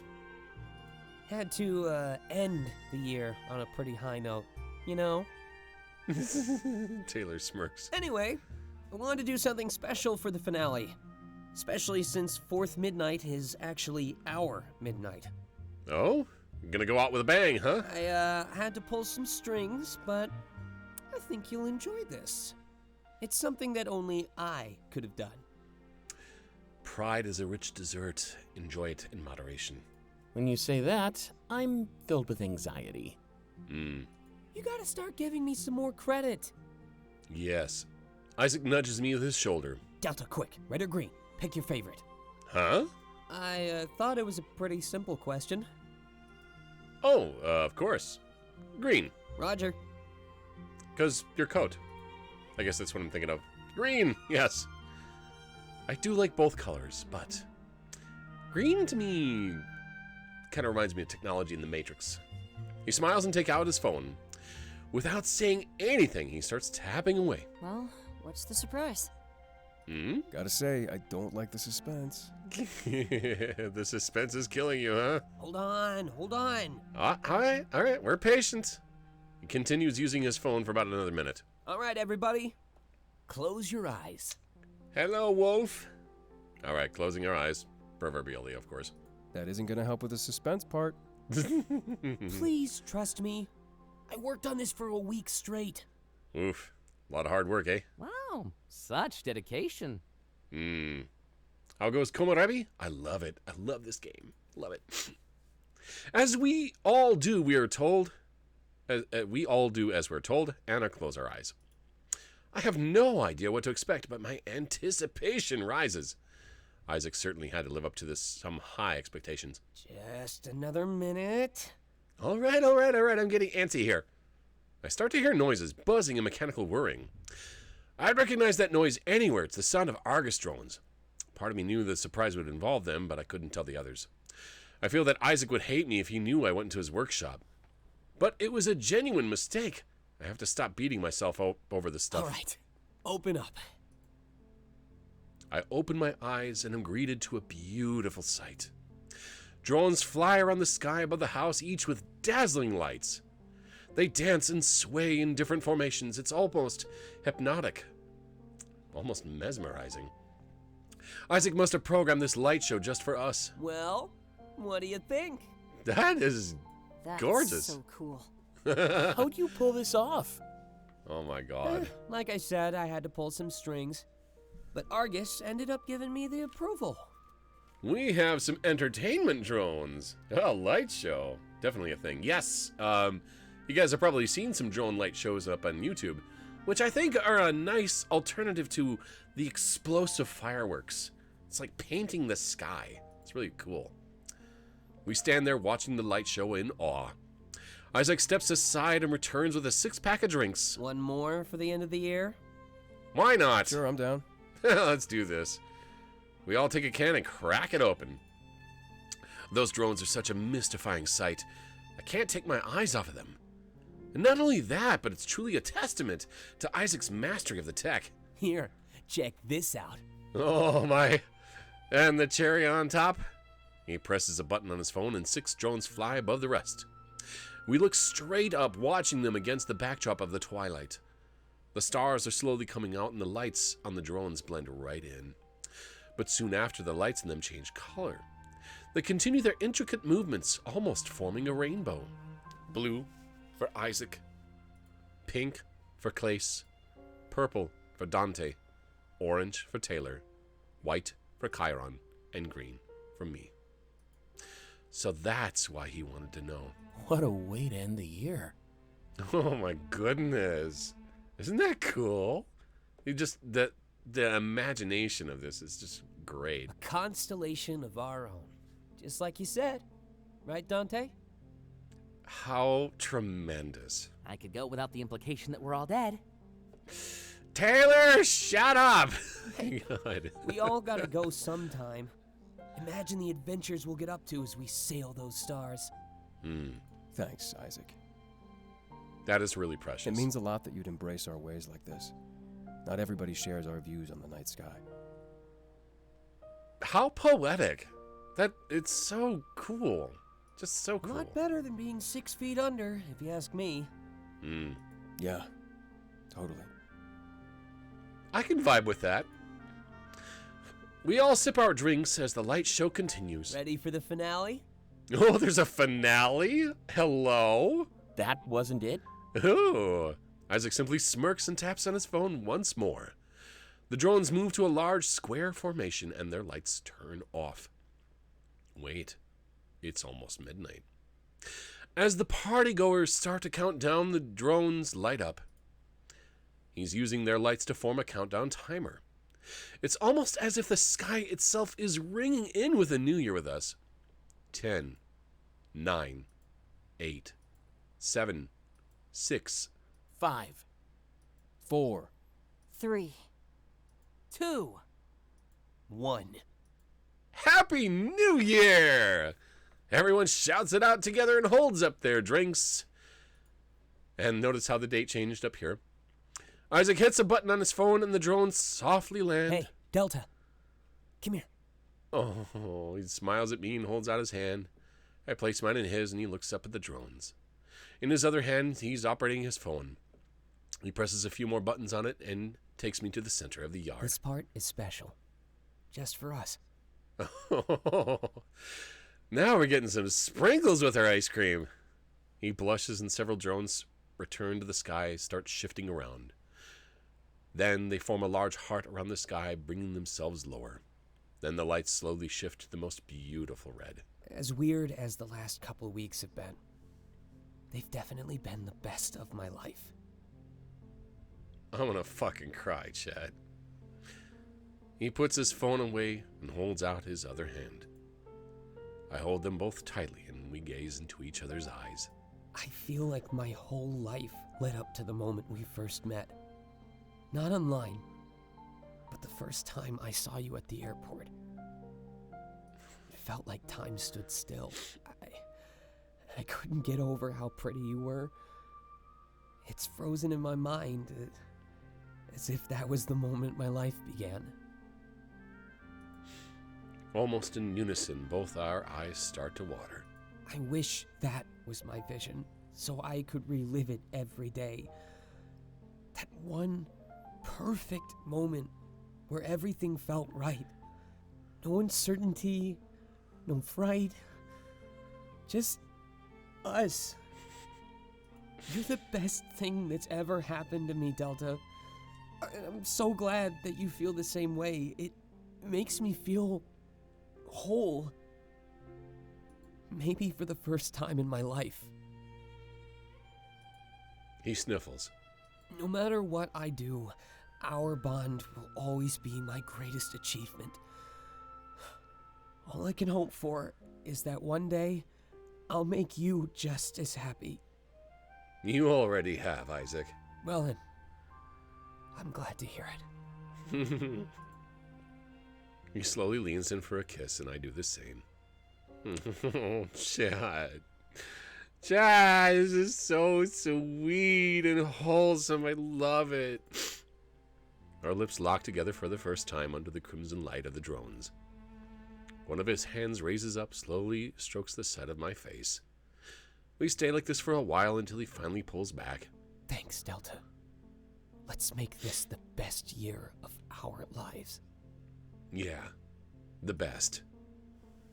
He smiles as we head back towards our friends holding hands. Wow, and I'm the one who writes romance. That wasn't just romance. That was pivotal.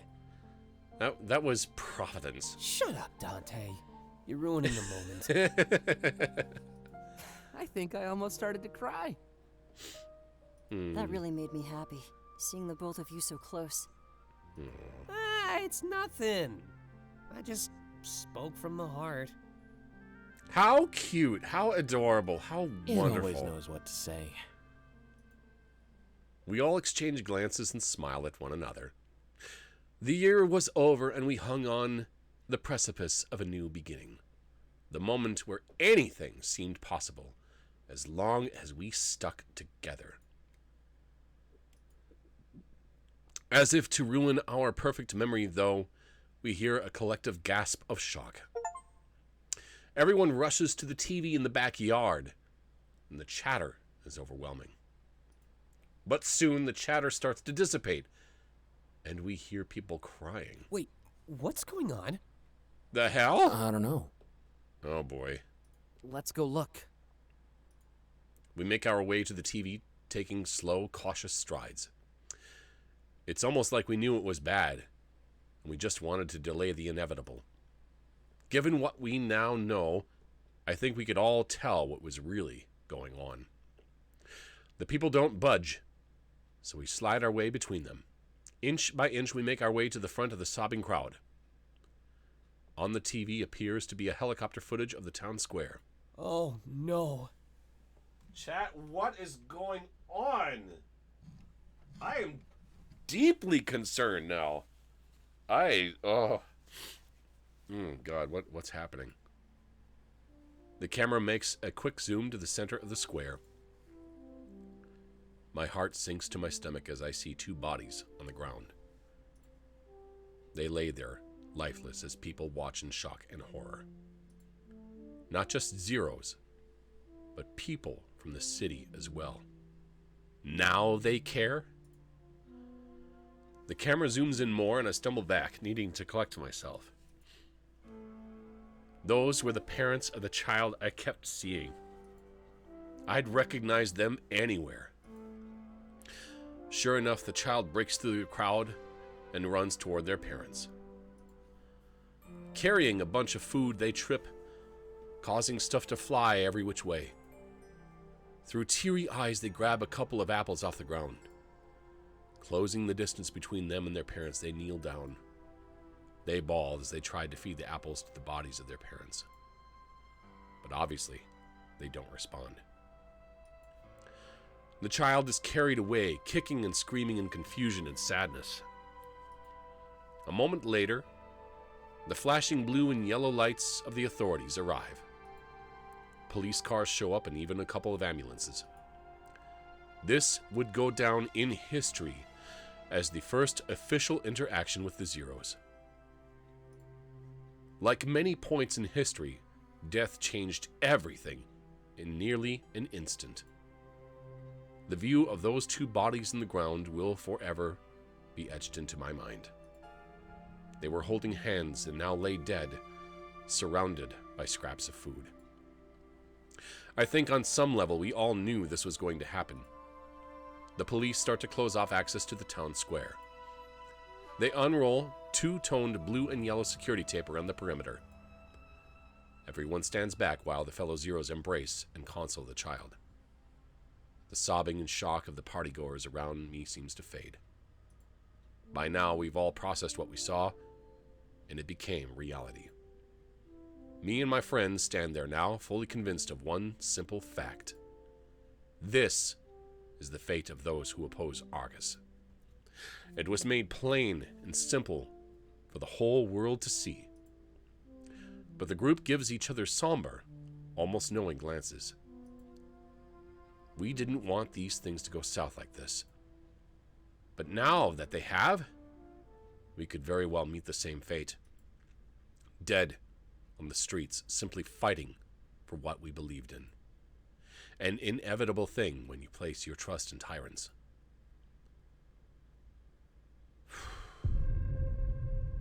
What happened? 2 hours after, the midnight deaths.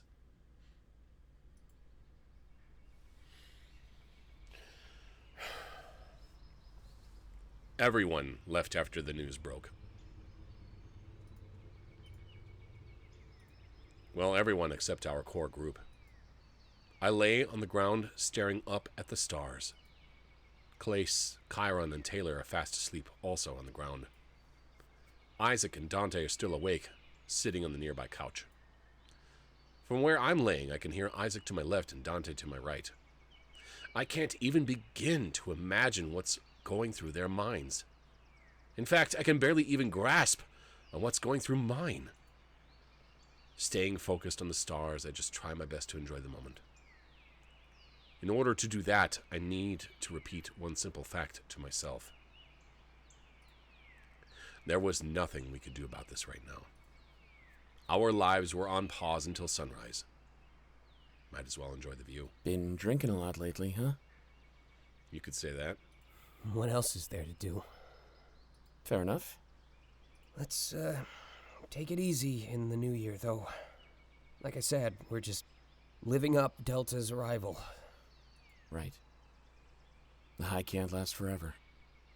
Feeling a pretty solid low right now. Not too low, I hope. Jury's still out. What do you think's gonna happen? I don't have a single clue. All I know is that we can't give up. Why not? It looks like we might have already lost. Knowing when to quit can be a virtue, right? Not to fight a battle you know you're gonna lose? Not really.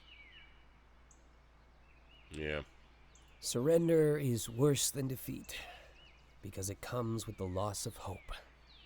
Aren't you the one who wrote that? Didn't know you read my work. I'm kinda your biggest fan. Well then. You've never really said so before. I didn't think I had to. Why else would I let you live here so cheap? And why else would I do all the grocery shopping? I just know how important the process is.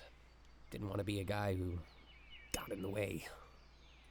I appreciate all the help, Isaac. It's just really hard sometimes, you know? I believe it. The burden of expectation to surpass my previous work, the burden of not knowing if it'll all pay off. Oh my goodness. Eagle Beagle with the raid! Hello! How are you doing? It's been such a long time, my friend. Guys, go please follow my friend Eagle Beagle. He's such a sweetheart. How are you doing? Good to see you. You have joined us on a somber moment. We are currently playing Komorebi, a game that was designed by Clace. This game has been a roller coaster of emotions. I suggest that you guys go check out Komorebi on Steam. It's available now. We're having this little heart-to-heart conversation with our roommates in-game, of course. Eagle Beagle, how was your stream? You're playing some SnowRunner. Oh, cool. If you guys aren't familiar with who I am, my name is Justin. I am a variety streamer. I've been a furry for over 30 years. I'm the former director of registration for Anthrocon. I've been a moderator on many different Twitch communities. I am a small-time voice actor, former radio show host, and we are having fun playing Komorebi today, as I mentioned.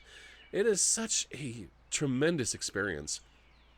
Eagle Beagle, doing interesting game. Nice. Good to see you. Thank you for the raid.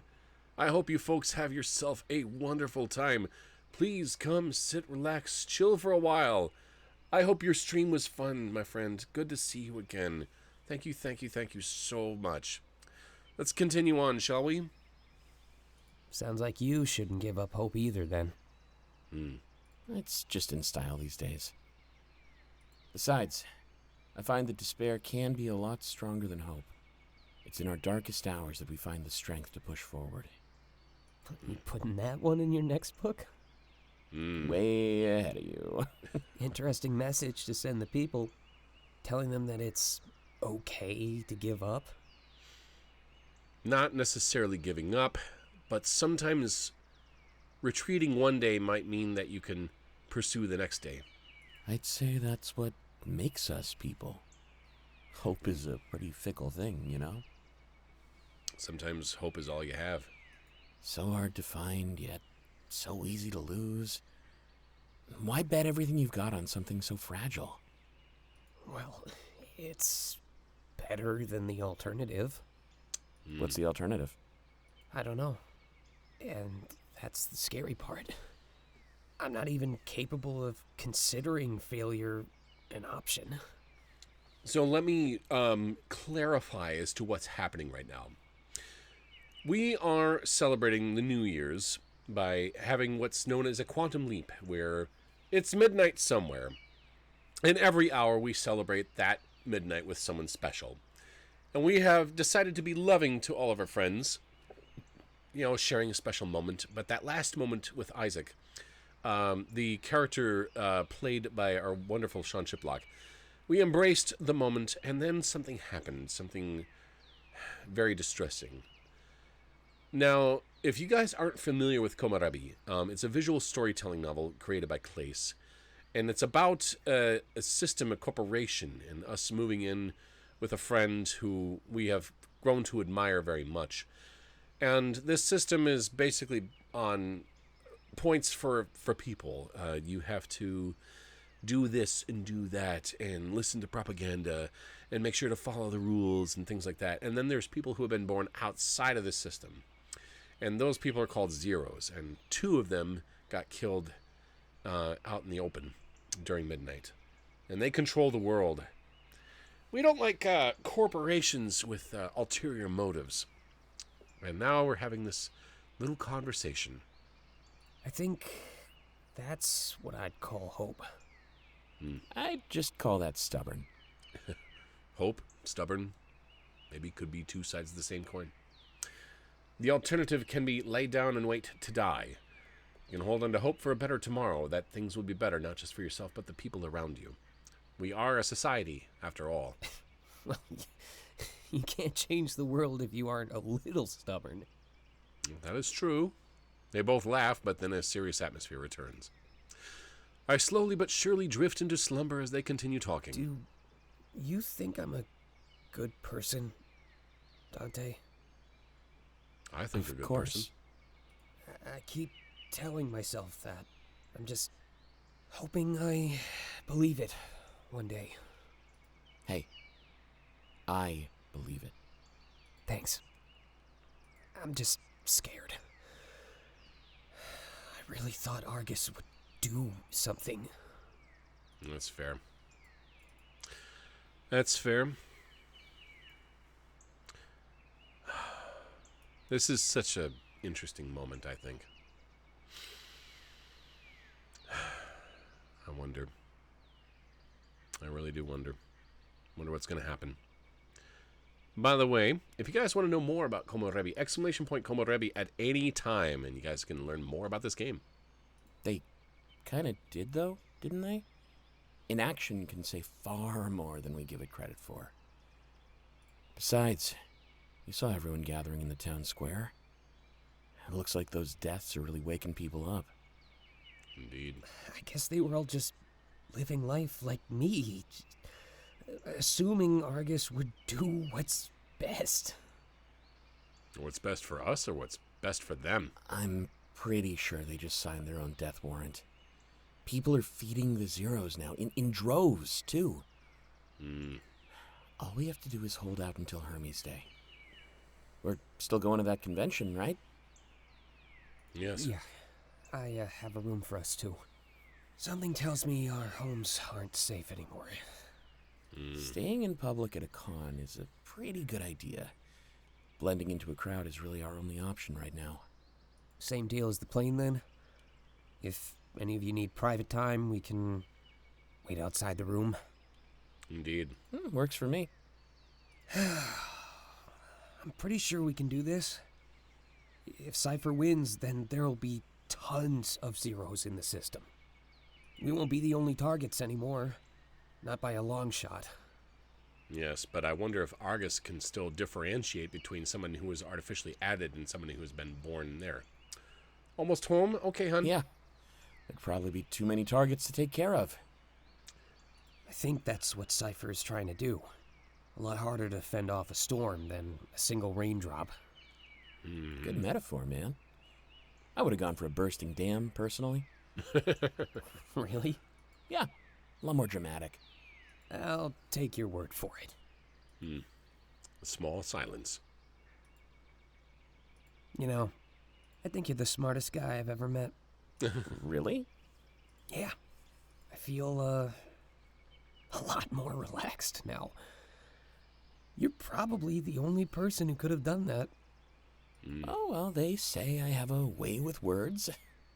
It's not just that. It's your conviction, too. You work so hard despite the burdens around you. Well, yeah. Been doing it since I was a kid. Grey Wolf has a good point. What do you mean? Well, it wasn't exactly my choice to live in that library. I would have preferred having a normal family life. Me too, man. Guess it's not just Delta, then. All of us have had to start our lives anew. Yeah, sometimes that's the only option. Well, have you, ever thought about giving up? You mean Yeah. once or twice? That library got pretty lonely. What about you? Yeah. I'm not proud of it, though. No need to be ashamed, Isaac. Besides, pride is too powerful to waste on yourself. It's meant to be shared and enrich the lives of others. That is poetic. Kind of like how you're proud of me? Like you said, you do let me live here for next to nothing, and you take on a lot of tasks so I can focus on work. You wouldn't do that if you didn't think I was special. You must take pride in the things I'm making. Of course. I feel like you could change the world with your words. Nothing for a few moments. How poetic, chat. Guys, give me 30 seconds. I'm going to be right back. Listen to the somber sounds. Listen to the silence for a little bit. I'll be right back.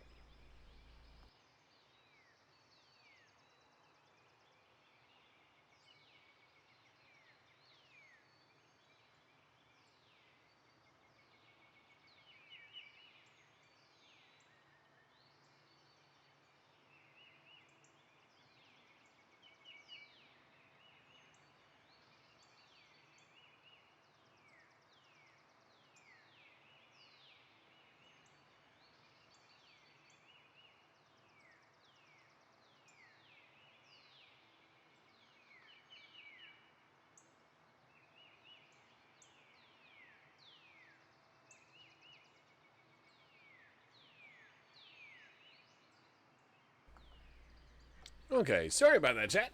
I'm back. Let's see what happens. Don't worry, Isaac. I'm proud of you, too. Aw. Those words seem to strike a chord with Isaac as he speaks on the verge of tears. Thanks, Dante. God damn it. I want to fucking hug him. You all good? Yeah. Just feels nice to hear someone say it. That was the end of their conversation. Only silence remains. I've never heard the two of them talk on their own like that before. A real, true bond. They were really the best of friends. I lay still, staring up at the stars. It's hard to fall asleep, as fear still courses through me. Zero's dying. An agent on our trail. Hermes demands. There was a lot happening at once. Yet all of this was intricately tied to our fate. Moments like this make me hate that I've never had a vision. Having something to cling onto would be so helpful. But right now, even the concept of a tomorrow eludes me. There is too much in the air to even think about what could happen next. Because what we learned tonight was that everything can change in an instant. I close my eyes, but I can't get that picture out of my head. The bodies in the town square. That child, now an orphan. None of them did anything to deserve this. It's awful. I close my eyes even tighter, trying to forget about what I saw. But there's one thing I can't get my mind off of. That blue and yellow security tape, marking it like a crime scene. Yeah, just like a crime scene. But that's not too far from the truth. It really did feel like a crime was committed tonight. And this crime rested solely on the shoulders of Argus. Argus now curiously in red.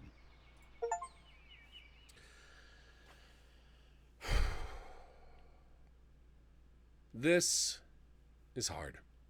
When lives are lost, resolve is found.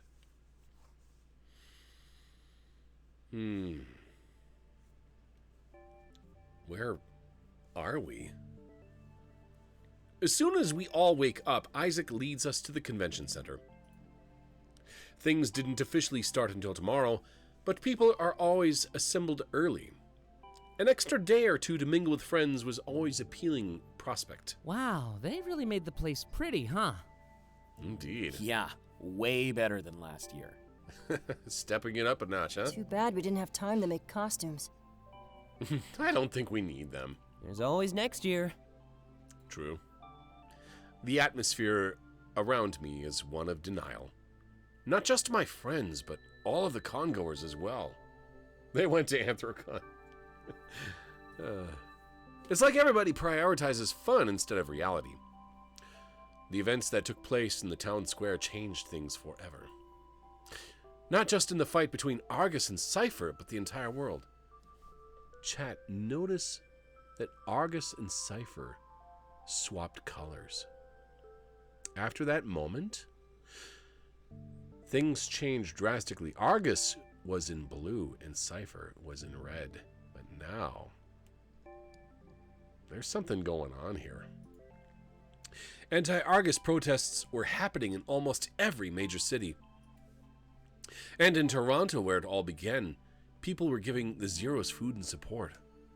Zeros now being in blue. As avoidable as this tragedy was, it seemed to open up everyone's eyes. I started to think about what Chiron told me. The first person doesn't matter if an avalanche follows. Normally that'd be the case, but in this situation, it was the complete opposite. In this case, the first person, or people, mattered more than anything. The Zeros that died would be etched into the annals of history. I'm still worried about what would happen to me and my friends, though. Especially with that agent appearing at the party. Out of nowhere, too. Did they really have technology to sneak into the house like that? No. That would be impossible. Wouldn't it? Unless... I remember Isaac showing us that hack in the back door. Is it possible that they snuck into the party through the back? There's no way Isaac would willingly let them into the house. But then why were they holding Clace's diary? It's almost as if they were there just to mock me. Not to take action or harm me, just to tease me.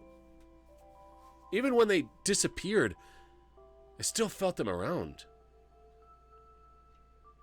Are we the agent, chat? It's like I'm being watched all the time, no matter what. I think about that, what I wrote in my diary just a little while ago. Are you reading this right now? It's stupid, but at the same time it makes sense. If they only taunted me with the apple, I'd believe they just saw the camera footage. But to have Clace's diary and know about what I did, that's different. There weren't any cameras in our bedrooms, I know that much. And they couldn't have been looking from within a window. Isaac's security encompasses the entire perimeter. We are dealing with something else here. Something that, if true, was a testament to Argus' skill. To be able to watch and monitor me without any sort of detection. Huh. Well, Delta, sound good to you? I must have totally zoned out. Sorry, what was that? I got lost in my head. Oh, no worries.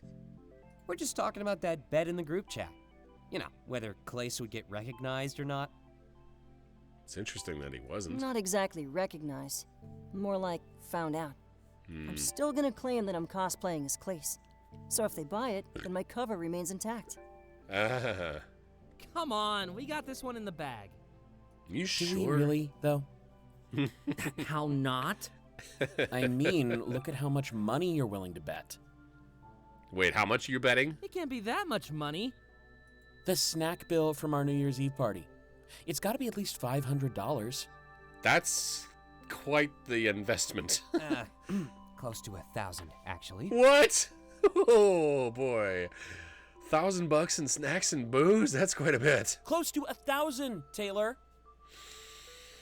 Ooh, that's quite a bit. Clace just chuckles as he listens in. Yeah, we're gonna win no matter what. Might as well get the loser to cover the party fees, right? Right. You sound way too certain.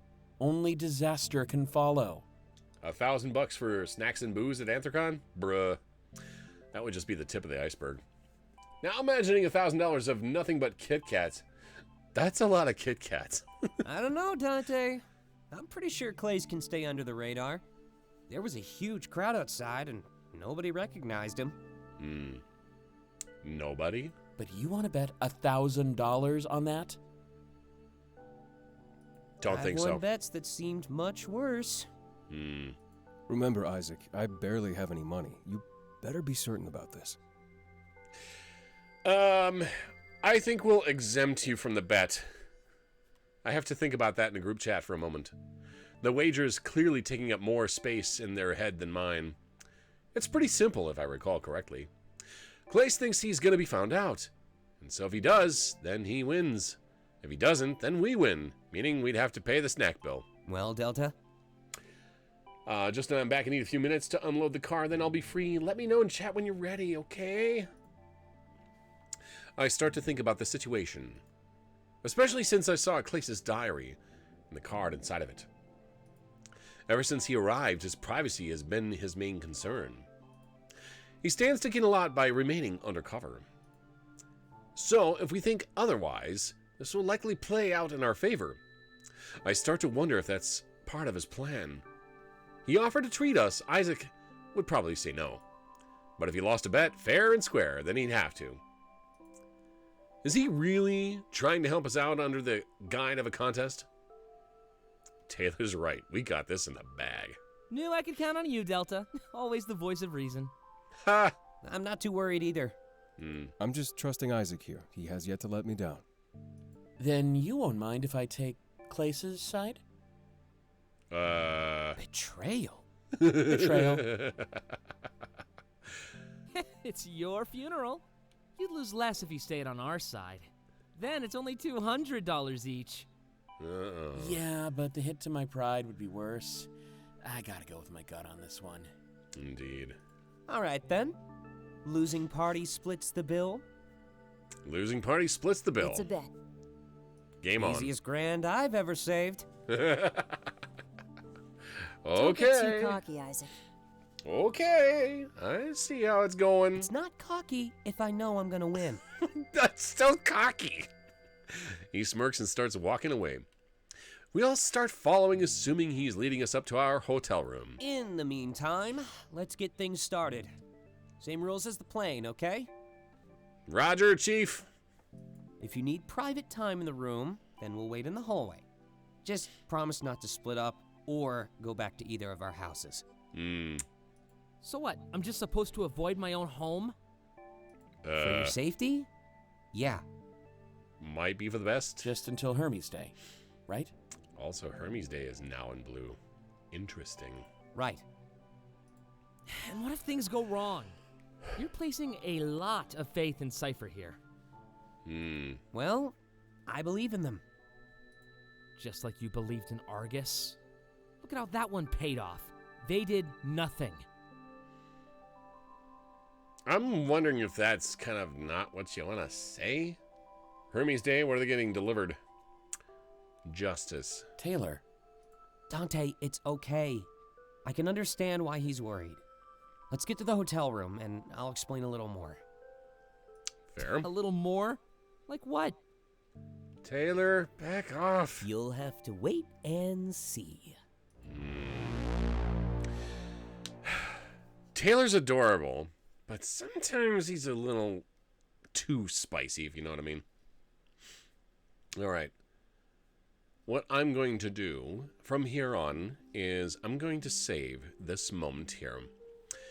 And we're going to resume this in the future. Let me go to the chat. There I am. First of all, thank you guys for coming on in today. Thank you, Eagle Beagle, for the raid. I greatly appreciate it. We have some plans for the future. Let's let you guys know what's going on. First of all, August 24th, we will be doing an all-day VR chat marathon. Now, as far as like the 18 hours goes, that might be a bit of a stretch, but I'll do at least 12 as a way of saying thank you guys for raising over $2,000 for Papa Mark's charity event. We raised money to help fight ALS. That is super cool, and we're going to be inviting friends to come on in and enjoy and have good times and hang out and do whatever. We'll be doing more Komorebi here in the future. Today is August 13th, and the next streams that we're going to be doing, Tuesday, no stream tomorrow, but Tuesday, 10 a.m. Central Time, and on the 17th at about noon Central Time will be the next streams. Also, Eric is going to be visiting Minnesota here in September. We're going to be doing the Ice Bucket Challenge as well as some other challenges, and those will be recorded and will be uploaded later for you all to see. Thank you for the stream tonight. I hope you have fun. Racka Wolf, good to see you. Eagle Beagle, good to see you. Thank you so much for coming in. Aaron Jevelith, welcome to the mod team as well. Eric, I will give you a chat here as soon as I get done with things. Also, I'm going to shout out Clace one more time. Guys, please go follow him on Twitter. He's an absolute heckin' tremendous bean. Also, I'm going to shout out the voice actors, Sean Chiplock, Jonas Scott, Michael Kovac, Casey Mongelo, and Jesse Nkala. They have done an absolutely tremendous job in this whole game, and they put forth some of their best efforts I've seen in a long time. Absolutely loving the energy. I love the feel, the emotion, the tension, the laughs, everything about this has been incredible. So we are going to continue on day after tomorrow. I really appreciate you guys so very much. Where can we send you all to? That is the question. Where can we send you to? You know what? Good. Oh my God. What the heck? Why don't we send you to my friend T-Dog? Who is currently playing Baldur's Gate 3. T-Dog is a good friend of mine. I actually know him in real life, and we spent some time with each other having some sushi a while ago. Mecha Dragon, thank you for the follow. Welcome to Lion's Den. I hope to see you again. Appreciate it so very much. And as always, guys, no matter who you are or where you come from, you are valid and you are loved. And I will see you again 2 days. Have a wonderful, wonderful day, chat. Thank you for the kiss. Thank you. Thank you, thank you, thank you. Bye-bye, folks.